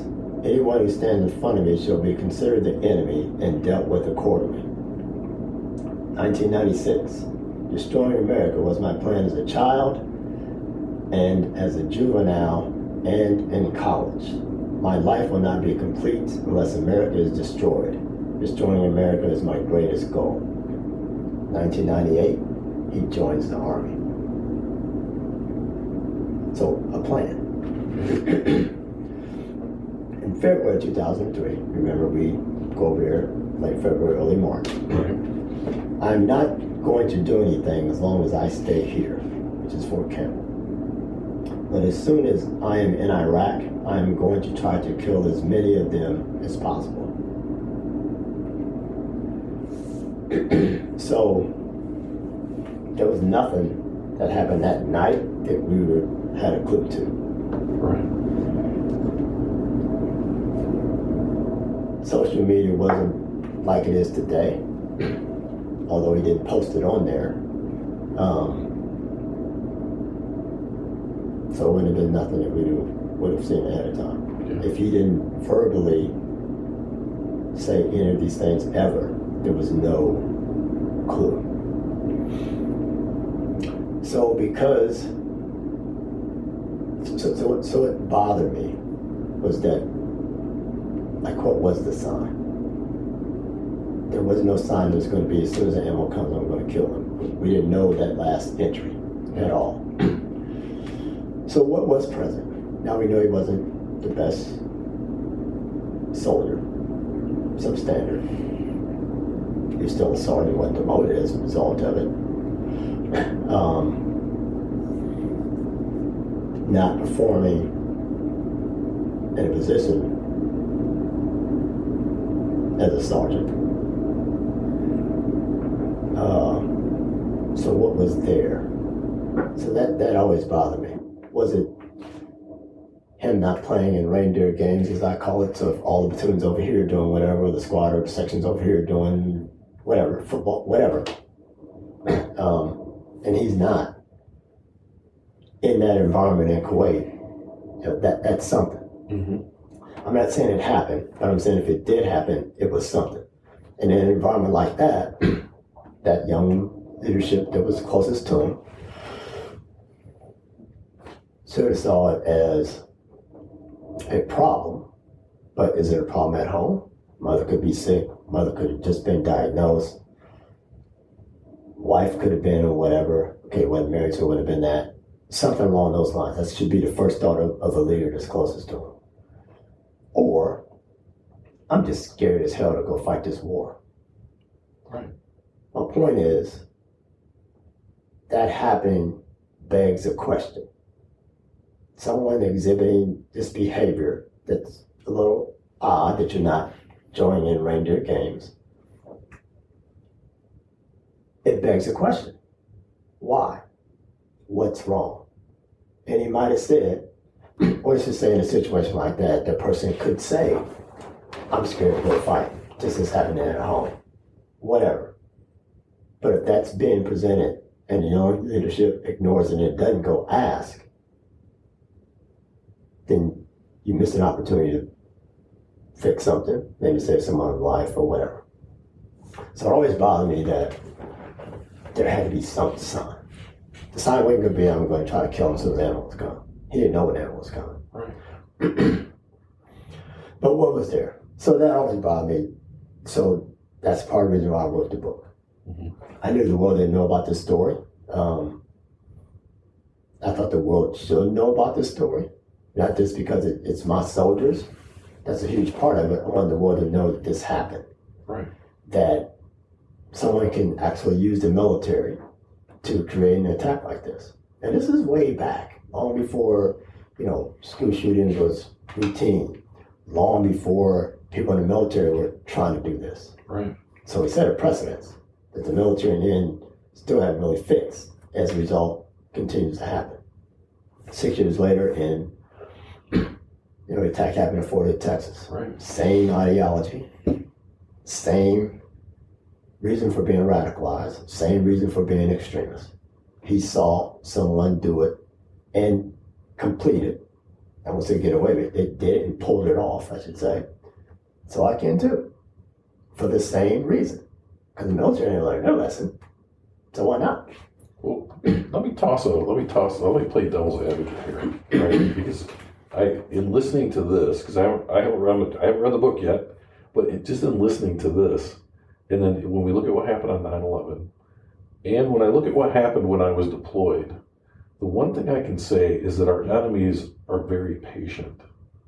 they're so patient, in fact, that there might not be a sign, because if you look at these two soldiers in particular, they had been in the military for a while and had assimilated, you know what I mean? Like, not assimilated because they hadn't lost their beliefs and they knew what they wanted to do. But when you look at that diary, I mean, we're talking years. Like, this guy was so patient that maybe there just wasn't a sign. And I equate it really to my experience with veteran suicide. But so many times we sit back and go, well, gosh, you know, we should have seen something. The problem is there's not always a sign. Like, there's not always something to see, right? I think that we could do a better job in both arenas, especially the veteran suicide arena. But my point is that we always want to think that there was something we could have done or something we could have seen. And I would argue that sometimes there's not. I mean, we look back at 9/11. Yeah, there's some things we should have seen. Some guys overstayed their visas or whatever. But that's just how it was. Like, there wasn't like this giant warning flashing that this is going to happen. And I don't think that that's what happened here. I think this guy was so patient and had planned it so well that even if someone would ask him that question, he'd had a reason. You know what I mean? Yeah. That's just my viewpoint. I just you know. Now, he didn't play in reindeer games. Some of them. Yeah. I guess my point about the reindeer games is it begs the question. Yes. Now, he wasn't going to say that I'm going to kill you in a couple of days. That's why. But this consistency of not playing in the reindeer games has to be inquired about. Absolutely. In an attempt to mitigate it. Or more importantly, watch him. Not for this. No. Just watch him. Something's going on with him. Something's going on with him. Right. That's what I mean. But if you're not experienced as a leader, just young, whatever, maybe you didn't want him in the reindeer games in the first place, so you didn't inquire about it. You really didn't want him over there, so you never even asked. So, but that's a problem too. That's a problem too. That's a leadership problem. That's a definite leadership problem. Right, because maybe this guy doesn't go and throw grenades and shoot up his own unit, but maybe there's something else going on and something else happens, right? Yeah. And to the point where, if that was the case with that leadership with him, he didn't try to hurt them. Right. He knew who he wanted to hurt. He knew my name by virtue of hell. It's on your wall in your company, so you know, right? And you know the commander, you didn't know the executive. The people you hurt, aside from the commander, you didn't know them. Right. You walked 300 yards across the desert floor to hurt them, but the people you may not like for whatever reason, even though you already said you're going to kill as many as possible, you didn't even start with them. Right. Well, it's easier to kill people you don't know. Right? Yeah. You know? And the attacker at Fort Hood, Nadel Hassan, he had applauded the acts of 911. Right. People who he served with, and Walter Reed said that. But that didn't. That was a sign that they didn't do anything about. Right. Like, you think about that at that time, and that day. Yeah. On that day, the days to follow, even now, that someone applauded that, and you told nobody until after you killed people, 6 years, I'm sorry to do my math right, 8 years later. Right. Now you want to tell somebody? Would have been nice to know before. Yeah. So it always bugged me there was a sign, and I wanted people to know about the story. But the key thing in the book, you get a twofer. It's not just this story that I want people to know about, and that he set the groundwork for this to happen again and again, not just in the military, but a whole bunch of places. Yeah. That I came up with these strategies to mitigate an attack like this from happening again. When I was sitting down writing the book, I contacted a publisher who said they wanted a book proposal. I had to quickly Google that, figure that out, emailed them back, said give me a week. I created a proposal, sent to them. In the proposal I write that if the military keeps doing what they're doing, they're going to keep getting what they're getting. Meaning this will happen again if you don't make some changes. Not manifesting it, And that was in 2008 I wrote that. Yeah. Before the attack happened in 2009. It was inevitable. And for the same reasons. Yeah. You needed to have done something. If you keep doing the same thing over and over again, you get the same result over and over again. They did nothing with this attack. Right. Like still to this day, they haven't called it anything. Oh, right. Like nothing. Terrorism Yeah. is what I would call it personally. That's what everybody should call it. Yeah. But the Army has it. Well, that's what it is. Yeah, they almost have abstinence against the word for this attack. Well, and you see that in, I just want to bring this point out, is that in New Orleans, when there was a terrorist attack, the FBI was very reluctant to call it a terrorist attack until way later in the investigation. When it was clear to me, sitting on my couch, that's a terrorist attack. I know one when I see one. Yeah, it's. I agree with you. I think some entities they are breaking down the word for what they want it to be versus what Webster says. It's very simple what Webster says, and you look at that and say this attack is that. If people are terrorized, it's pretty simple. Right. I think we're afraid to put labels on people today. And I don't know, you don't want to label people, but when it's a terrorist attack, man, if it is. Walks like a duck and it quacks like a duck, That's right. It's a duck. Yeah. And if I look at the military alone, where they allow that word to be used for something that they want it to be, in 2021, a Coast Guard officer disliked the Democratic Party so much that he made a hit list. And I mean, he's taking out Nancy Pelosi, ACO, I can't remember all the names. And he just put them on a list to take out. He did research to see if they had government security or not.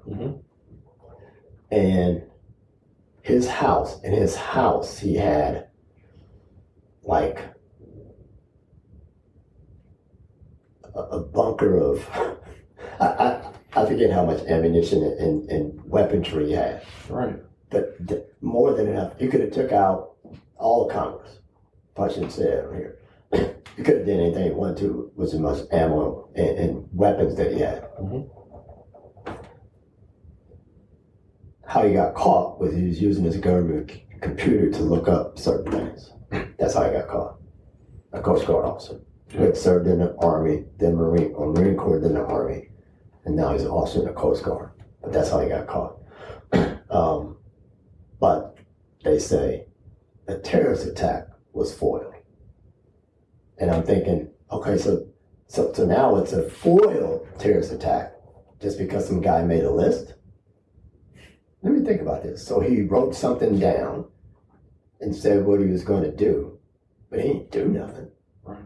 This guy wrote something down, said what he was going to do, and did it, and it's nothing.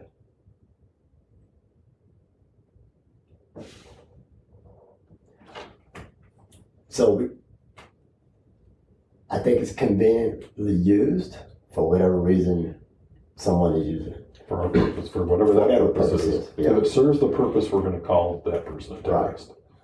Right. So in the book, to help people out and try to, so they can mitigate this from happening in their space, I put these strategies in there. First is trust no one. So I say trust no one. So I don't know what goes through your mind when I say that. Now you're a military guy, so it's a little bit different. But when I say it to audience, I'm speaking at schools, or I'm speaking at organizations or whatever, and I start on these strategies and I say trust no one.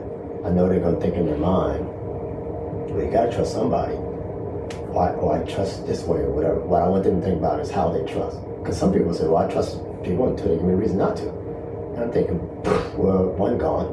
Right. But I can't shake their trust. All I can do is tell them the story and then have them say trust no one, make them think about how they do it. Think about how you do it. Because I trust it. I wore the same uniform as people. It's at the same branch of service as everybody else and others. I raised my hand just like they did and took an oath, and that backfired. In fact, it would have killed me had I been in different places. So trust, that's out the window. Yeah, I mean, I don't know what you got to show me, but whatever you think you have to show me, you have to do it over and over and over and over and over. And then I'll give you a little bit of something that if I give it to you and you mess it up, it won't even matter. Trust is earned, not given away. That's right. Yeah, For some people. Some people will say what I just told you. Yeah. That I trust them until they give me a reason not to. Yeah, Like, that's what people think. what if that reason's a bullet or a hand grenade? Yeah. Right? Yeah. Yeah. Absolutely. Yeah. So from this attack, and I'll get to the rest of the strategies in a minute, I learned that we don't go home with people at night. So we don't know what they're writing in their diary. Right. No profession, level of education, ideology, or religion is above reproach. There is no profile. The insider threat is closer than you think. That's my takeaway. And for the audience, they need to think about that as well. But in addition to that, if this happened inside the close-knit Brotherhood or the armed forces, they can happen in any campus, community, organization at any time and anywhere. We begin to embrace that domestic terrorism is our new reality. And I want to be clear. I want to ask for some clarification. Yeah. And I think what you're saying, or at least what I'm hearing, is it's not a Muslim, it's not a white supremacist, Right. It's not this or that. It could be anyone of any religious belief, of any ethnic background. There's no, it is truly an equal opportunity employer That's when right. it comes to terrorism. There's no profile. There's not. So don't look at religion. Right. Don't look at the level of education. Don't look at the ideology. It doesn't matter. You start putting it in this box, then that other box will get you. Yeah. You're going to miss something. That's right. You start looking for people who committed attack in 911, then someone who looks like me, or more importantly, Sergeant Akbar, get you. Right. Because you focused on something else. Right. I think you can go all the way back to the 70s when Iran took our hostages. And there were people from different ethnic backgrounds. Like I recall, I worked for a guy named Eddie. He was Lebanese. He actually bought a T-shirt that said, "No, I'm not. I'm Lebanese," because he was being harassed as a Lebanese person. But there were other things going on in the country that had nothing to do with people who were brown. Right. It had a lot to do with people who looked differently. And so, no, yeah. Once you focus and put the blinders on into one spot, the other spot does definitely come and get you. Yeah. So trust no one, observe, listen, and report. Know your neighbor. And I don't mean just by your house. I mean a fellow student, your fellow co-worker, any environment you're in, especially ones that you frequent. Know it. Listen, don't just hear. And your gut. When your gut starts talking to you, telling you that something don't look right, well, something don't look right. Something don't sound right, which means something likely isn't. If your gut's telling you that, that's strong. You listen to your gut. Now, I never advocate for people to get in between the potential attacker, but that's when you report. That's when you call somebody who handles this, not you. Well, you talk about trusting your gut. When I was going to school, I learned that that's actually a physiology thing. That when people say they felt it in their gut or they had a gut feeling about something, there's actually like medical science behind why you should listen to that. Which I didn't know. I just thought it was like an old wives' tale. But you're right. Yeah. How many times have you not listened to your gut and then something bad happened? So I think that's, to me, intuition is very important. Yep. It's talking to you all the time. Yeah. Are you going to ignore it? That's the thing. Right. And when it's telling you to do something, or telling you that you see something, change your clothes, and what are you going to do with it? Right. Yeah. And maybe having been in the military for as long as you and I were, we look at that differently maybe than some other people. But I trust my gut. I'm not going down that street, or I'm not going to that party. Right. Whatever it is, I'm not doing it. Yeah. And I'm going to talk to somebody about it. Yeah. And for people who haven't served, when something happens and someone close to it, neighbor or whatever is interviewed, what do you hear them say? I knew what you do. You did nothing, but I always knew. That's what you hear them say all the time. Right. That's all these tactics, the same thing is said. Yeah. Same thing is said. When the school shooting happens, I never thought it was going to happen here. It's a copycat world. Yeah. Someone else has done this. They look at that and they try to up it one. Hell, let me kill one more. Let me kill 5 more. So I go down as this particular martyr. Right. So there's this thing called a proximity illusion. The closer you are to it, the more you think it ain't gonna happen. You're in disbelief. Even of these attackers, their parents. Not my son, not my nephew, not my cousin. But they saw all these things we're talking about in these strategies. Mainly the last one of what your gut's telling you. Right. But they've observed it already. They've heard something already. They know. But it's that proximity illusion that says, can't be. So then when the school shooting goes down, and it's their 16-year-old son, whatever, I just thought, sounds something like that. Yeah. I just forgot to lock up the gun that particular time. I never, it's that. But I ain't gonna fix those dead people and those wounded people. Well, Because it's scarred for life, Right. the ones who survive. Yeah. But the proximity illusion says, I don't see it and I don't hear it. Now, you know this is nothing new, right? Because you know where you're at right now. We're in Bath Township. Oh, And yeah. You know what happened in Bath Township in the Yeah. 1920s? The Yeah. worst mass school killing in history. And I bet there was a lot of people who saw that coming, but didn't say anything, or didn't think this guy was going to do anything, and he blew up a school. Yeah. So, absolutely. We have about 40 minutes left.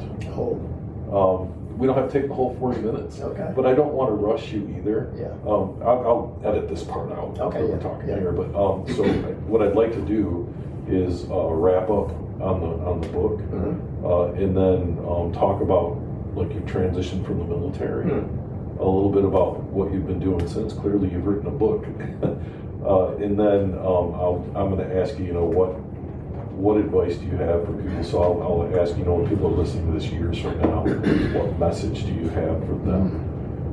When you said don't trust anybody, it reminds me when I was deployed, our motto was trust no one, admit nothing, and make counter accusations. That was how we looked at it. yeah. Yeah. All right. Okay, so we talked about the book. So just one more time, if you want to just go through those strategies. What were the strategies that you're telling our audience then? Yeah, so first one is trust no one. Observe, listen, and report. Know your neighbor. Listen, don't just hear. And your gut. Okay. Now, when I'm out speaking, I have stories for each one of those strategies. So, saying like that may not hit home, it may or may not. But when I start telling you the stories associated with it and how to employ it based on the story, then it becomes a little more clear. So we talked about the trust no one, observe, listen, report. I was a property manager in apartment building after I got it, right after I got an Army, a couple of years after. And apartment building right across the street from UCLA. 60 units, I occupied one, 2 occupied by teachers, and the rest were students. So I'm like running a barracks. Yeah. A sergeant major in charge of a civilian barracks. Well, people have to pay money, okay. This could be good or bad. Yeah, that's right. But the parents, they're like, it was like them dropping them off to somebody. They entrusted their child to me in this apartment building, parents thing, right? So I first took over, I come out of a door and I realized this light isn't on. So I go back in, come out another door, light's not on. So I said, okay, let me start writing these things down. And I was probably in the job for a couple of weeks, right? Just never had gone outside at that hour, so the lights were out. So I started writing stuff down. Go out another door, come back out, different viewpoint, do some more writing. But I say to myself, if someone is watching me right now, this should be suspicious behavior. So it was casing. So I go back in, do it again. Now I start doing the interior lights. So when I make an order, I make one order. And get up on the 5th floor, I hear, freeze! Oh, heck, we know what that means. Right? So I hear the voice behind me, it sounds young in my mind. I say, okay, I want there to be no accidents or whatever, no itchy finger or whatever. So I say, put your hands up, drop your pen and paper, hand down your back and get handcuffed. So they said, well, you fit the description of someone that was called in. I said, no, I am the description, because I already told myself, right? So I get my ID, they see my military ID and see Sergeant Major, so they say, oh, they start calling me Sergeant Major after that, and they take the handcuffs off. So I say, I appreciate you coming quickly. I don't know why there's 5 of you with guns drawn for a person armed with a piece of paper and a pencil, but when I call you for something going on in this building, I hope you come just as fast and with as much force. But my point is, someone was observing and they reported. Because they were inside, they couldn't listen. Now, mind you, on either side of that, the whole campus is on the other side. But on the side of the apartment building, frat house. I couldn't see no one looking at me, but like I said, if someone is looking at me, they should think this is suspicious behavior. Right. So my point is, they've done that right. The police didn't, or the dispatcher didn't. The person that saw me could not have escalated any higher than a person with a pen and paper. Right. Yeah. The know your neighbors we hear all the time after an attack, especially if it happens in a neighborhood or whatever, where someone talking about either they confirm what their gut has told them of it being, I thought I saw something, or they had no idea.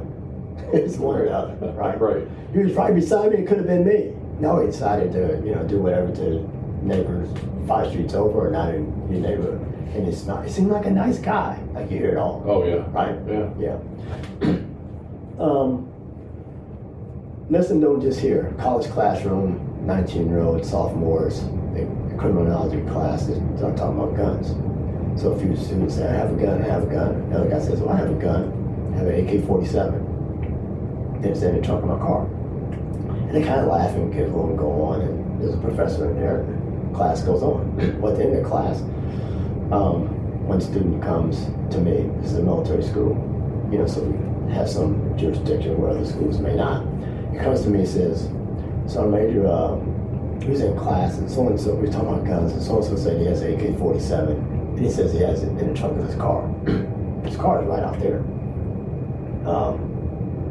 I don't know what you're going to do with it, but I heard it and it sounded a matter of fact. So, there you go. So, student comes back, take him and walk him to his car, and get about 100 feet away, says, I just want you to know before we get to my car, I have an AK-47 in the trunk of my car. Now, no ill will was planned. He was supposed to link with a fellow student the day prior. This is a Monday, supposed to link up on a Sunday. The weapon was going to be taken to that other kid's dad's house who lived in a rural area. Dad was going to lock it up.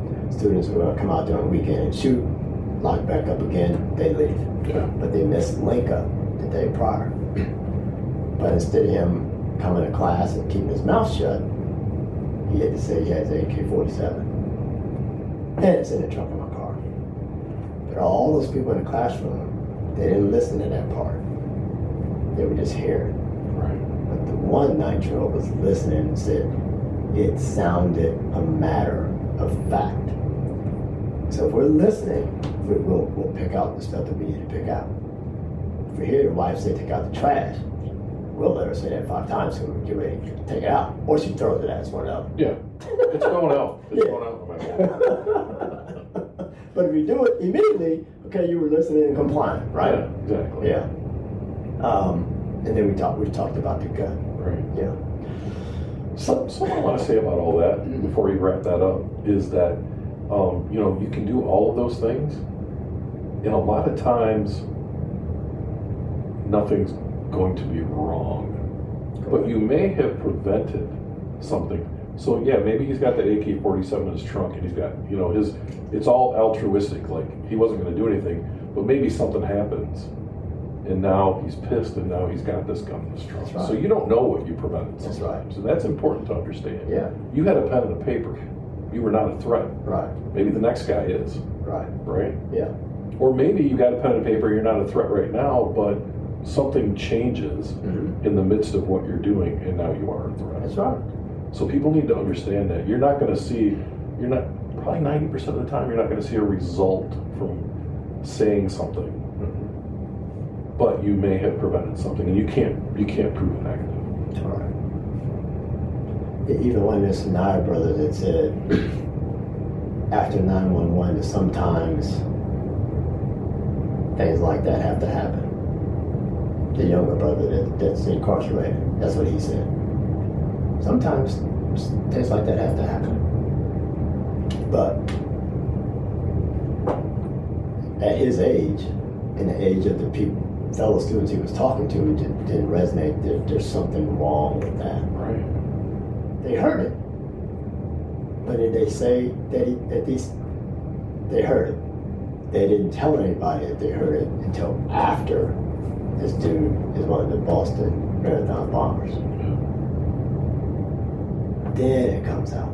Well, they weren't listening to what he said. Right. And that listening part is something that we should be doing on a day-to-day basis, no matter what we're doing, right? Because we should be actively listening to what people are saying, Right. and not just thinking of what our next thought is going to be. Or hang around people who have something to say so we can actively listen. that helps, yeah. There's that too. Right. So you, the thing that gets me is that this happened at the beginning of your deployment. You make it through the rest of your deployment, and then you redeploy home. How long were you in the military after this deployment before you retired? So I come back in 2004. I become the commandant of the NCO Academy about 3 months after that. I'm in that job for 6-7 months or something like that. Then I become the Division Sergeant Major. So I'm the interim Division Sergeant Major. Then I don't get picked for that job, and then I retire. So I retired in 2006. Okay. So immediately upon retirement, I loaded the truck and moved close to Beverly. Literally, Beverly was probably less than a mile away. Yeah, nice. Yeah, and because I knew that I wanted to pursue acting and military technical advising. In fact, even before we went to Iraq, I was taking acting lessons in Nashville. I would go down on the weekends. I would go down. So I was already had more than one foot in the door and knew what I was going to do. And even to be considered for the Division Sergeant Major, I was the last one to put my name on the list. Like the Division Sergeant at the time came in and said, "What you going to do?" Right. And it was like the last day that you can do it that I did it, right? Because thinking in the back of my mind, I thought, well, if I do this, then I'm never going to pursue, the acting piece. Yeah. But I put my name on it, but I didn't get it as a result. It's like you had said earlier about my life was saved for a reason. Life was saved to tell the story and to do this work. I fully believe that. To be so close, which if I wasn't telling you, I don't think about that. Yeah. But I know that my life was spared for a reason to do this work and tell this, because no one is talking about these strategies. No one even aligns this attack to all these others in any manner. And I truly believe that I would save lives by providing those proactive situational awareness strategies, and that they will mitigate a mass shooting or insider threat attack in academic institutions, in the workplace, in places of worship. I would like for each of those entities to, and the public as a whole, to embrace the fact that these are insider threats. More than 90% are insider threats, meaning it's a fellow student that already goes to the school. It's already a co-worker. People aren't just walking in off the street and let's shoot up this school. Let's roll the dice and this one or not. If I throw a 7, let's do this and that. That's not it. They're already in there. They are a current student or a former student, or they have some association with the school. More than 90%. So it's an insider threat. The mass shooter is the result of the attack that just happened.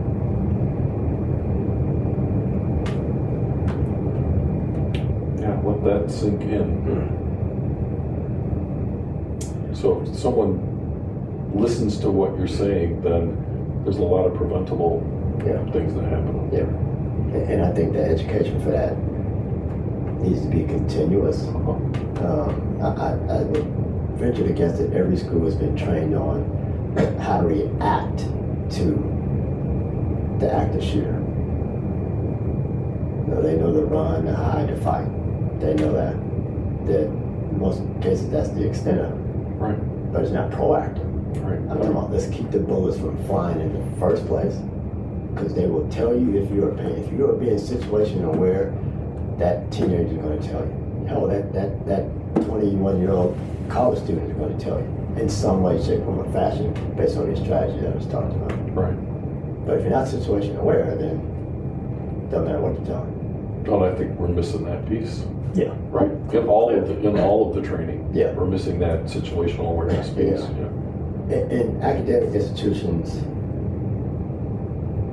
it's not about me having this desire to go speak there. That's part of it. The biggest part is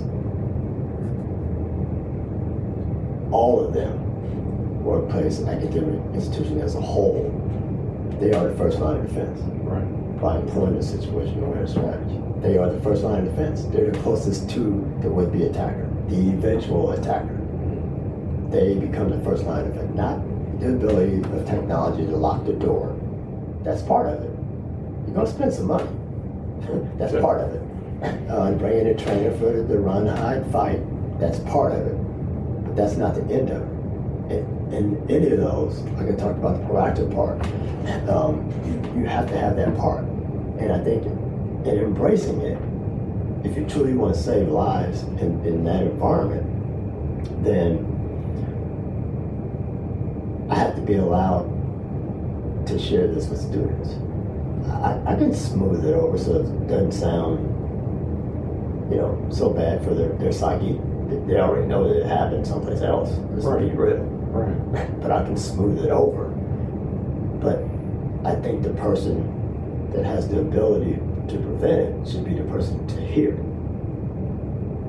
But we can do trainer where we train the faculty and staff and let them get with the student government and break it down somehow. But if the student knows some of this, they're better off.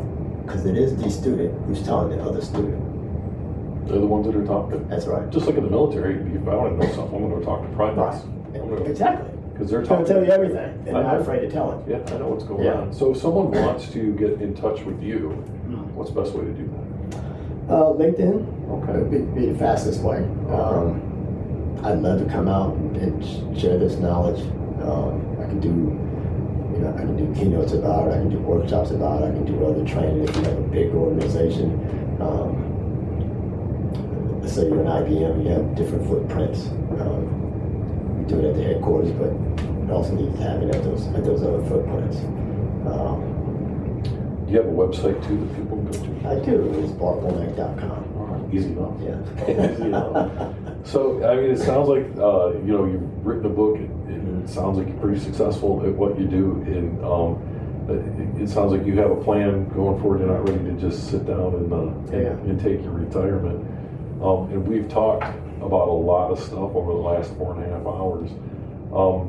But as we kind of wrap up our conversation today, I always ask people the same question at the end, and that is, 100 years from now, or 5 years from now, or 10 minutes from now, when someone's listening to this story in this conversation, what message do you want to leave with people?